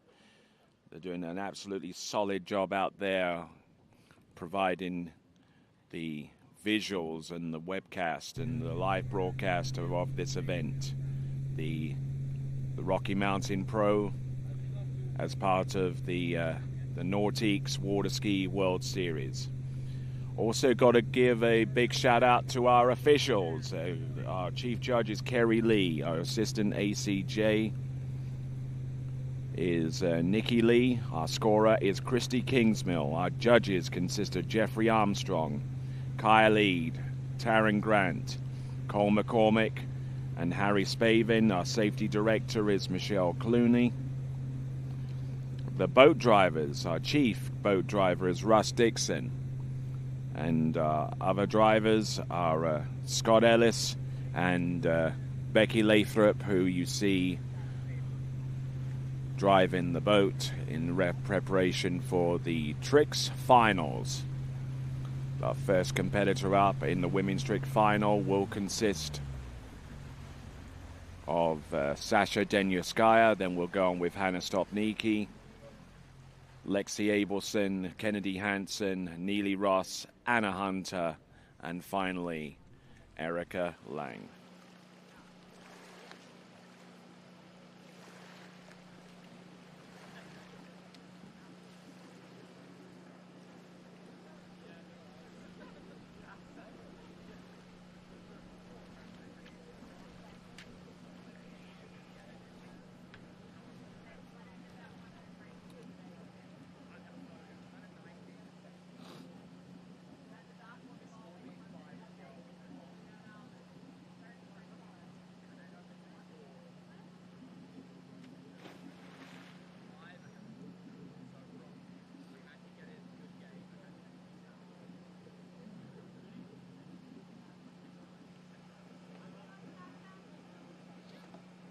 All right then, folks, let's bring it on.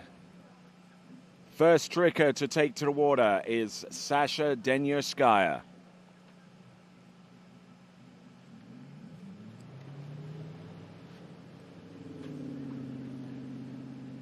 Sasha Denierskaya, who in the previous 2 rounds has scored a 74.60 and came through with an additional couple of more tricks to bump up her total points count to 8870.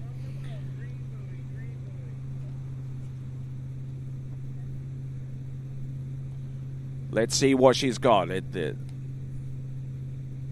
20-second runs. First pass is going to be toe tricks, toe 7 front, toe 5 back to backs, toe 5 front, toe O in, toe O out, toe wake O, toe wake line O, reverse toe wake back to back, and a toe wake line back to finish things off. So fantastic skiing there for Sasha Denierskaya, off to a sprightly start with the toe tricks.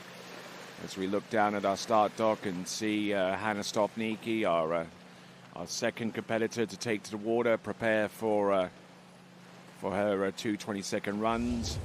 Each trick skier has 2 20-second passes to gain as many points as possible. Each trick has a predetermined point value. And each of these tricks has to be performed properly within the specifications for each trick. Surface tricks have to be performed with consistent rotation, front to front without a break in the middle. Wake tricks have to be performed with air between the ski and the water, as well as maintaining consistent rotation throughout the entirety of said trick. And not looking too bad with the opening pass, Sasha Denierskaya. And each trick skier has control over a number of different elements, namely the length of the rope and the whatever's attached to the end of it to facilitate each pass. Normally, it's a clean handle for the hand tricks, and just a toe piece for the toe tricks. Each skier also has a certain speed that each prefers to utilize for each pass. Normally the toe tricks require a slower boat speed than the hands. And they also have control over the ballast as well. Normally trickers would use more ballast to beef up the wakes for hand tricks to create a steeper takeoff ramp via the wakes, to throw them up a little higher into the air and allow them to perform those tricks that require a little bit more elevation.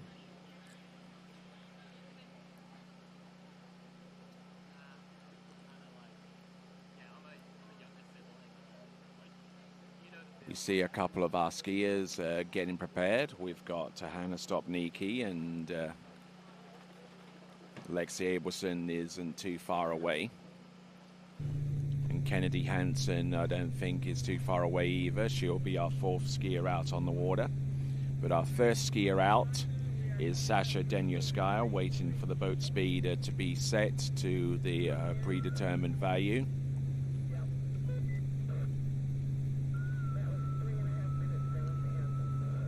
.29.3 is the boat speed. C3 is the 0 offsetting. Up.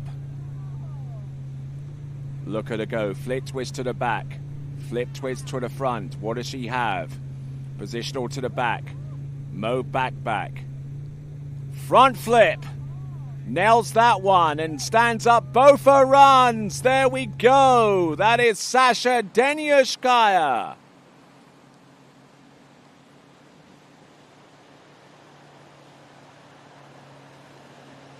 Fantastic skiing all the way through for Sasha.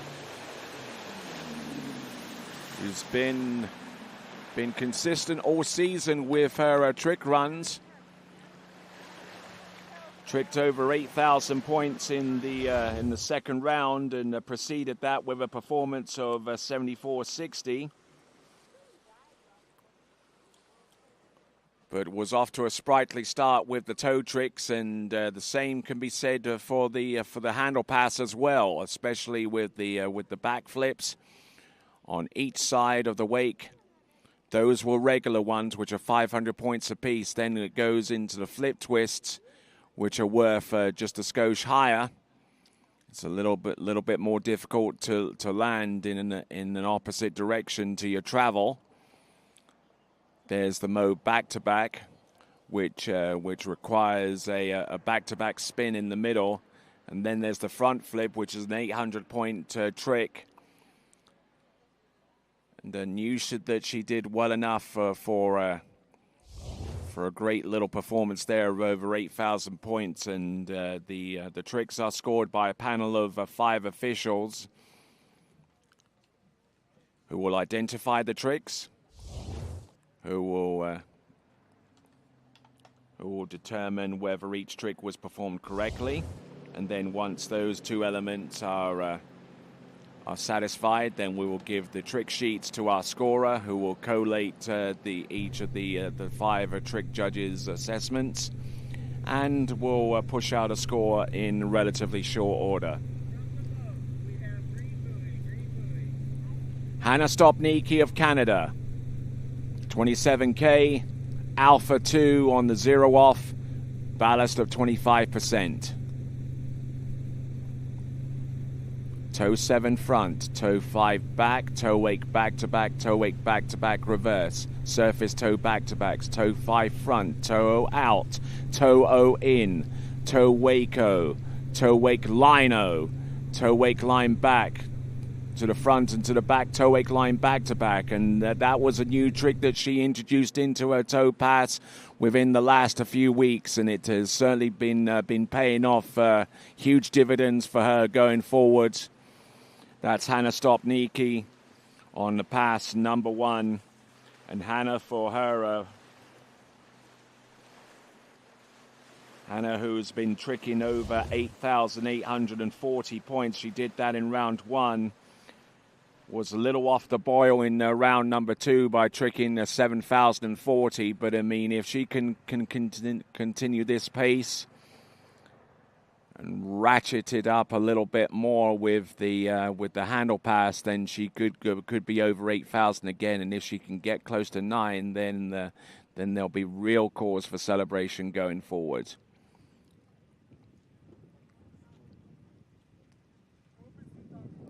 Toe wake lino, which involves a 360-degree turn in toe hold with the ski passing over the line in mid-rotation. Toe wake line back-to-back, which is almost the same trick, but it starts from a back position and ends off in the back position whilst rotating 360 degrees with the ski passing up over the line. Whenever you hear the expression line when in the trick's description, that's exactly what that means. It means that the ski is passing over the line in mid-rotation. For those of you watching this event, this is part of the Nordique Water Ski World Series. I'm Tony Lightfoot, and I'm glad to have the pleasure of your company. We're going to get a score for Sasha Denyaskaya in just a few moments. I noticed that the trick sheets were passed over to the scorer, who is now collating the point score, and once that is revealed, then I'll pass along the information in regards to the point score.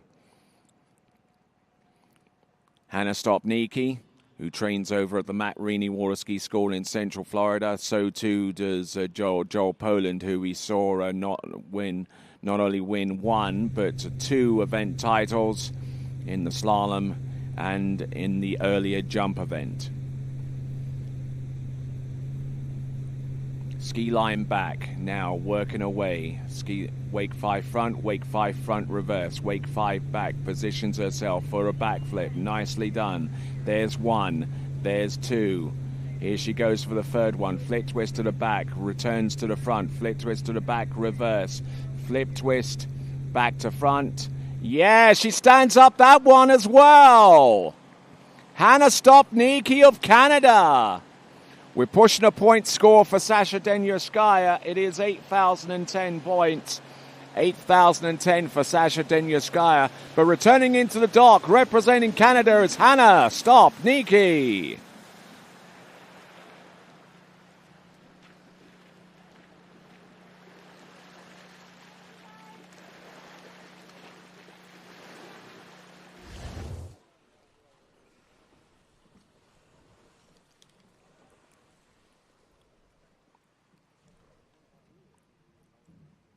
So wake 5 front and positions for a wake 5 front reverse. Now, because the landings for each of those tricks are disjointed, you are allowed an additional rotation to position yourself to do the reverse, because if you intend to do the reverse of a particular trick, it has to be done immediately after the rotation for the original trick. So a wake 5 back, for instance, you would perform that, and then you would position yourself for the reverse trick, because the starting positions have to be the same.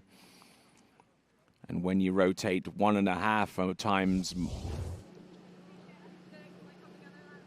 then you'd have to counter it with a positional rotation, so you can go the opposite way and rotate another 1.5 times.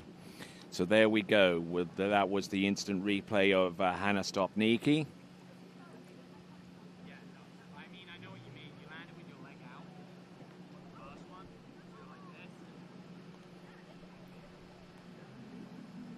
So now we are moving on to skier number 3, Lexi Abelson. Lexi Abelson, who in the rounds previous to this one scored 10,030 points in round 1, came back with a score of 9,800. So she's definitely got some firepower to work from here. Let's see if she can throw down a performance that will put some heat on the remaining skiers to come.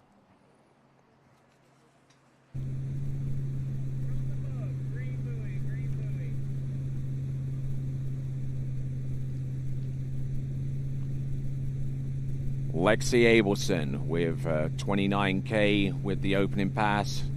Toe 5 back, toe 8 back to back, and it's reverse. Toe 5 front, toe out, toe O in, toe wake O, toe wake line O. Oh, getting bogged down on the landing there. Ski passing up over the line, but unfortunately the coordination on that particular move has to be absolutely precise, and for Lexi Abelson this time around just came up a little bit short of the mark. As Kennedy Hansen readies herself on the dock, we'll take a look at this this first of 2 20-second runs for Lexi Abelson. Good high tempo rotation there with the toe 5 back and into the toe back to back, so off the wake. Now, whenever you hear wake in the middle of a trick description, that means that the ski has to be elevated off the top of the water, off the top of the wake, to ensure that the air exists between the ski and the water. And looking at that instant replay, just wasn't quite ready to ski away from the toe wake line O and falling, and not only losing the trick, but losing the remaining tricks to come in her repertoire.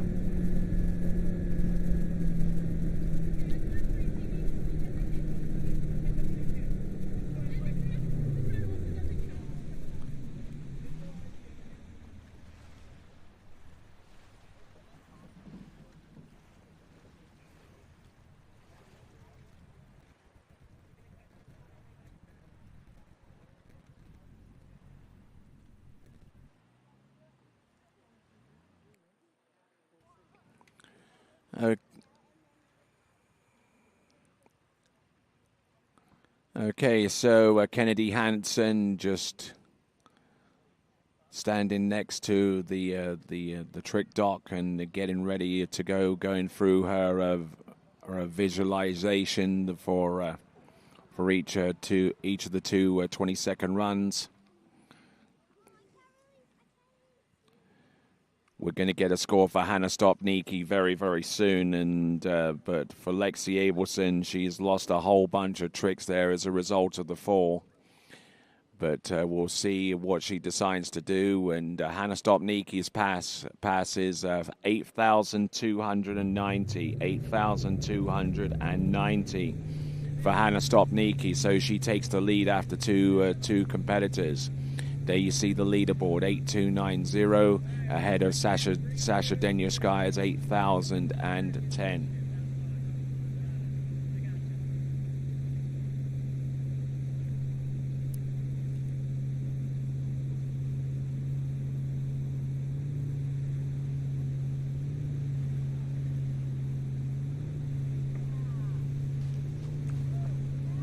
Here we go, 2 front flips, one after the other. Half jack, which involves a half rotation into the front flip. Ski line O. Wake 5 front, wake 5 back, and obviously rattled by the fall that she sustained a little bit earlier on with the toe pass. But there we go, that is Lexi Abelson. She'll swim into the shore after her work is done with the handle pass. She started off with the mode back to back and its reverse. Landed both of them very neatly indeed before going into the rotation, the front flip rotation in both directions. Then goes for the flip twist back, then flip twist to the front, and then she was getting ready to perform the fifth of... she was actually going into the ski line tricks there where the ski passes over the line in mid-rotation. But unfortunately, falling on a wake 5 back, which is a 310-point trick. So it wasn't quite her day today, unfortunately, for Lexi Abelson, and it's certainly going to fall short of the point score that she produced in round 1, which was 10,030.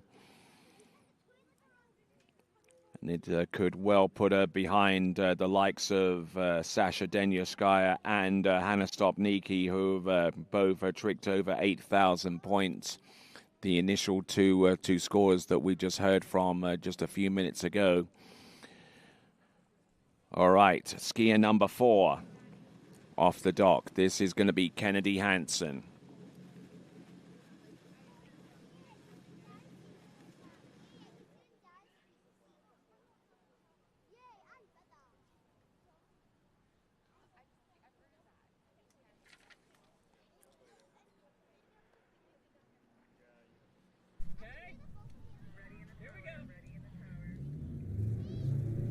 All right there, Kennedy Hansen coming to us out of Milton in the northern part of Florida.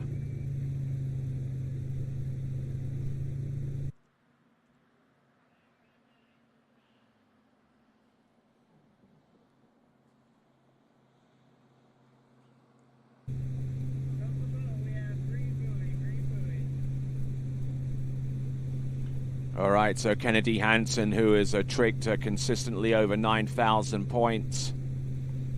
Let's see what she does here. Toe 7 front, toe 5 back, toe wake back to back, toe wake back to back reverse, surface toe back to backs, toe 5 front, toe O out, toe O in. Working at a very fast pace and a little bit too fast for Kennedy Hansen.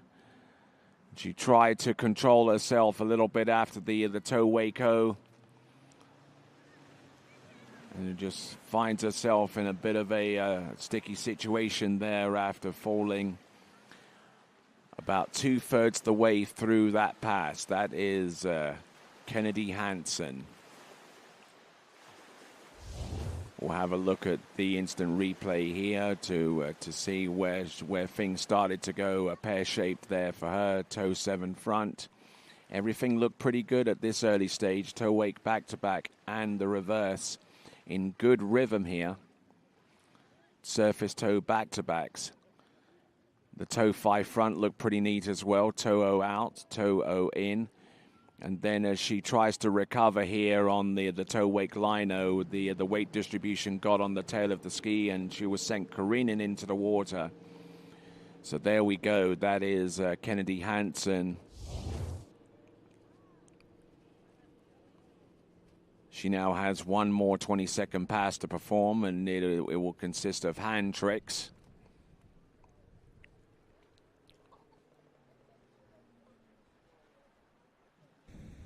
And each of the skiers can decide to do what they want in terms of pass construction. They can have a singular toe pass and a handle pass being separate, which is the case, most often the case. But there have been instances where skiers actually use a compound pass, where they go in firstly with toes, and about halfway through, the handle comes off the toe, and you complete handle tricks from there.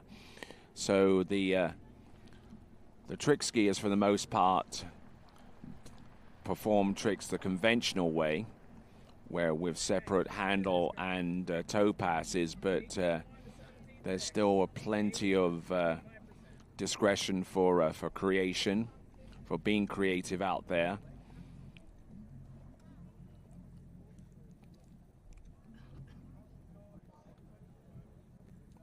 All right, Kennedy Hansen. We're waiting the trick score for Lexi Abelson. That should be coming through relatively soon. But in the meantime, we will see Kennedy Hansen getting ready for pass number 2.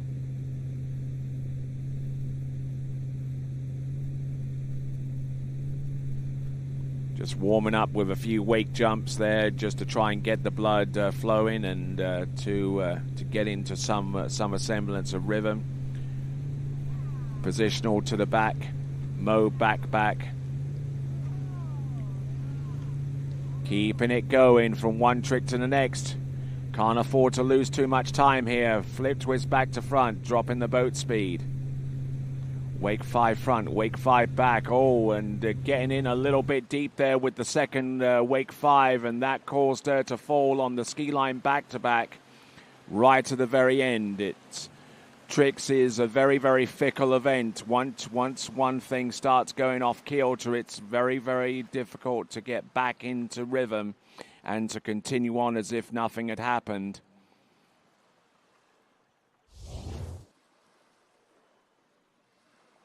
It's very rhythmical. It is very instinctual, the tricks event. Each of these skiers have perfected their passes over days and weeks and months and even years in some cases to get dialed in and to get every single move coordinated and correct, to the point where the athletes, each of the athletes will just go on autopilot, and then in that case the skier will just start and just go from one trick to the next without too much thought as to how the trick is actually performed. And in this instance, once one thing happens, then the whole house of cards starts to unravel. Okay, so that's Kennedy Hansen. We're getting ready for Neely Ross from Canada.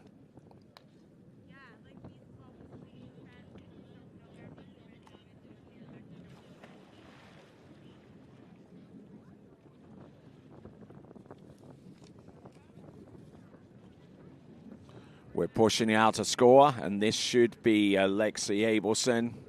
7,840 points, which puts her in third place after 3 complete scores have been received.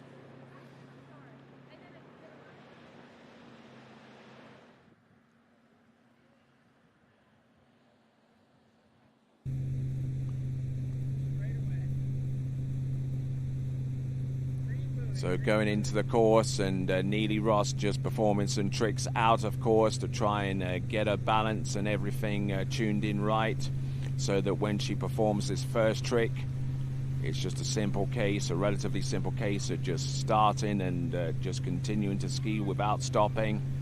Toe wake back to back, surface toe back to back, toe 5 front, toe out, toe wake O, toe wake line O, toe wake line O. There we go.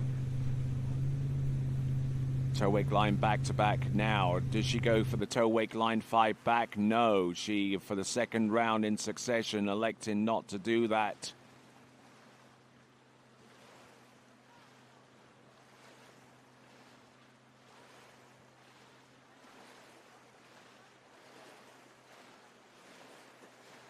So Neely Ross is skiing all the way to the drop zone at the end of the lake, and will contemplate what she has to do next to stay ahead of the game here. Toe wake back to back and toe wake back to back reverse. Extremely hard tricks at this early stage of the run. A really hard trick there. That's the toe 5 front. Starting in the back and working the way towards the front, having spun 1.5 times. Toe wake line back, spin to the back and to the front. Toe wake line back to back.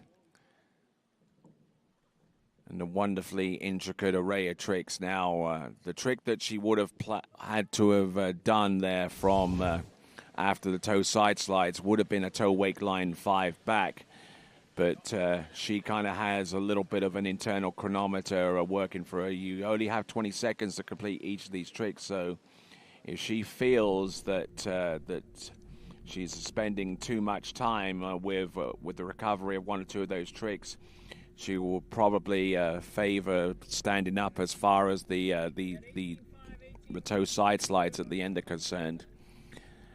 But Kennedy Hansen, we're going to get the point score from her. It is 78.50 as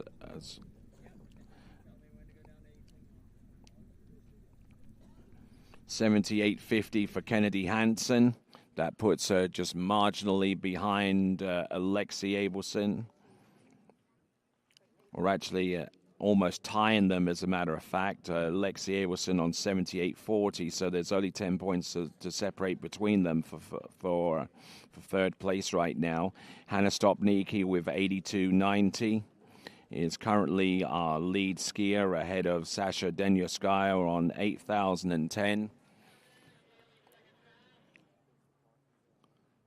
So Neely Ross there now needing a full pass of hand tricks. 29 kilometers an hour, Charlie 2, 100% ballast. Designed to beef up the wakes and provide plenty of reaction from the boat whenever she completes a move.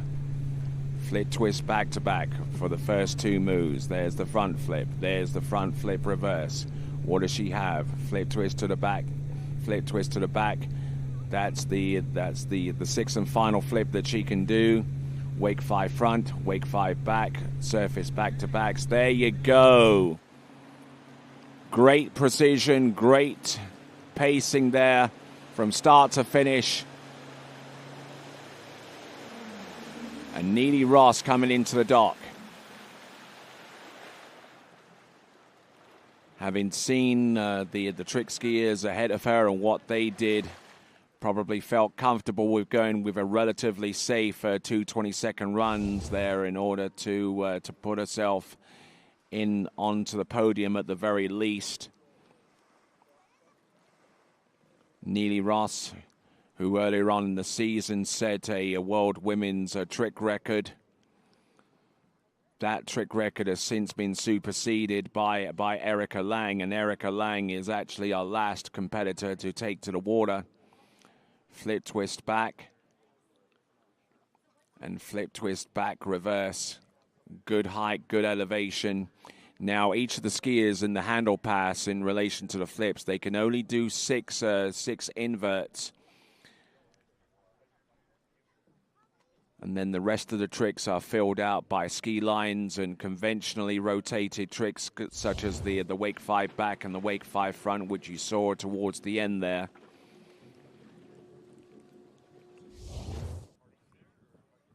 So looking in the boat and seeing Drew Ross there, extremely happy with what he's seen from his daughter, Neely Ross. And the driver offering her congratulations along the way. That is Becky Lathrop. And now we're getting ready for our next competitor, our penultimate performer in the Pro Women's Trick Final, our penultimate event. It is going to be Anna Hunter, who didn't start off particularly well in this competition. Tricked 49.80, but came roaring back with a score of 10,630. Now, if she can come through with something of that magnitude, then all bets are off. 27.8 kilometers an hour, Alpha 1, 25% ballast for toe tricks. Toe 7 front, toe 5 back, toe wake back to back, toe wake back to back reverse. Surface toe back to backs, toe 5 front, toe O out, toe O straight back in, toe wake O, toe wake line O, toe wake line back to the front and to the back some more, toe wake line back to back. So from a slow start and in the first round to producing something like that. So fantastic trick in there. That is Anna Hunter, who plies her trade in Central Florida as a realtor, and also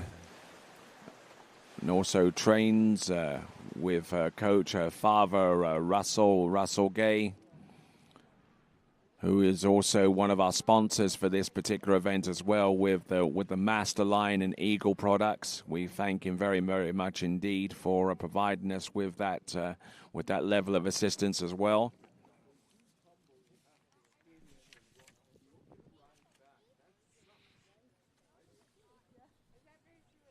So just looking at these tricks one after the other, and it just proves how important establishing a good rhythm is in relation to the tricks event.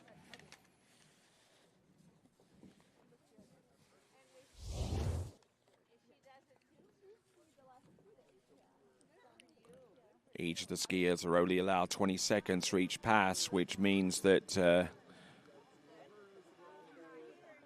that there's not much room for thinking about doing each trick. You just have to go out there and just do it.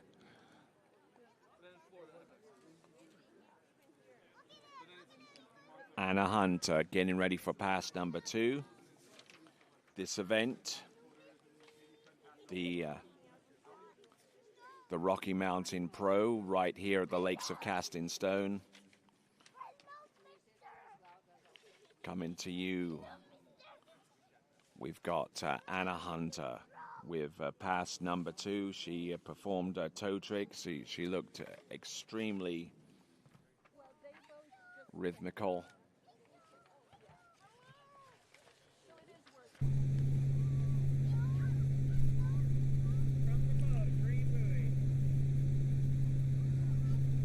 Okay, now setting up the boat speed. It's going to be a little quicker. 29.6, Alpha 1, 50% ballast, wake 5 back, ski line back to back, to the front, ski line back. Now positional to the mode back to back, and it's reverse. Now goes in for the flip twist to the back, flip twist back, reverse.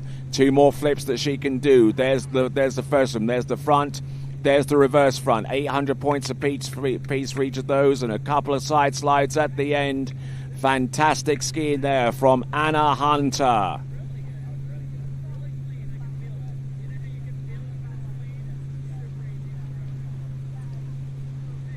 Fantastic looking pass there for Anna Hunter, and really setting up the stage for our final tricker to take to the water. It will be Erica Lang. She looks happy with what she's done, and I certainly don't blame her. First trick is the wake 5 back and the ski line back to back, a positional to the front, ski line back, another positional, but this time it's a scoring surface back to back, whips the ski round and gets into the flip twist and the mobes, flip twist to the back, positional to the front, which doesn't score any points but allows her to transition from one trick to the other effectively whilst maintaining the initial and reverse rule for tricks such as these, such as the front flips, and then does a side slide and a back and a front on the outside the wake to tot up some more points. So we're going to push another point score out. It's Neely Ross. It's 10,460. 10,460, which means that with the top score with 2 skiers left to go, or 2 scores left to go, I should say, Neely Ross has put herself into the lead and has guaranteed herself a spot on the free skier podium. So Joel Poland, not only happy for himself in winning the slalom event and the jump event, was riding in the boat there for Anna Hunter and was pleased for her as well on the strength of the 2 20-second passes that she was able to complete.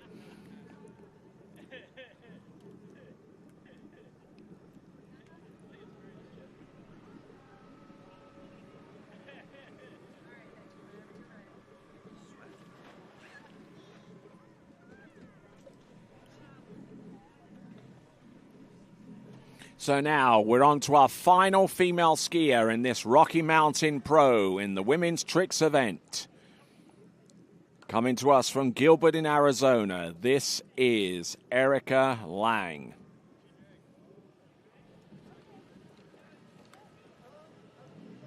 Erica Lang, who started off her adventure here at the Lakes of Casting Stone, tricking 84.30, came back with a score of 11,310, is the current women's world trick record with a score of 11,560.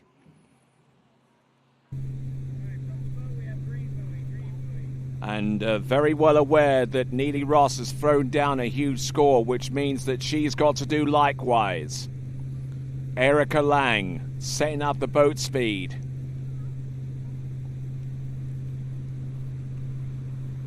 Positional to the back, Mo back, reverse. No, oh no, and she goes down on the recovery of the second Mo back. Oh my word, that is a shocker.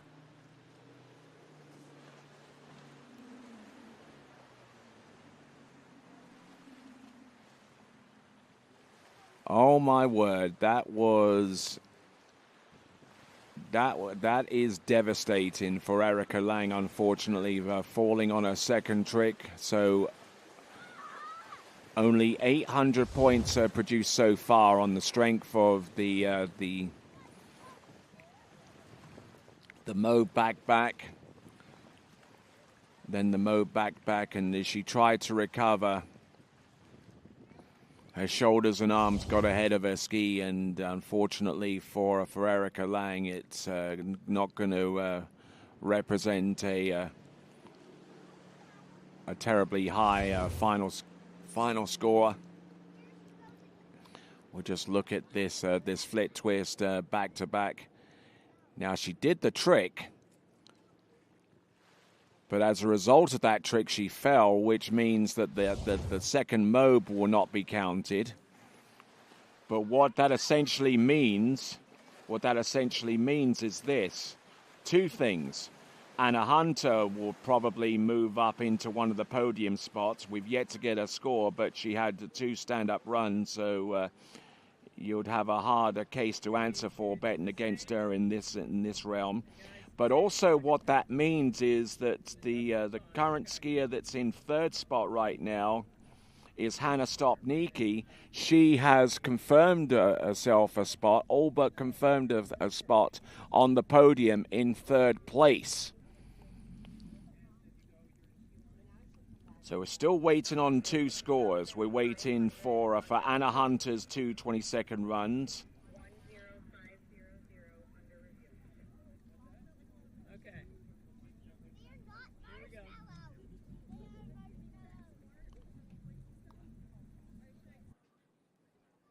So we're pushing a score right now. Anna Hunter, she scores 10,500 points.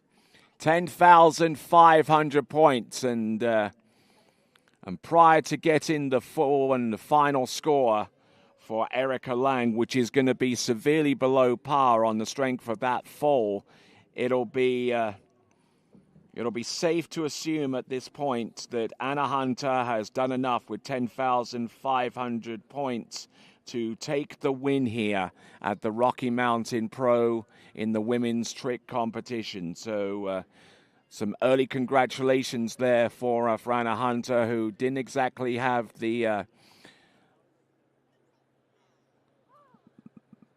She didn't exactly have the best of starts, and in relation to this competition here for Erica Lang, so that is the case right here, right now. 28.6 kilometers an hour, Charlie 3. Half jack to the front. Going with a slightly modified handle run. Wake 5 front, wake 5 back. What does she have? Ski line back to back. Ski line back. Mope.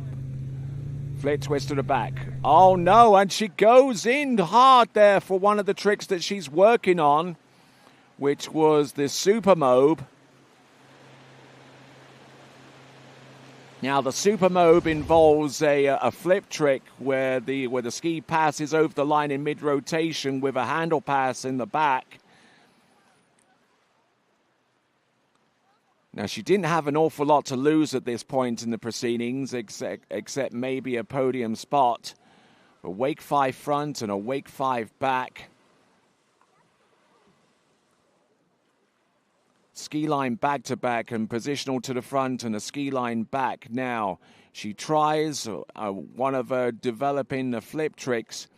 There's a flip twist to the back, and now she's rushing to try and get that last trick in the end, which was one of the super mobes, which involved a ski line move towards the end of that trick but at the end of that flip move. So we'll wait on the point score before we make an official assertion with the result. But it's safe to say that with 10,500 points, Anna Hunter provisionally is your women's trick champion here at the Rocky Mountain Pro. A stop on the Nautique Water Ski World Series.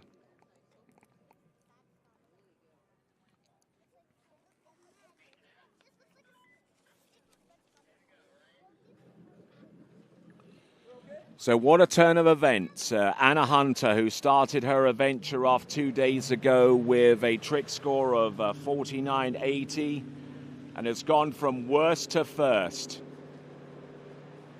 So now we're going to go into the men's trick final. We've got Thomas Daigle to get things up and running. Now Thomas Daigle in this tricking competition scored 83.30 in the first round and 71.70 in the second round. Going slowly as she goes there with the first few tricks. Toe wake O, good elevation there. Toe wake line back.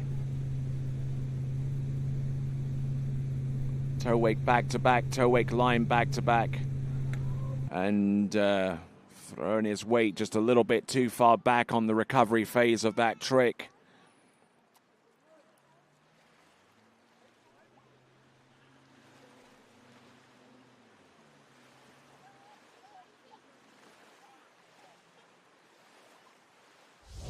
So Thomas Daigle continuing to rock here the trick ski, tricking over 8,000 points in round number 1 and over 7,000 points in round number 2.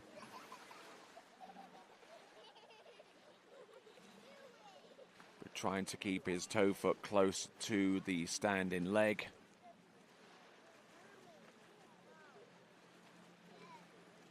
And to facilitate the pull and the advancement of the ski towards the boat there, to enable it to spin free of the boat's pull.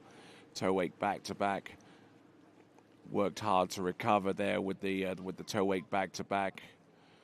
And tries the toe wake front and come into grief a little bit there.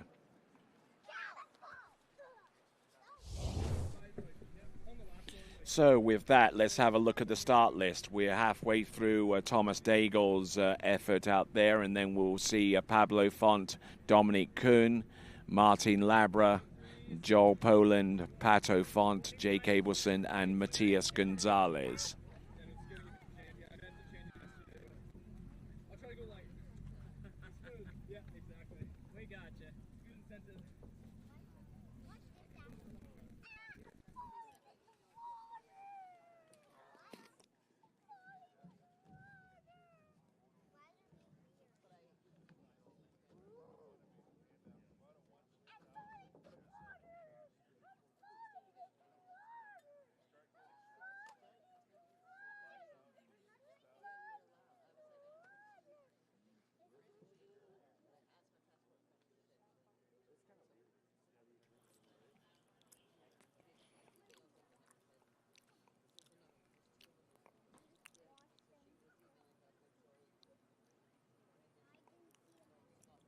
So just waiting on the final score to be released from Erica Lang.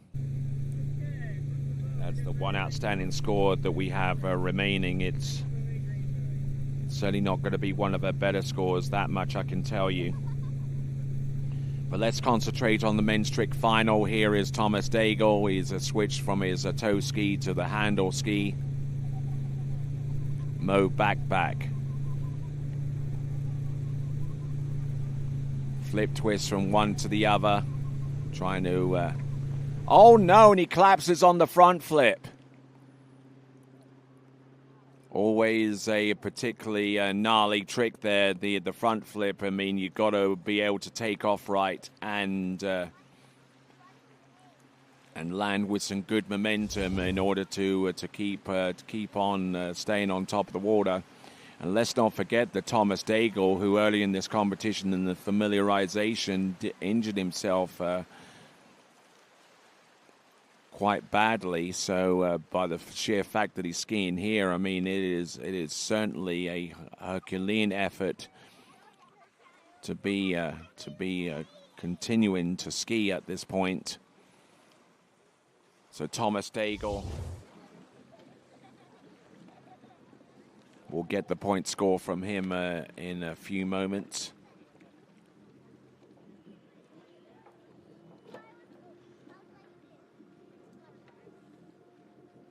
So we've got a point score for Erica Lang, 63.40, 6,340, which therefore means that prior to official confirmation, your winner of the women's tricks event here at the Rocky Mountain Pro for 2026 is Anna Hunter. Anna Hunter, your winner with 10,500 points. And that puts her in first place ahead of Neely Ross. And Hannah Stopnicki taking the third place position on the podium with her score of 82.90. There you go. There is your leaderboard. Anna Hunter, your winner with 10,500. Neely Ross with 10,400 points. 460 points. And Hannah Stopnicki with 82.90. All right, moving on from Thomas Daigle, we go on to our next competitor coming to us out of Mexico. This is Pablo Font.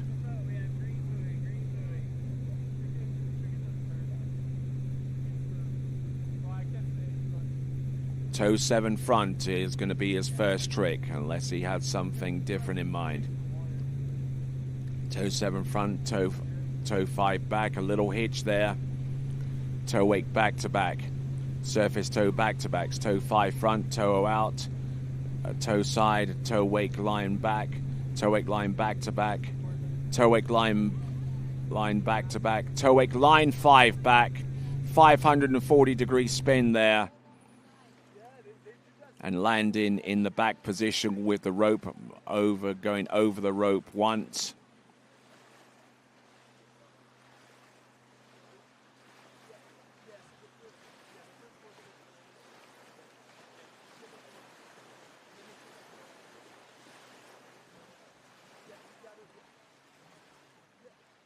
So our next skier who is about to take to the water, that is Dominic Kuhn, getting strapped into his trick ski, using a non-insignificant amount of a tape in order to facilitate that. Toe wake back to back, and the reverse from Pablo Font. Toe 5 front, and almost as soon as he completed that trick, he started spinning out. Toe wake line back, which is a toe step over from front to back, and then there was the toe wake line back to back and its reverse. Now the reverse can be performed immediately after the initial one because the position in which you took off from is exactly the position that you land.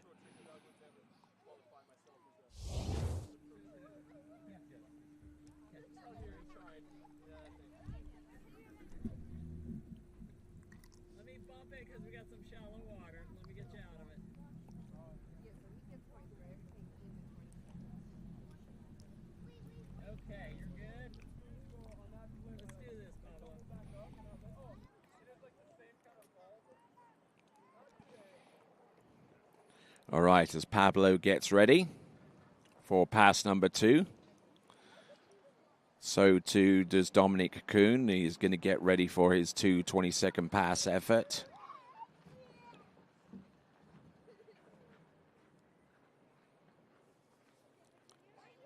I think I hear the towboat coming in, and indeed it is. Pablo Font getting ready for pass number 2.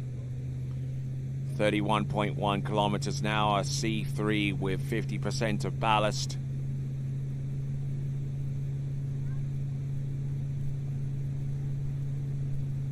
Positional mode back, case in the top of the wake there, does likewise with the second version of that trick. There is the front flip, there's the flit twist to the back, there's the reverse, flit twist to the front, ski line O, ski line 5 front, ski line back to the front, ski line back to back, aggressively going through those moves, and superb trick in there. Thomas Daigle, 57.30. Thomas Daigle, 57.30.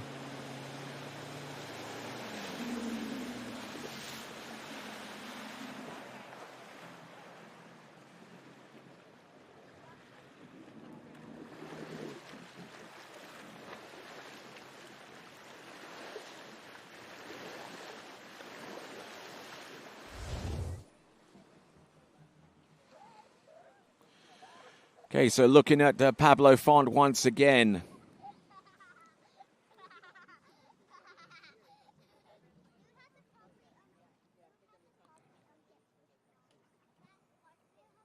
Remarkably different way to producing a front flip than the most other competitors.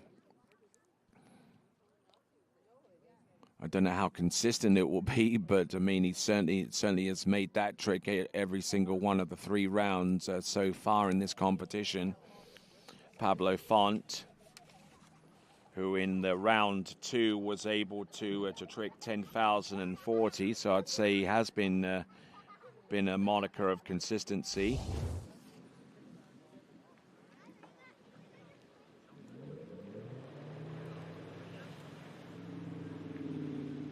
So moving on from Mexico, we go to the Central European nation of Austria. It is going to be Dominic Kuhn.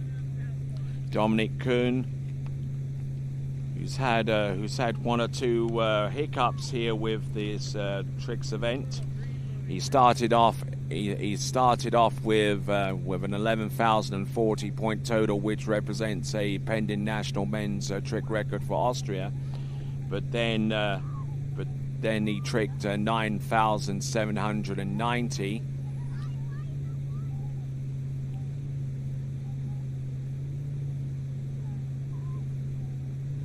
Working his way from one trick to the next. Toe wake line back. Toe wake line 5 back. Toe wake line back to back. Does he have anything more beyond that point? No, but he's pretty pleased with the effort that he's put in so far, and now he'll transition from toes to hands, and he should have plenty of encouragement going forwards. Toe wake 5 back, a toe wake front, a toe side, reverse toe back, toe wake back to back, and it's reverse.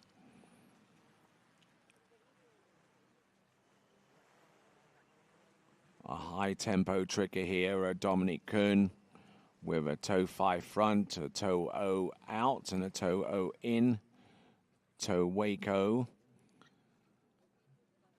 Wonderfully elevated toe wake line O, and the toe wake line back, and now extending his leg and pulling in with a huge amount of strength there to in order to facilitate the toe wake line 5 back, and then follows on with the toe wake line back to back.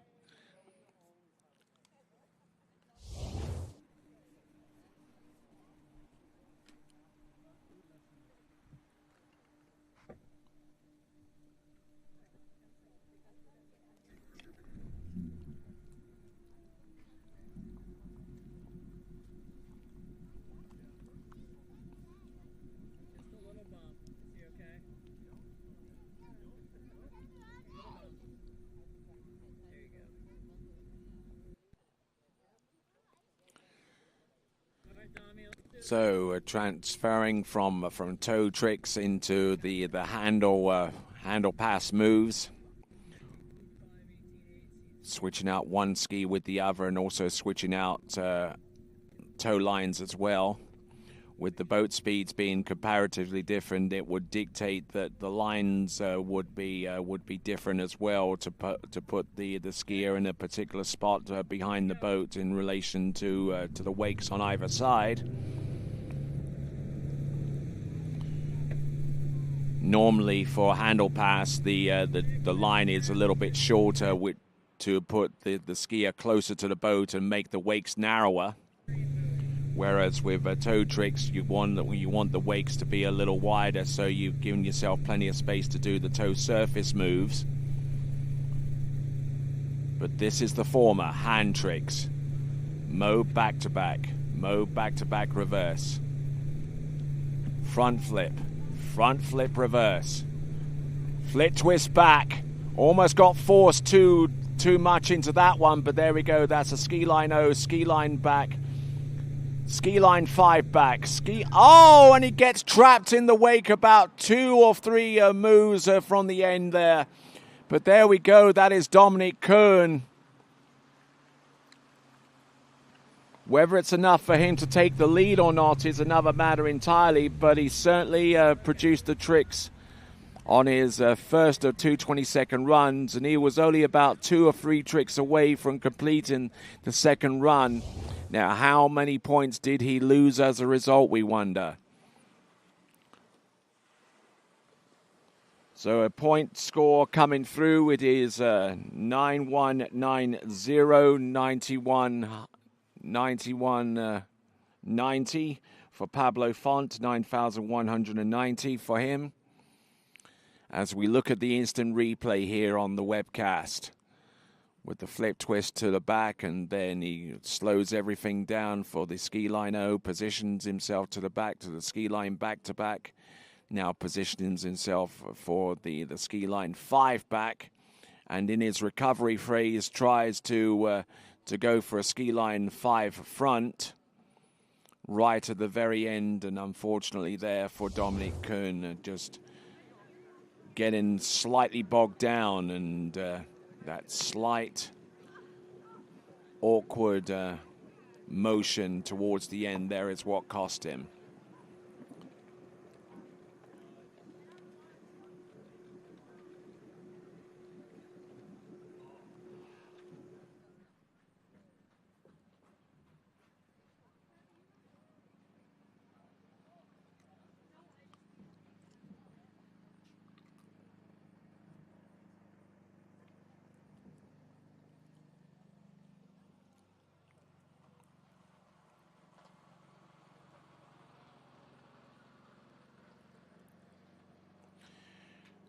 Okay, so waiting for the green light from our officials before continuing on. So going from 100% ballast for the handle tricks of Dominic Kuhn to 0% ballast in the back of that Nautique towboat. There's plenty of technology that goes into these performances, including the ballaster system that is utilized by our trick skiers in this particular event, alongside Hydrogate and the microtuner systems and the zero off. The Ski Nautique towboat for 2026 is the absolute epitome of towboat perfection. And you can find out more by going to nautique.com to find out more about the new 2026 Ski Nautique towboat, which is a complete bow to stern redesign. Tow wake 5 back reverse. Getting in a little bit deep here, but just trying to stay on top of the water right now. Tow wake line O, tow wake line back, tow wake line back to back, tow wake line back to back reverse. Standing up for a tow wake line 5 back. Nails that one. Tow wake line front to the end and then does a 180 towards the back there to recover. But it was not without its errors here, and despite the fact that he stood up through that run, there are a couple of instances at the very least in this pass, and we'll highlight them on the instant replay where he came up a little bit short. True that he stood up all the way, but he lost a bunch of points in the process. Reverse tow wake 5 back, tow wake back to back, and it's reverse. Now from about this point onwards, tow 5 for front there, but that got a little bit disjointed. And he actually missed the rope there in preparation for the tow wake O, and he had to do a relatively simple tow wake back in order to stay upright and to do the remainder of these tricks. A heads up move there for Martin Labra. Tow wake line 5 back right to the very end, and a tow wake line front. Slips in a 180 to the back, and they're right there on that trick there. An expression of frustration of not being able to do the run that he would have liked.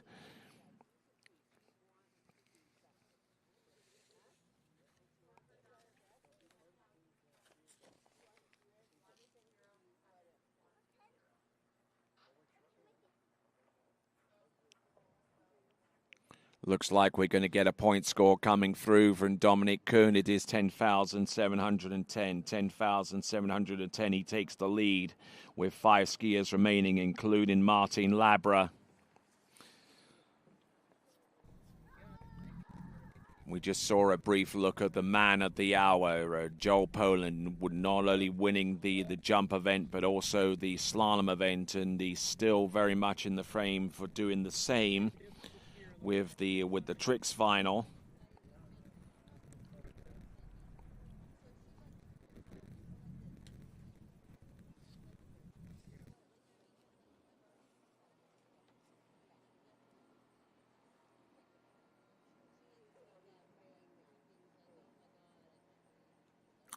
All right there, welcome back to those of you watching us here at the Rocky Mountain Pro-Am for 2026 here in Calgary, Alberta, Canada. A tournament that's part of the newly minted Nautique Water Ski World Series, a series which will continue on to the California Pro in a few weeks' time, and then we'll restart in March of next year with the continuing series tournaments such as the Moomba Masters, the Masters LCQ to come up in May, and then right there at the Memorial Day weekend in May, the Masters itself. Half jack, flit twist to the back, reverse. What has he got left? He's got front flip. Ski line 5 back, ski line 5 front. What does he have remaining? Ski line O, back, ski line back to back. Does he have anything more? Ski line back at the end. the kind of run that he wished that he had on his first pass. He was able to put into play with his second and final 22nd run. Missed out on a whole bunch of tricks there on pass number 1, but he comes roaring back with pass number 2. But could it be enough to take the lead away from Dominic Kuhn, who tricked 10,710 points?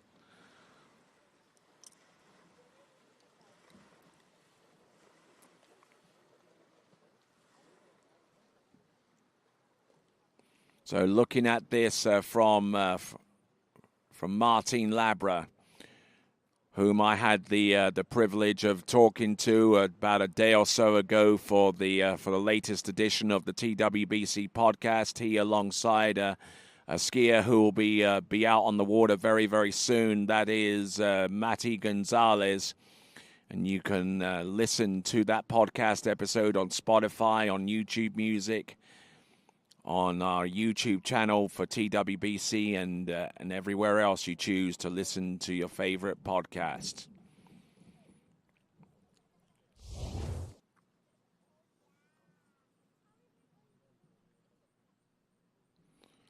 So we just seen a Martin Labra perform his 2 22nd runs. Will miss a few tricks there on pass number 1, but he stood up, and it was some incredible heads-up skiing, realizing where he was and knew exactly what to do from that point onwards, despite the errors. Skier on the water right now, the newly minted champion of the Rocky Mountain Pro in the men's slalom and the men's jump event. He's going for the triple.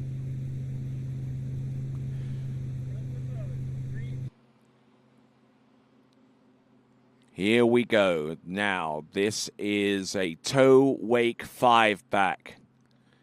Wraps in as if it were a toe 7 front, but goes in for the toe wake 5 back. Toe wake back to backs. Toe 5 front, toe wake O, toe wake line O, toe wake line back, and to the front, toe wake line 5 back. Beautifully spun there, toe wake line back to back, and it's reverse. Getting the job done there on pass number 1.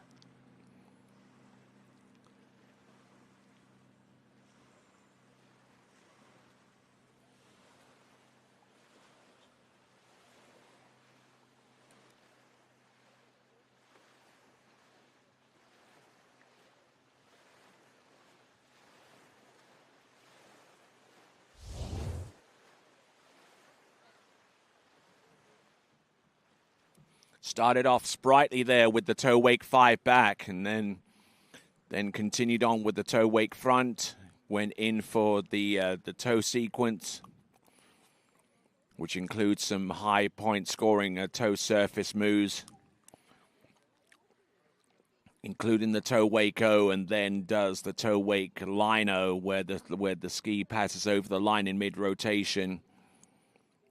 Toe wake line back, toe wake line 5 back, spinning 1.5 times with the ski in mid-rotation before he goes into the toe wake line back-to-backs. Not just once, but twice, once in each direction. And a wonderful array of tricks there for Joel Poland. And Joel Poland, the current world men's overall record holder, has broken the title more times than we can remember, but his newly minted world record consists of a 3 at 10.25 meter slalom run. In jump, he produced a 71.4 meter leap, and in tricks, he has tricked 12,160. To give him a total of 2,764.88 for a brand new men's world overall record. And I suspect that he may not be done there quite yet. Now, in respect to this event, and we're continuing our calculations here with the world overall record in respect to this event. I mean, sure, he's got a score of 3 at the 10.25 meters, but he needed a bigger jump in order to make the performance in the tricks event relevant in that respect. Flip twist back. Oh, there we go, Super Mobe. Going fast here. Ski line 5 front. Oh, my word, and going down hard. He had about 2 or 3 more tricks to go, but he's going to be a happy camper this weekend, despite falling about 3/4 of the way into that trick pass. That is Joel Poland from Great Britain. He might have even done enough to get on the podium, who knows? But at this juncture, Joel Poland will swim into the shore. Fell on the ski line 5 front, but got most of, if not all of the flips that he had planned on that run as Joel Poland swims into the shore.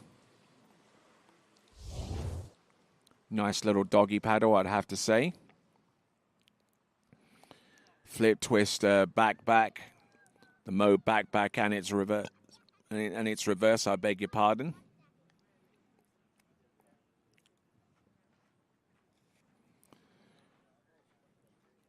Looking in good shape here for the remaining tricks of this run. There's Super Mobe.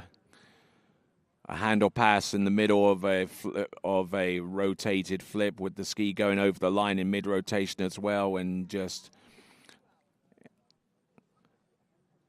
loosen his axis and lost the line there towards the end of that move. And there we go. That's Joel Poland. We await the score from Martin Labra. It should be a relatively big total. And how big is it?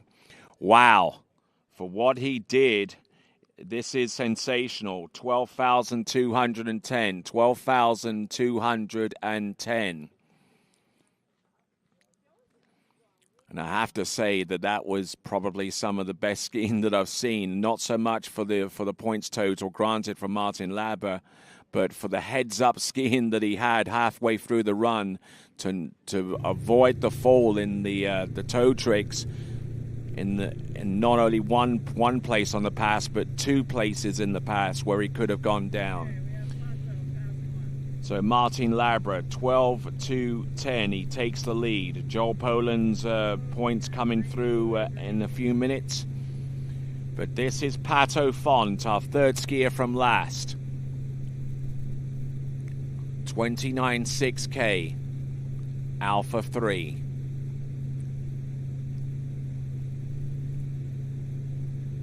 Going through these tricks now. Toe out. There we go. That's the toe wake line back, toe wake line back to back, toe wake line back to back reverse, toe wake line 5 back. He nails that one too.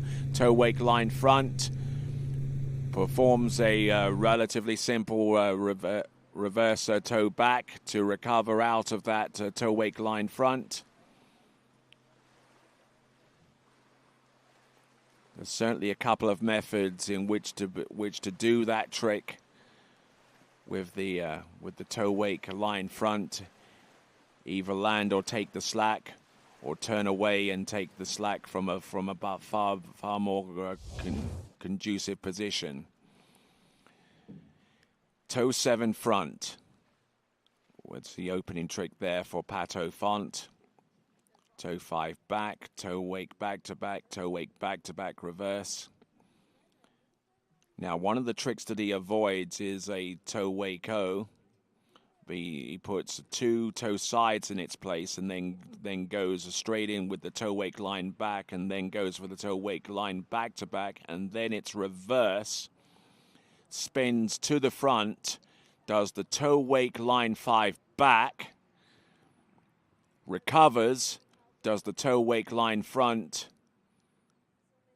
There was that little element towards the end. Fantastic skiing there. Brilliant trick in there from Pato Font, our 3rd from last skier in this tournament.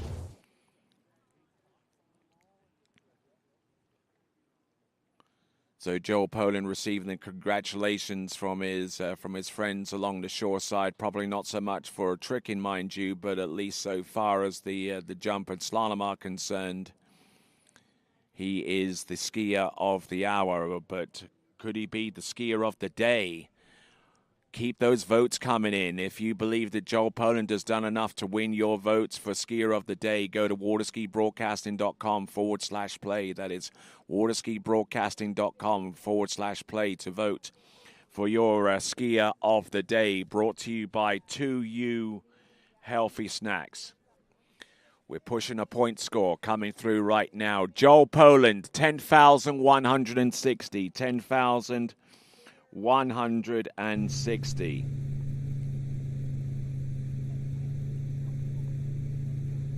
10,160. That means that a podium position is assured for anyone that tricks over 12,210, which is the lead score with the final three athletes to go, including Pato Font. There we go. Flip twist to the back.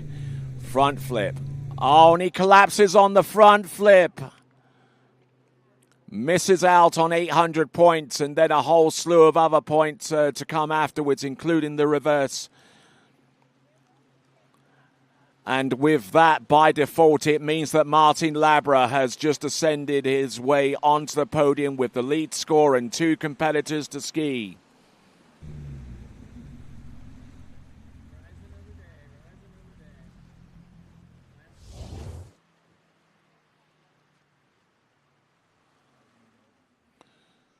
So not looking too bad on a pretty high tempo here for the first few tricks, including this half jack, which is a half rotation combined with a modified front flip.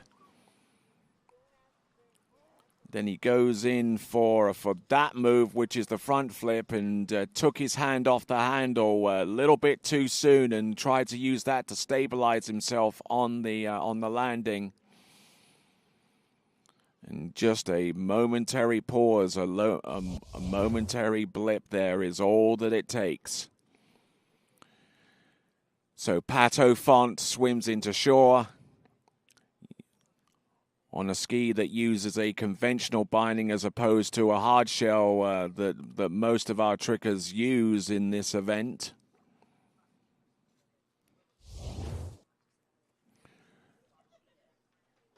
So there, the reaction there from Tincho, that's Martin Labra, realizing that he's just snagged himself a position on the podium with 12,210.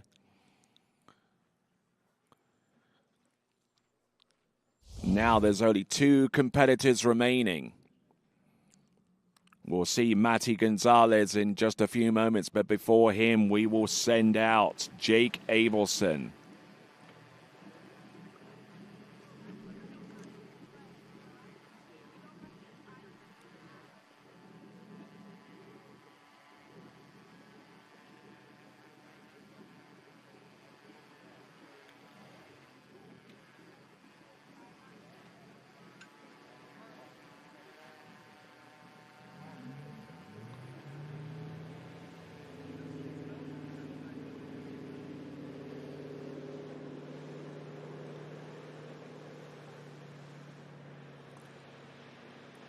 Okay, so coming into the course, and a skier who received news yesterday that his pending world trick record of 13,040 points was approved from that tournament, the Royal Nautique Pro in Morocco. This is Jake Abelson.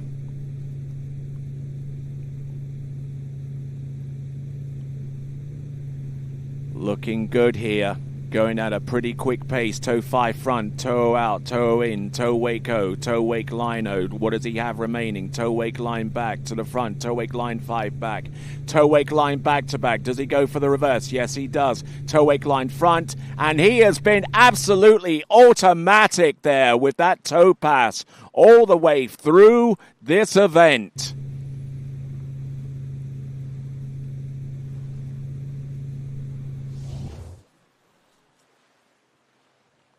So Jake Abelson, who has already tricked scores of 12,417 round one, and 13,020 in round number 2. And Pato Font, we just seen the scorer there for him, over 9,000 points.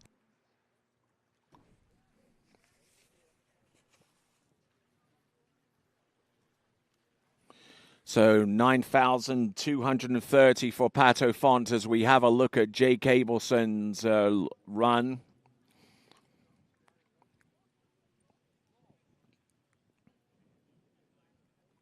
Fantastic skiing towards the end, including that toe wake line front. And there you could basically count on one hand the amount of tournaments that have occurred over the last few seasons and seen not just one but two skiers a trick over 13,000 points.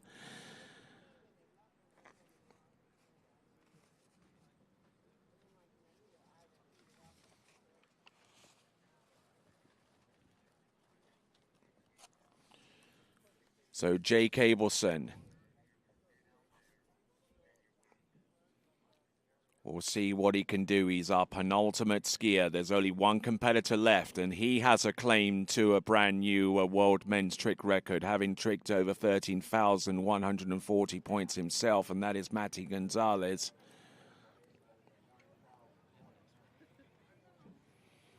And there is said Matty Gonzalez around the area of the starting dock. So now, Jay Cableson taking aim not only for the title here at the Lakes of Casting Stone, but also for maybe another crack at the world men's trick record. Flip twist back to back. There's the front flip. There's the front flip reverse. Nails that one too. Flip twist to the back. Half jack to the front. What has he got remaining? Ski line 5 back. Ski line 7 back. Ski line 5 front. Look at him go. Ski line O's towards the end. Ski line back. And he is just absolutely dynamite. Fantastic effort there. Is that going to be enough? Could it be enough for the win? Could it be enough for a pending world record? Who knows at this point?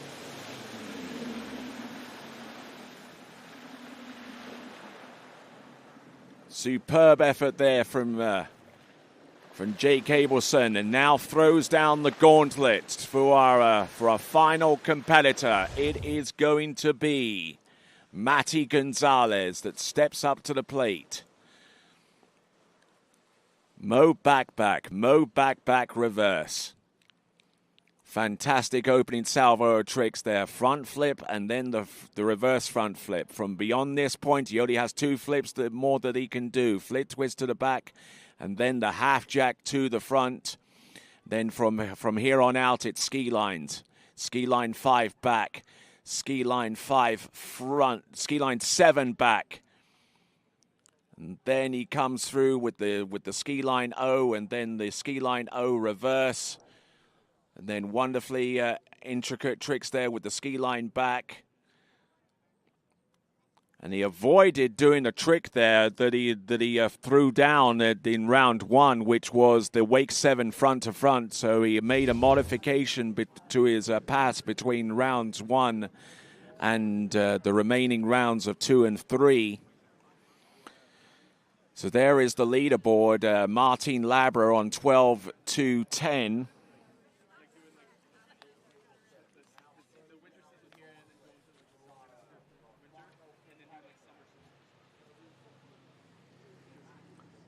So Jay Cableson, we're waiting for his points to come through. He is the only outstanding athlete that we do not know the point score for. Matty Gonzalez jamming to his favorite tune. Don't know what he's listening to, but it's probably Bad Bunny.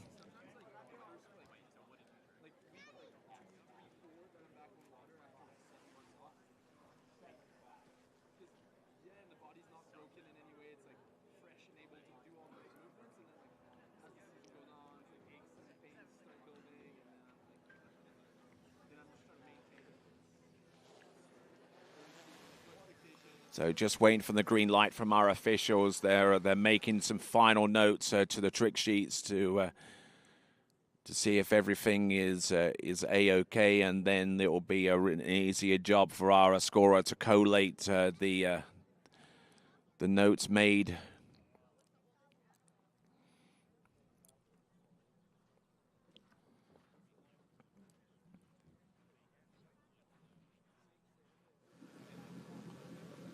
All right, inside the towboat, Totti Miranda.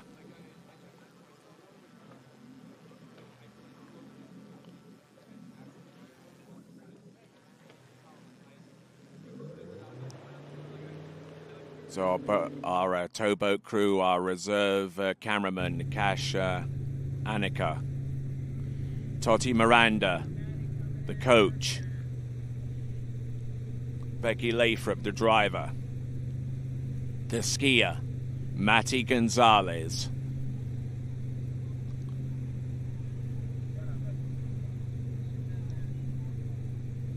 Still waiting on the score for Jake Abelson. Let's have a look and see, shall we? It's going to be the toe 7 front. Watch this pacing on this one. Toe 7 front, toe 5 back, toe 8 back to back, toe 8 back to back reverse. Surface toe back to backs, toe 5 front, toe out, toe in, toe wake O, toe wake line O. Now going to go for a toe wake line back, spins, toe wake line back to back, toe wake line back to back reverse. Does he go for the toe wake line 5 back? Yes, he does, and he nails that one too. Toe wake line front and a spin to the back to control the momentum for the toe wake line front.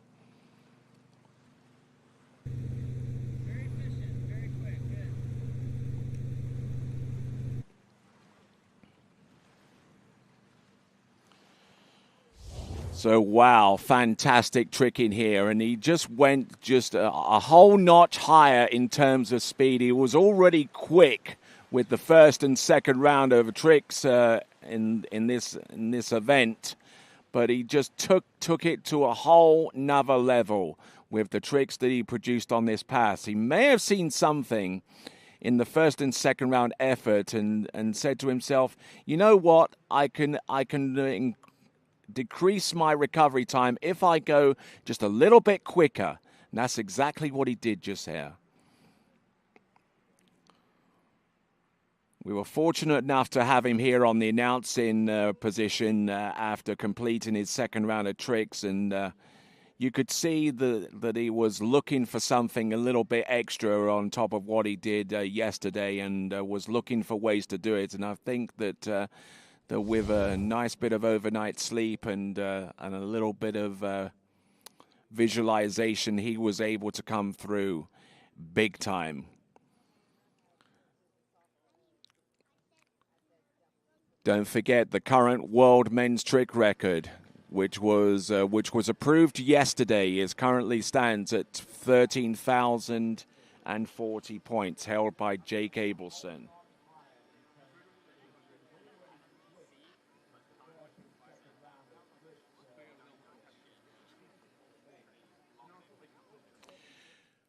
All right, Jake Abelson waits for his point score. It could be enough for the win. It could even be enough for a pending world men's trick record. We already have one of those being submitted into the mix. 13,140 points from Matty Gonzalez, and the point score coming through 12,820. 12,820, which is good enough for the lead. 12,820, which pushes Martin Labra from first into second. Let's see what Matty Gonzalez can do to round off this tournament. Mo back. Here we go with the half jack. Keeping his axis. Flip twist to the back. Let's see what he's got there. Front flip. What he can do. Ski line O. Ski line back to back. Ski line 5 back. Ski line 5 front. There you go, at the bell. Fantastic skiing there for Matty Gonzalez, almost getting buried there towards the end with the ski line back. And there we go, folks. That concludes the on-water action here at the Rocky Mountain Pro. We await the final score to come through from Matty Gonzalez, but a fantastic end to a great event here on the water, here at the Lakes of Casting Stone. The Rocky Mountain Pro, an event that's part of the Nordic Water Ski World Series. And just looking at these tricks once again, trying to stay as close to the top of each wake as he transitions from one trick to the next. Half jack in the middle there, and then he goes in for the flip twist to the back, and then the final flip that he had in his repertoire was a singular front flip, and it's an 800-point trick. Positions to the back, ski line back to back, positions to the front, ski line 5 back.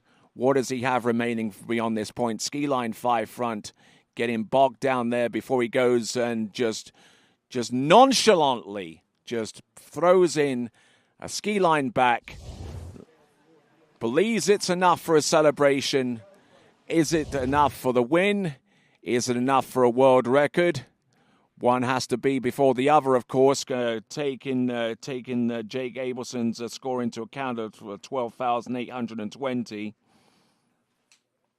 And a reminder once again that Jake Abelson yesterday found out that his score of 13,040 points was good enough for a brand new pending world record, an official world record from the Nordic Pro event, which took place well over a month ago in Rabat in Morocco.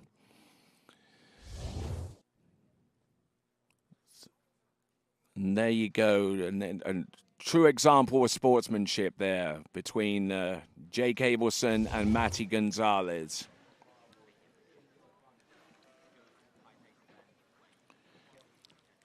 Just waiting on this point score now. We wait with bated breath.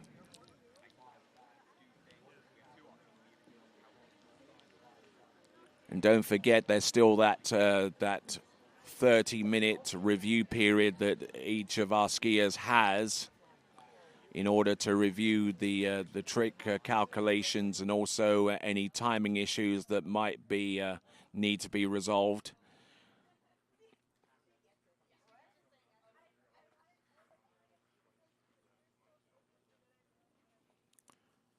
So Jake Abelson currently in the lead with 12,820. Martin Labra with 12,210. Those are the only two confirmed podium placements right now.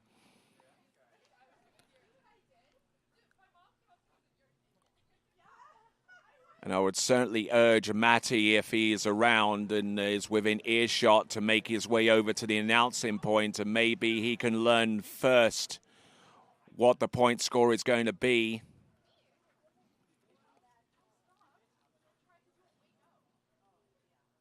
Go vote for your skier of the day. Could that young man in that picture be worthy of your vote for skier of the day?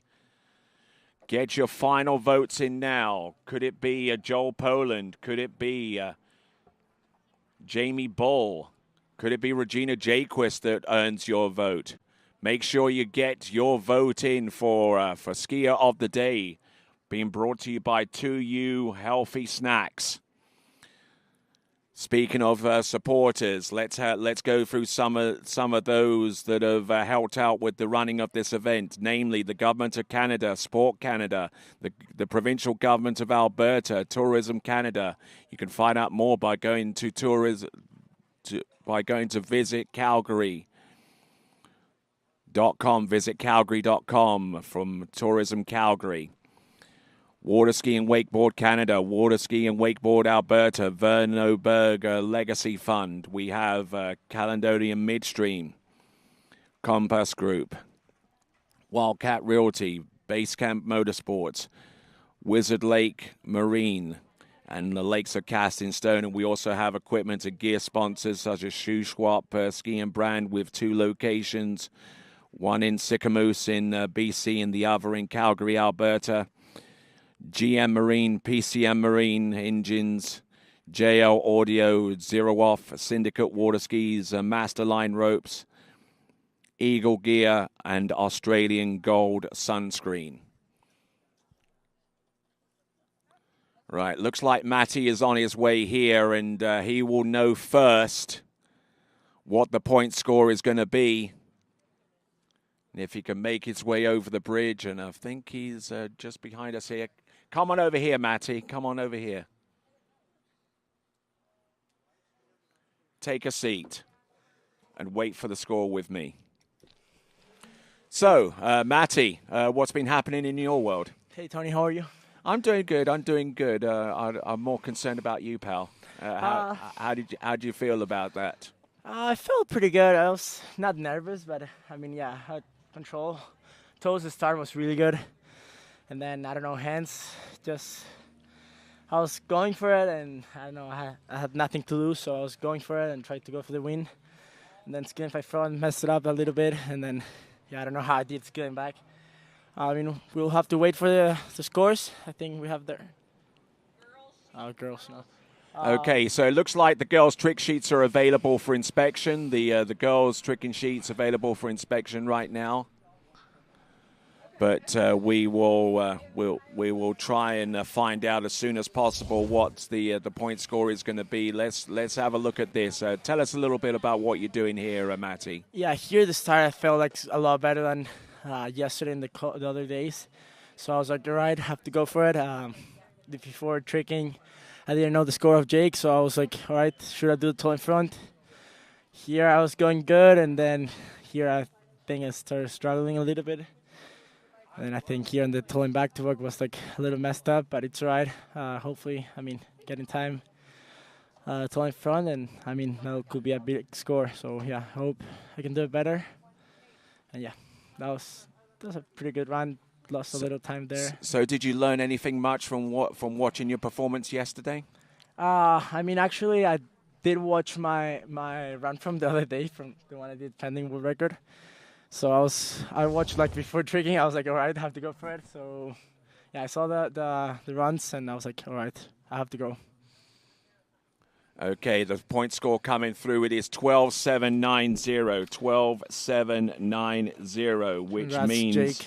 That means that Jake has taken the title with 12,820 points. Congrats to Jake. That was unbelievable skiing. So yeah, I mean, second's not bad. I've been struggling a little bit with my skiing, but yeah, I'm really happy to be back in the podium. It's 2 in a row after Italy.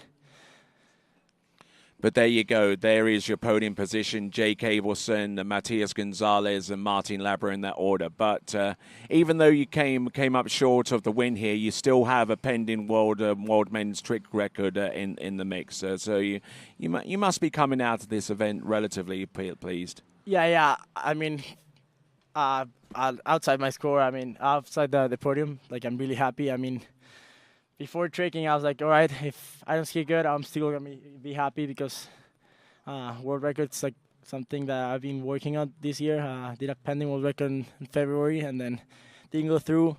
And now hopefully this one goes through, and then maybe I can do a little more. Indeed, and we'll look out for that score to maybe be certified as a new world men's trick record. There's you see Jake Abelson there with the win with 12,820. Yourself, Matthias, you've got 12,790. And Martin Labra. And I mean, Martin Labra was the performance that really impressed me, because he was real heads up with his toe pass, and he had to stop a couple of times, but he stood up and he motored on from that point onwards. Yeah, there you can see, like, he's a great skier, and yeah, he can control after messing up a little bit toe pass, and he can go for it. Hence, he went really good. So I'm really happy about the podium. I mean, it's been really good tournament, and yeah, 5 rounds for me over 12K, and that's what I've been looking for. And before we leave you for a few minutes, just a quick promo that I talked to you and to Martin Labra on the TWBC podcast. So the folks there will get to listen to you and to Martin Labra beyond the scope of this tournament. But congratulations on your podium finish. Yeah, thank you, Tony. Thank you for so much. Not a problem. That concludes the on-water action with the Rocky Mountain Pro. as part of the Nautique Water Ski World Series. We'll be back in a few minutes with the prize giving, so stick around, folks. More to come right after this.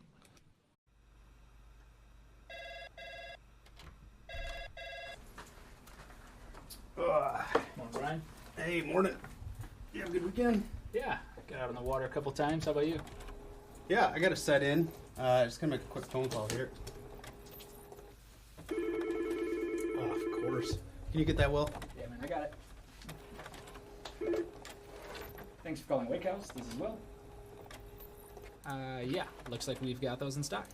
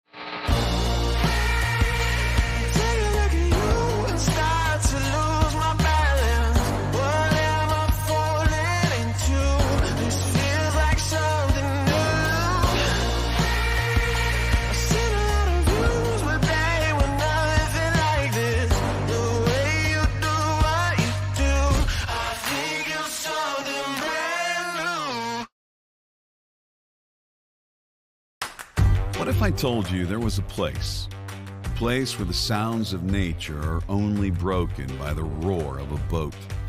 A place where that summer feeling lasts all year long. A place where the Florida sun is only outshined by the smiles of the skiers. A place where first-time skiers can ski alongside world champions, and the world-class coaches work with all levels of skiers. What if I told you there was a place where life slows down and your only job is to make lifelong memories? That place is Swiss Water Ski Resort. Book your trip at SwissWaterSkiResort.com.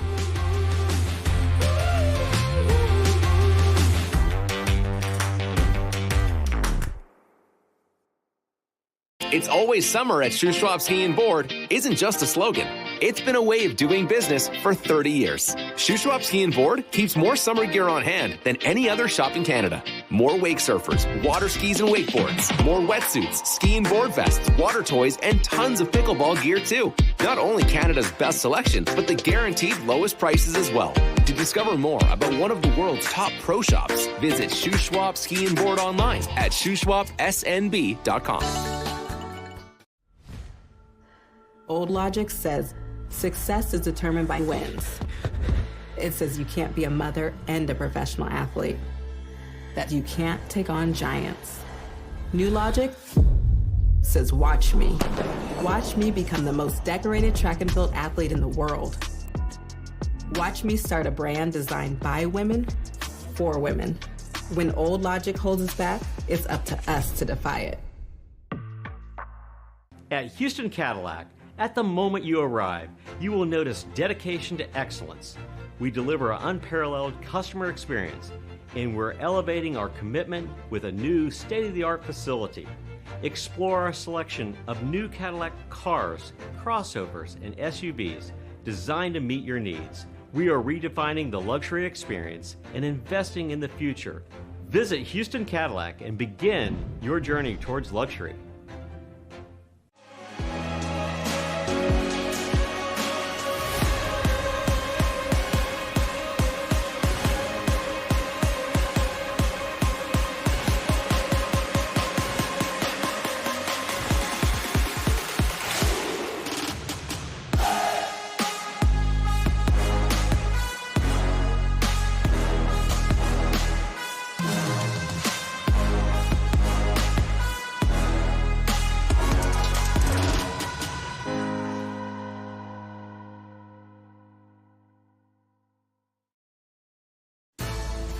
At Dillinger Insurance, we have over 50 different carriers to shop your home, auto, and recreational vehicle insurance needs. We would love the opportunity to save you money. We insure $1 million mansions, condos, mobile homes, rental homes, and everything in between. We know all about wind inspections, 4-point inspections, and how to get you the right coverage for your particular home. You've got questions, we've got answers. Can you remember the last time you had a rate decrease with your auto insurance? Let's take a look and see what we can do. We know all the ins and outs of getting our customers the best rates, coverages, and discounts, so put us to the test.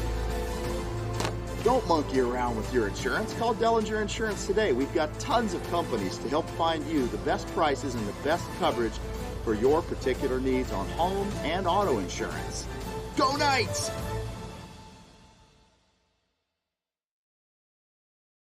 My name is Thibaut Dalen and I'm the broker of Dalen Real Estate. And today I want to show you some of our special listings located in Florida's world famous water ski hotspots.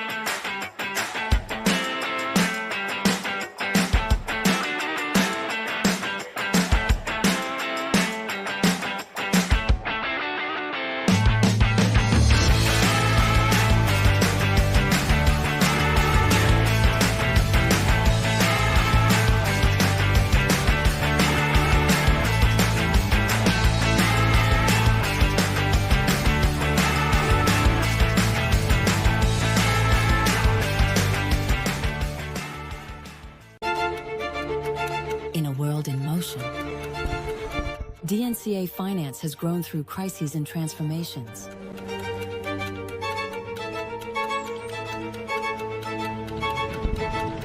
Times change, values remain. For more than 25 years, DNCA has been by your side for active and flexible management of your wealth. DNCA, Maison d'épargne de valeur. Speak with your financial advisor. Luxury means something different to everyone. A private island, a hidden villa, a journey designed around you. At Marola Travel, we take the time to listen to how you want to travel, how you want to feel, and what luxury truly means to you. Marola Travel. Wherever you're going, we'll make it easy.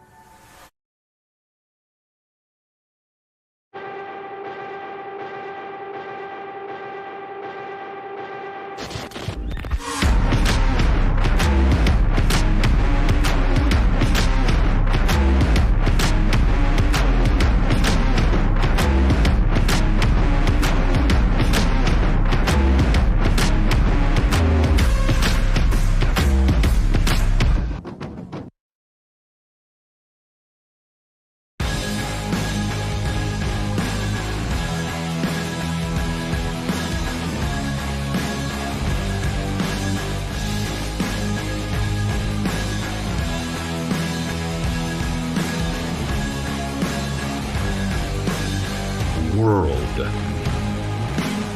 record ropes masterline.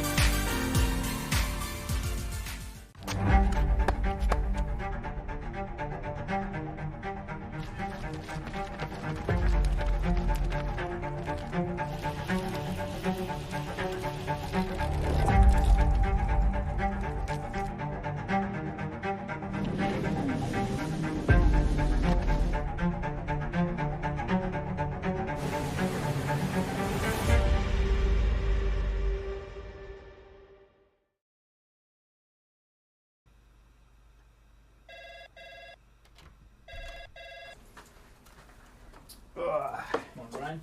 Hey, morning. You have a good weekend? Yeah, got out on the water a couple times. How about you?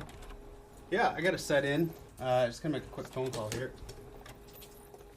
Oh, of course. Can you get that, Will? Yeah, man, I got it. Thanks for calling Wake House. This is Will. Yeah, looks like we've got those in stock.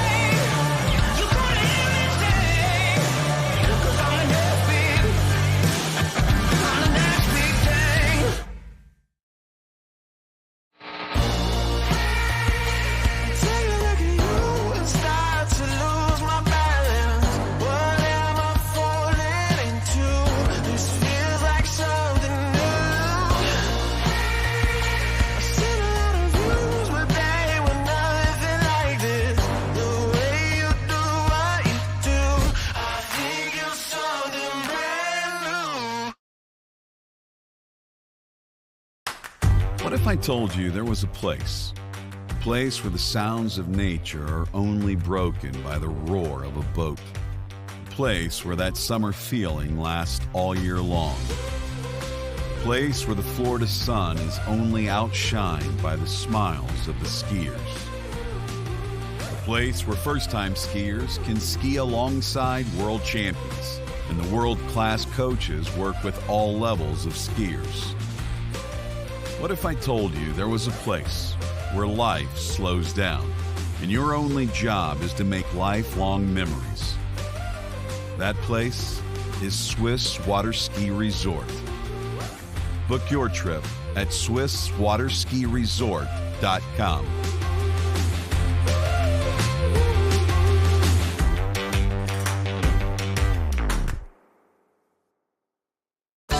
For 30 years now, Canada's #1 water sports pro shop, Shuswap Ski and Board, has been supporting the sport they love through extensive athlete and event sponsorship, donations, and prizes. Having watched the best water ski action on the planet for years, the crew at Shuswap Ski and Board is now helping TWBC bring that amazing action to you. To discover more about one of the world's top pro shops, visit Shuswap Ski and Board online at shuswapsnb.com.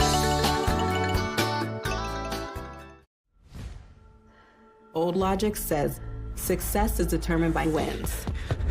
It says you can't be a mother and a professional athlete, that you can't take on giants. New logic says watch me. Watch me become the most decorated track and field athlete in the world. Watch me start a brand designed by women, for women. When old logic holds us back, it's up to us to defy it. At Houston Cadillac, at the moment you arrive, you will notice dedication to excellence. We deliver an unparalleled customer experience, and we're elevating our commitment with a new state-of-the-art facility. Explore our selection of new Cadillac cars, crossovers, and SUVs designed to meet your needs. We are redefining the luxury experience and investing in the future. Visit Houston Cadillac and begin your journey towards luxury. At Dillinger Insurance, we have over 50 different carriers to shop your home, auto, and recreational vehicle insurance needs. We would love the opportunity to save you money. We insure million-dollar mansions, condos, mobile homes, rental homes, and everything in between. We know all about wind inspections, 4-point inspections, and how to get you the right coverage for your particular home. You've got questions, we've got answers. Can you remember the last time you had a rate decrease with your auto insurance? Let's take a look and see what we can do. We know all the ins and outs of getting our customers the best rates, coverages, and discounts, so put us to the test. Don't monkey around with your insurance. Call Dellinger Insurance today. We've got tons of companies to help find you the best prices and the best coverage for your particular needs on home and auto insurance. Go Knights!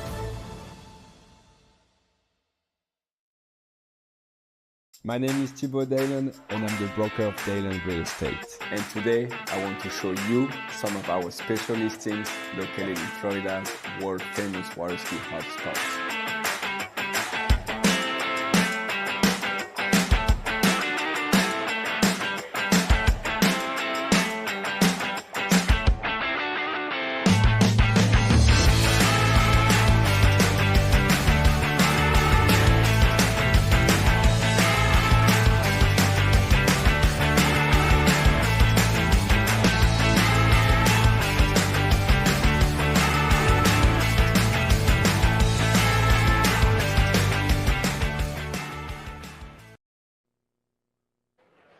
Well, ladies and gentlemen, welcome back to live coverage of the Rocky Mountain Pro-Am.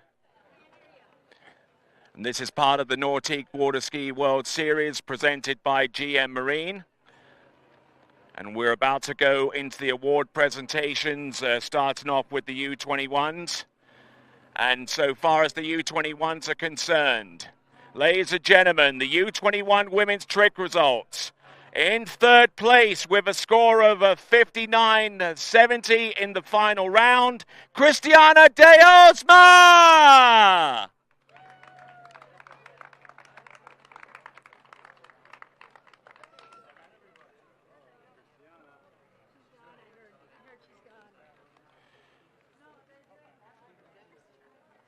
All right then, moving on to second spot with a score of 72.20.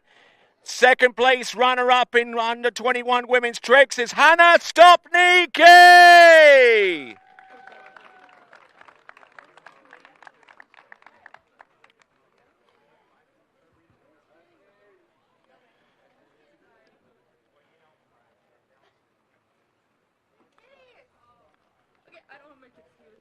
All right then, ladies and gentlemen, presenting to you the winner of the U21 Women's Trick Competition with a score of 10,030 points from the United States of America, Lexi Abelson!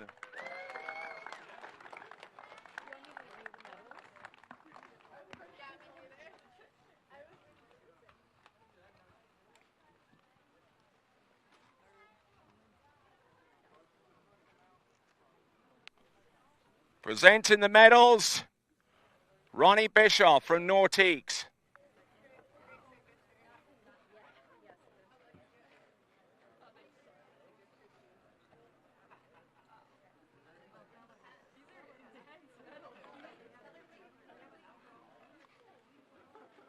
And ladies and gentlemen, presenting the bib to Lexi Abelson.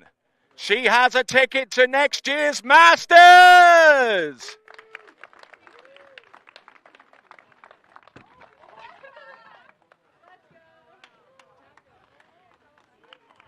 Ladies and gentlemen, presented to you your podium finishers in the U21 Women's Tricks, Cristiana de Osma, Hannah Stopnicki, and your winner, Lexi Abelson!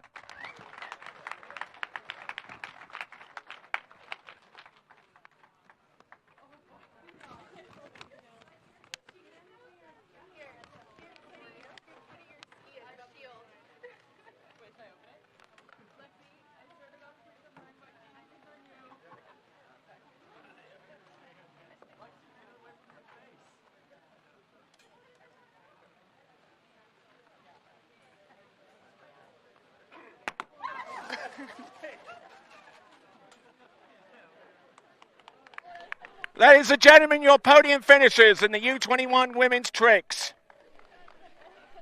And now, ladies and gentlemen, presenting to you your podium finishers in the U21 Men's Tricks. In third place, with a score of 65-60. Let's give it up, please, for Rich Kruger.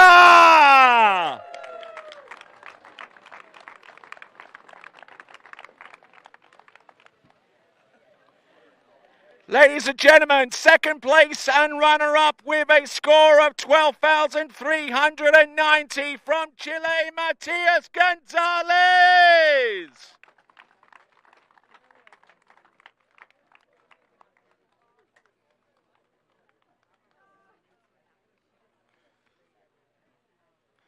And now, ladies and gentlemen, presented to you your winner and U21 men's trick champion with a score of 12,440 points. From the United States, it's J.K. Bolson.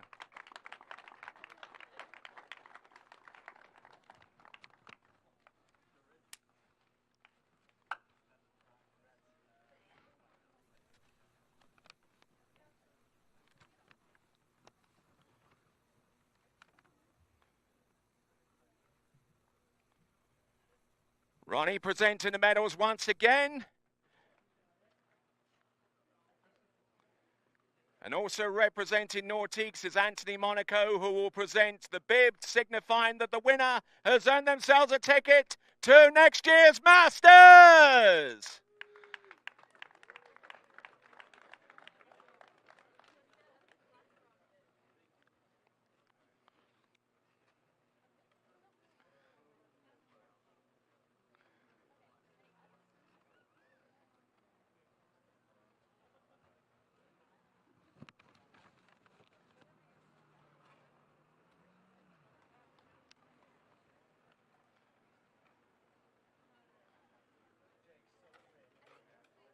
All right, so where's the bubbly?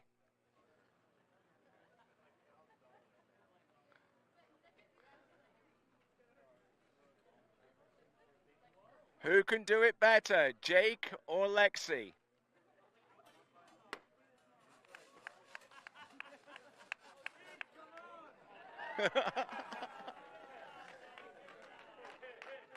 Ladies and gentlemen, your podium finishes in the U21 men's trekking competition.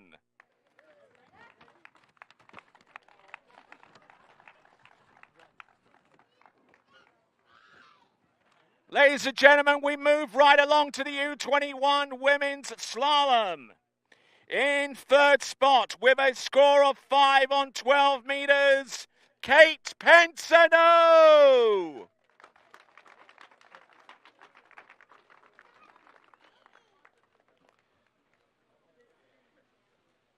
And now, ladies and gentlemen, presented to you second place and runner-up with a score of 5 on 11.25 meters, Lexi Abelson.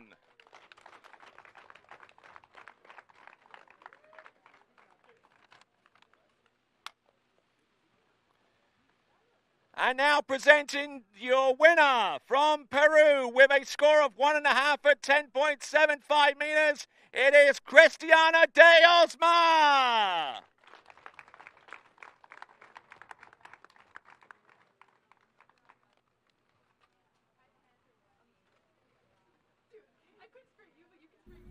Isn't that south to north? Is it? Yeah. North to south we're gonna go.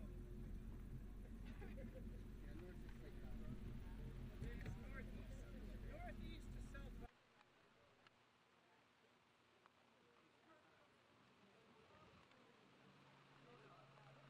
Ronnie with the medals, Anthony with the bib, Christy with the hat, and the bubbly.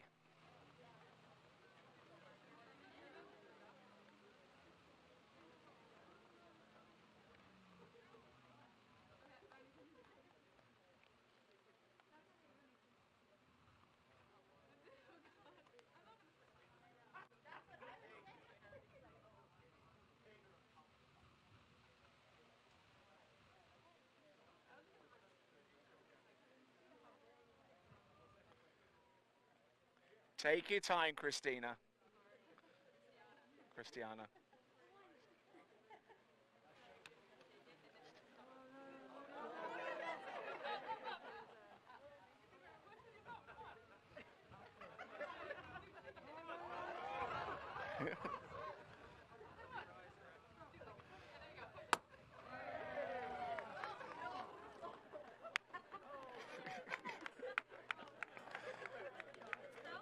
Looks like Brett got all of that one.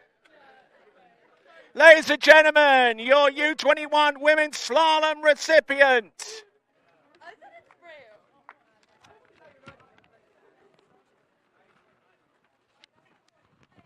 All right, U21 Men's Slalom results. Your top three starts with a score of 3.5 at 11.25 meters from the United States, Giovanni Bloyer.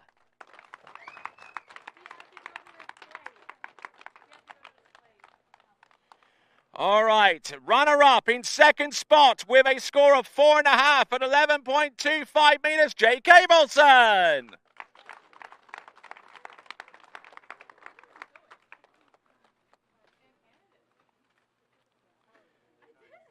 And now, ladies and gentlemen, presented to you, winner and your champion in the U21 Men's Slalom with a score of 1.5 at 10.75 meters, Jaden Aid.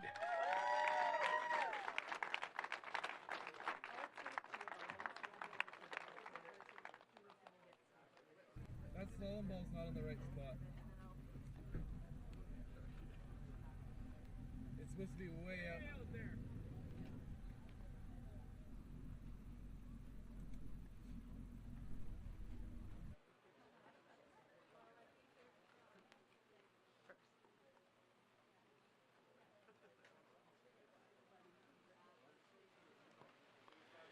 Once again, Ronnie with the medals and Anthony with the bib.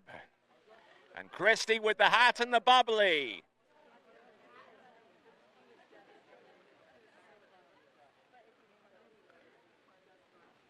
Okay, so how's Jaden going to play this?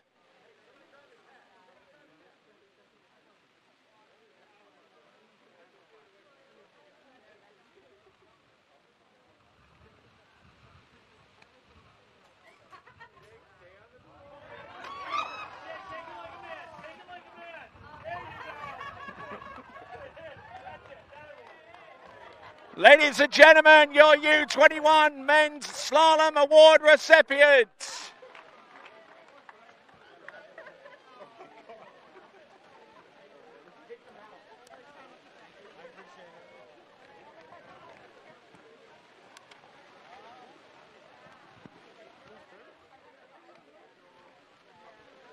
All right then, folks, we now go on to the under-21 women's jump results. And thankfully, we didn't jump in any of this. Ladies and gentlemen, in third spot.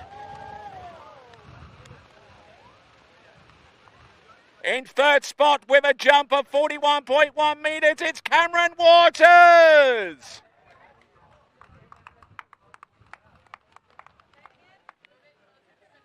Cameron Waters in third, which means that in second spot, with 42.5 meters, it's Zahi Reeves.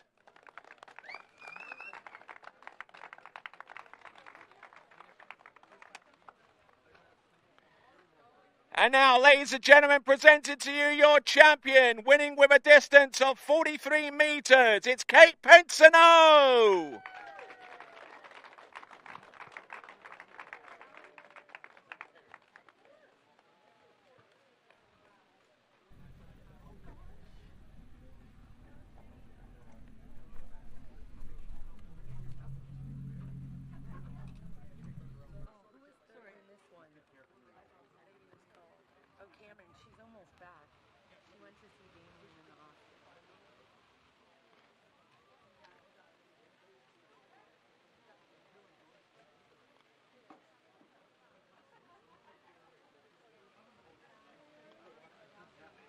Kate Pensoneau with a win, earning a berth at next year's Masters.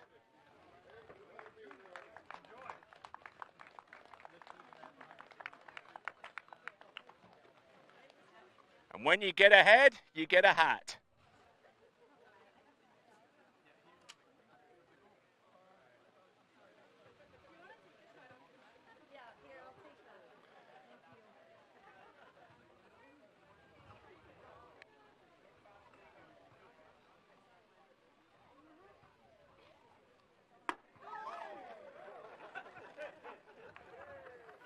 Ladies and gentlemen, your award recipients in the women's U21 jump.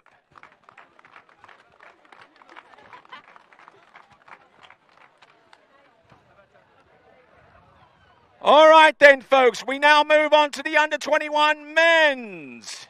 And in third spot, with his distance of 55.1 meters, it's Dash Kruger.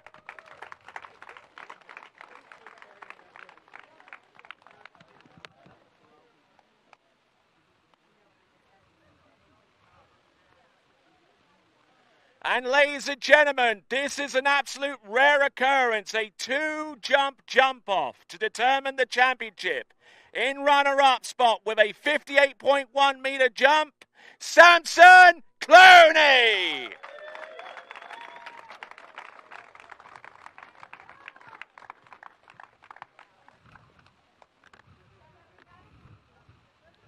And now presenting to you your champion, also with a distance of 51 meters. From the United States of America, Jake Abelson.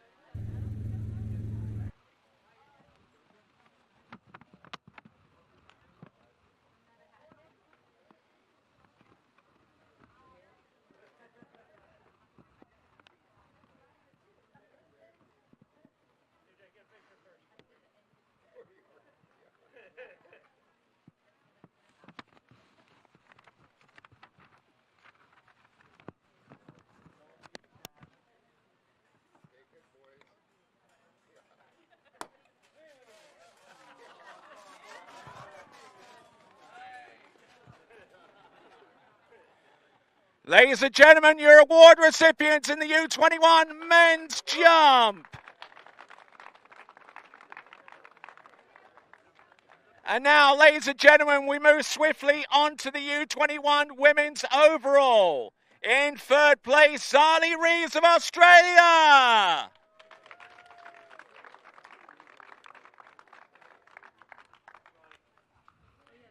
Second place and runner-up, Kate Pinsano.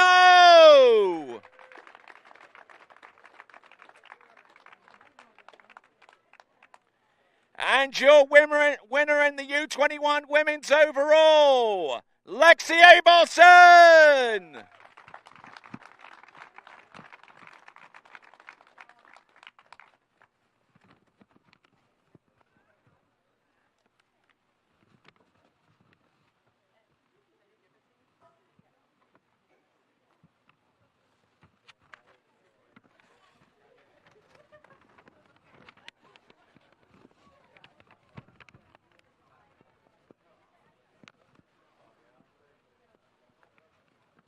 Ladies and gentlemen, your award recipients in women's overall, but we need the hat and the bubbly.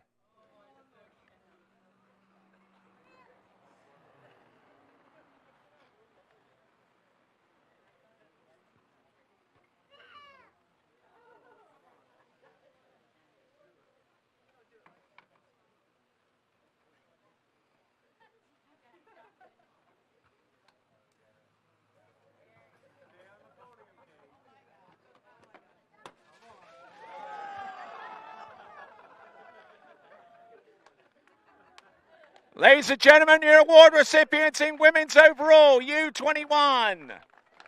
And we'll now conclude the U21 with the men's overall results. And in second place and runner-up, Giovanni Bloyer.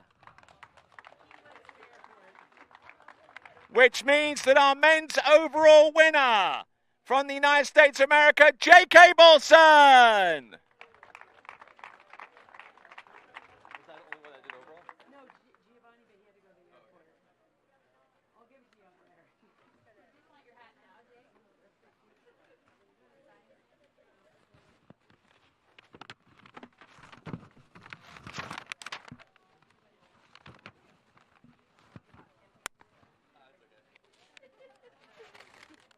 On the champagne.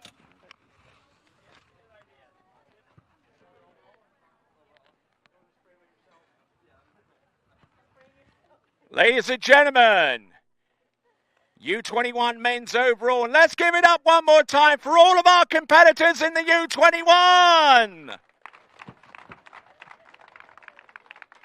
All right, let's move on. We're going to go into the pro event, starting off with the women's tricks, and in the third place with a score of 82.90, Hannah Stopnicki.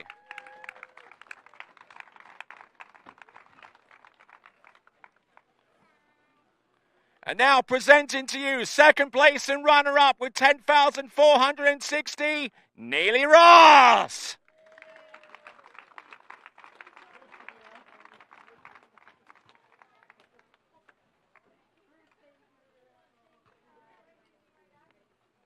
And now, ladies and gentlemen, presenting to you your Women's Pro Trick Champion with a score of 10,500 points from the United States. It's Anna Hunter.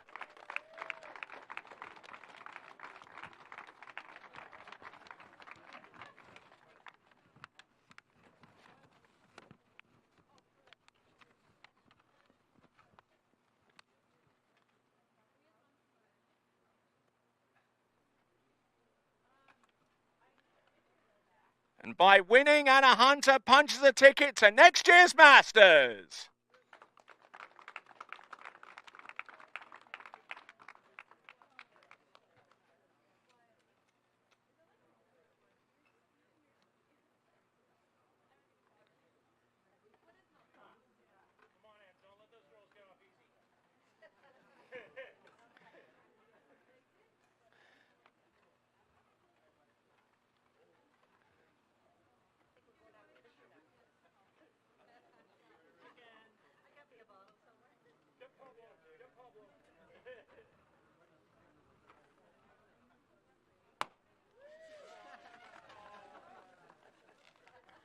Ladies and gentlemen, your recipients of the Pro Women's Trick results.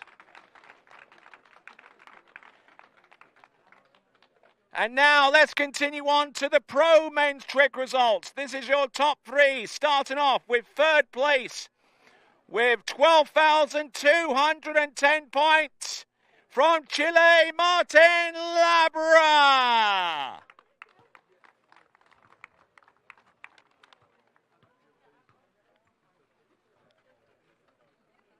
Continuing on in the Pro Men's Tricks competition, second place and runner-up with 12,790 points, Matias Gonzalez.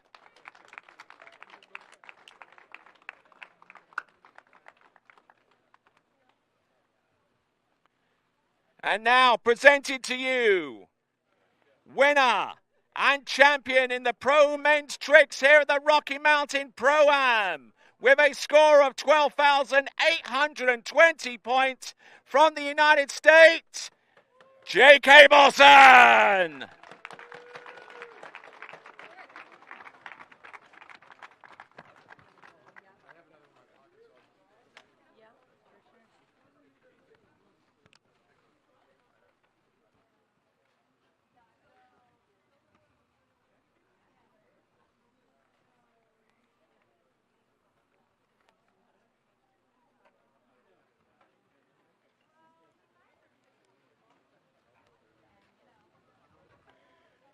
And by winning this event, Jake Abelson punches his ticket into the Masters Water Ski Tournament next year.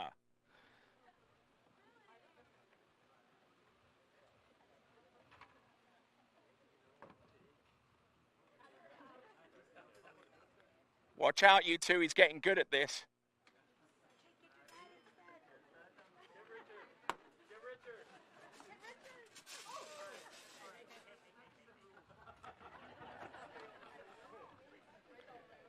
Ladies and gentlemen, presented to you your award recipients in the Pro Men's Tricks, Matty Gonzalez, Martin Labra, and your champion, Jake Abelson.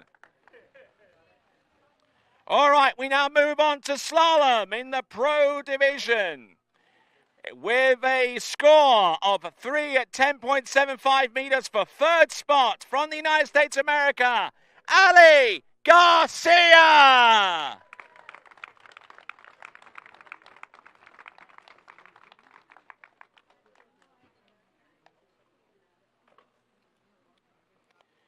And now presenting to you second place and runner-up from Canada with a score of 3 at 10.75 meters, Jamie Bull.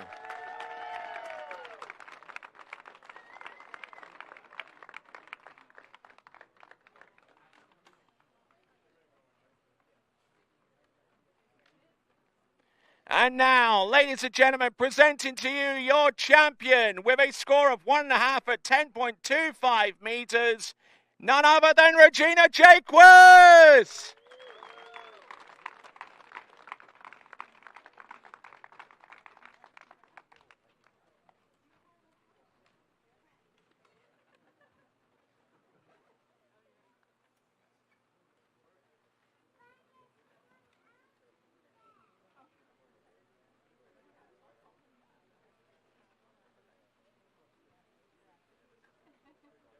And in the process, both Regina Jaquez and Jamie Bull tie for a brand new course record here at the Lakes of Casting Stone.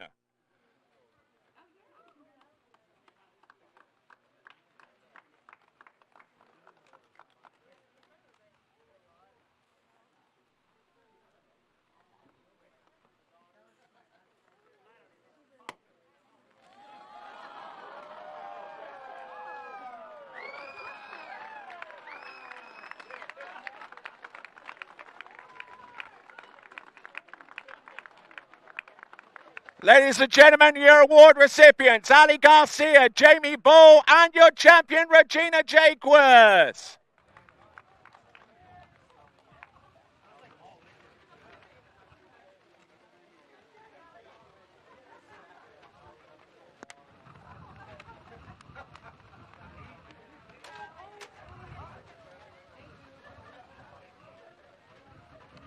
And now, ladies and gentlemen, presenting to you your award recipients in the Pro Men's Slalom Division.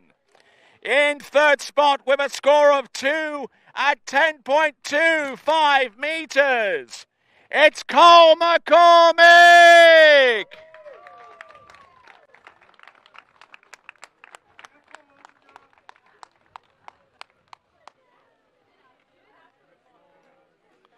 And ladies and gentlemen, this championship was decided via runoff.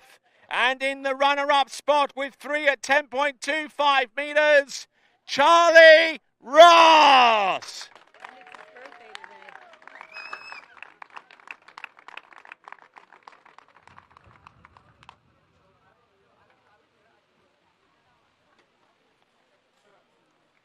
And ladies and gentlemen, winning via runoff with a score of 3 at 10.25 meters from Great Britain, Joel Poland.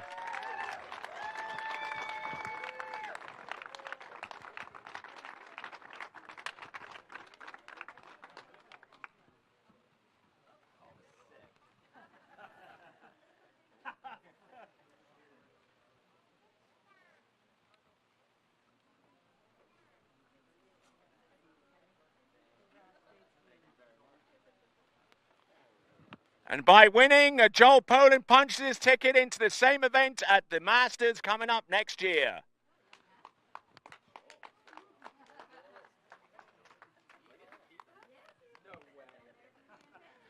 Now, before you shake up that bubbly there, Joel, couple of things. First of all, Charlie, many happy returns. Happy birthday to you, sir. And with 28% of the vote, the skier of the day is Joel Poland.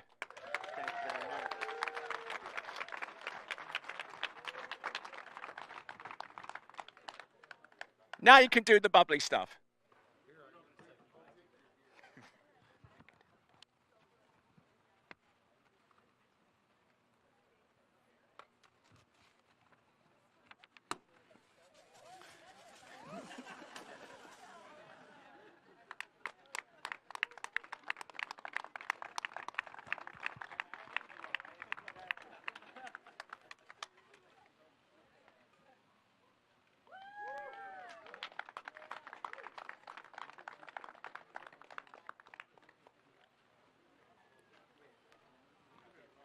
Your award recipients in men's slalom.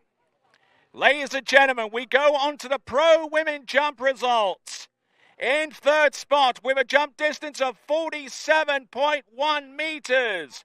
From the United States of America, Regina Jaquith.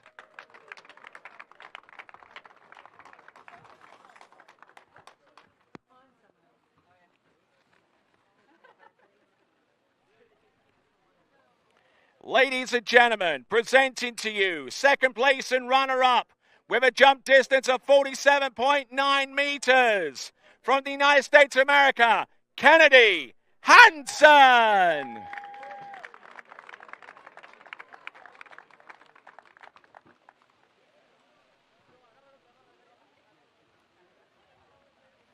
And now presenting to you, winner and Rocky Mountain Pro-Am Women's Jump Champion with a jump distance of 51 meters, Sasha Deniushkaya.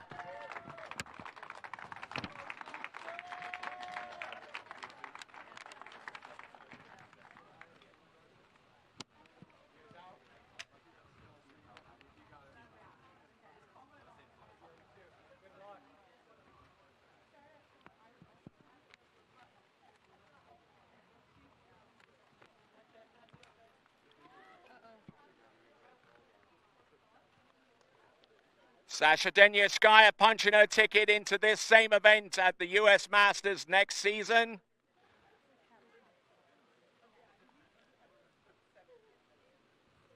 You got the hat, you got the bib, and you've got the bubbly.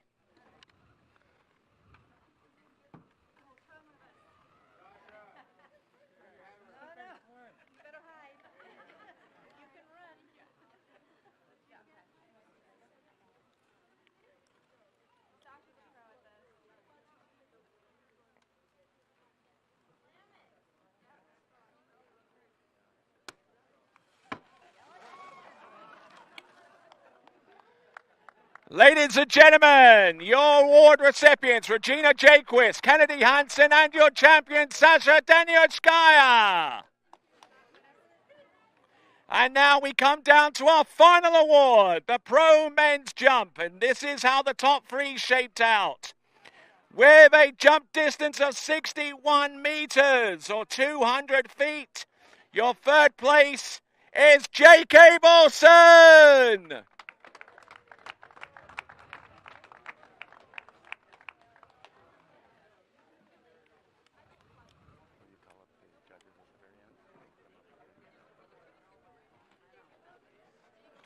Ladies and gentlemen, second place and runner-up with a jump distance of 63.3 meters from Austria, Luca Rockenwald.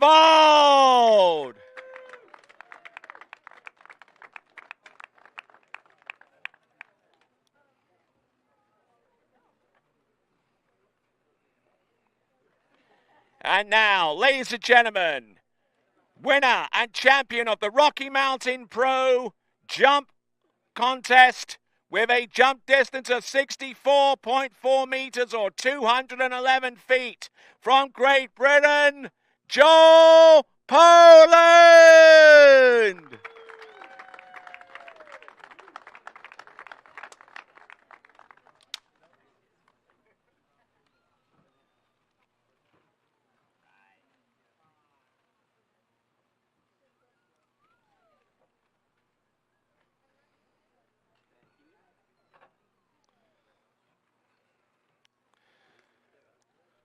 Ronnie with the awards, Anthony with the bib,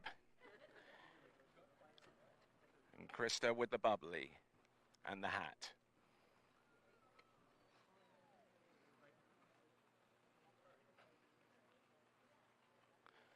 All right then, Joel, would you like to do the honors one last time, please?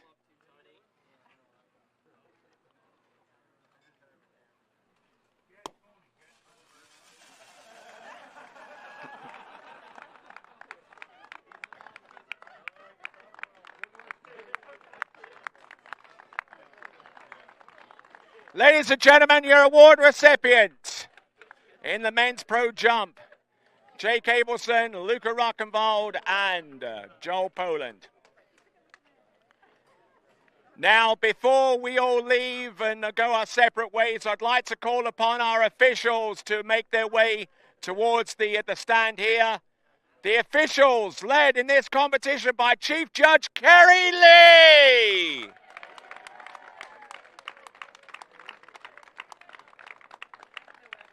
Ladies and gentlemen, your ACJ is Nikki Lee.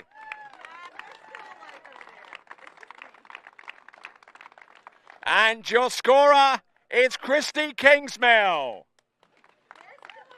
I know they're still over there, but I'm going to call them out anyway.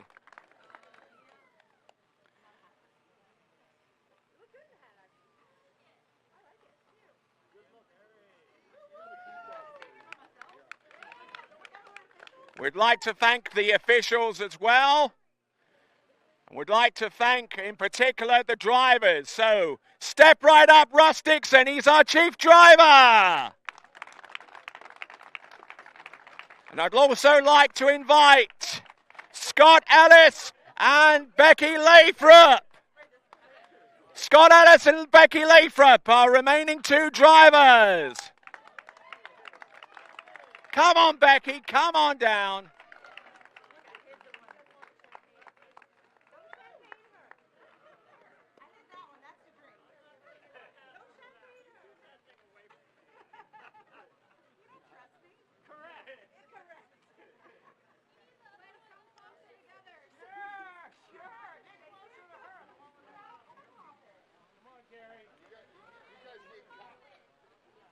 And as we acknowledge our officials, I'd also like to take some time out to thank the good folks here at the Predator Bay Water Ski Club for their help and assistance in making this event happen.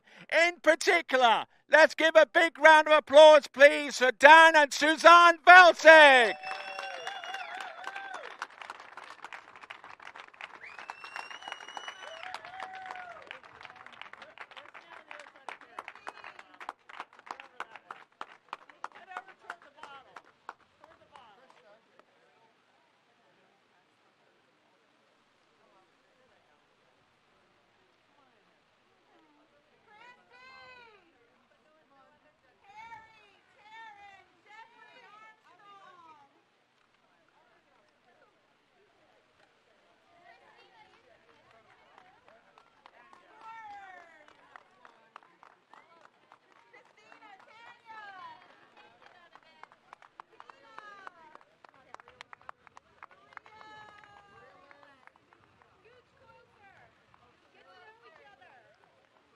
Ladies and gentlemen, presenting to you the officials in the 2026 Rocky Mountain Pro.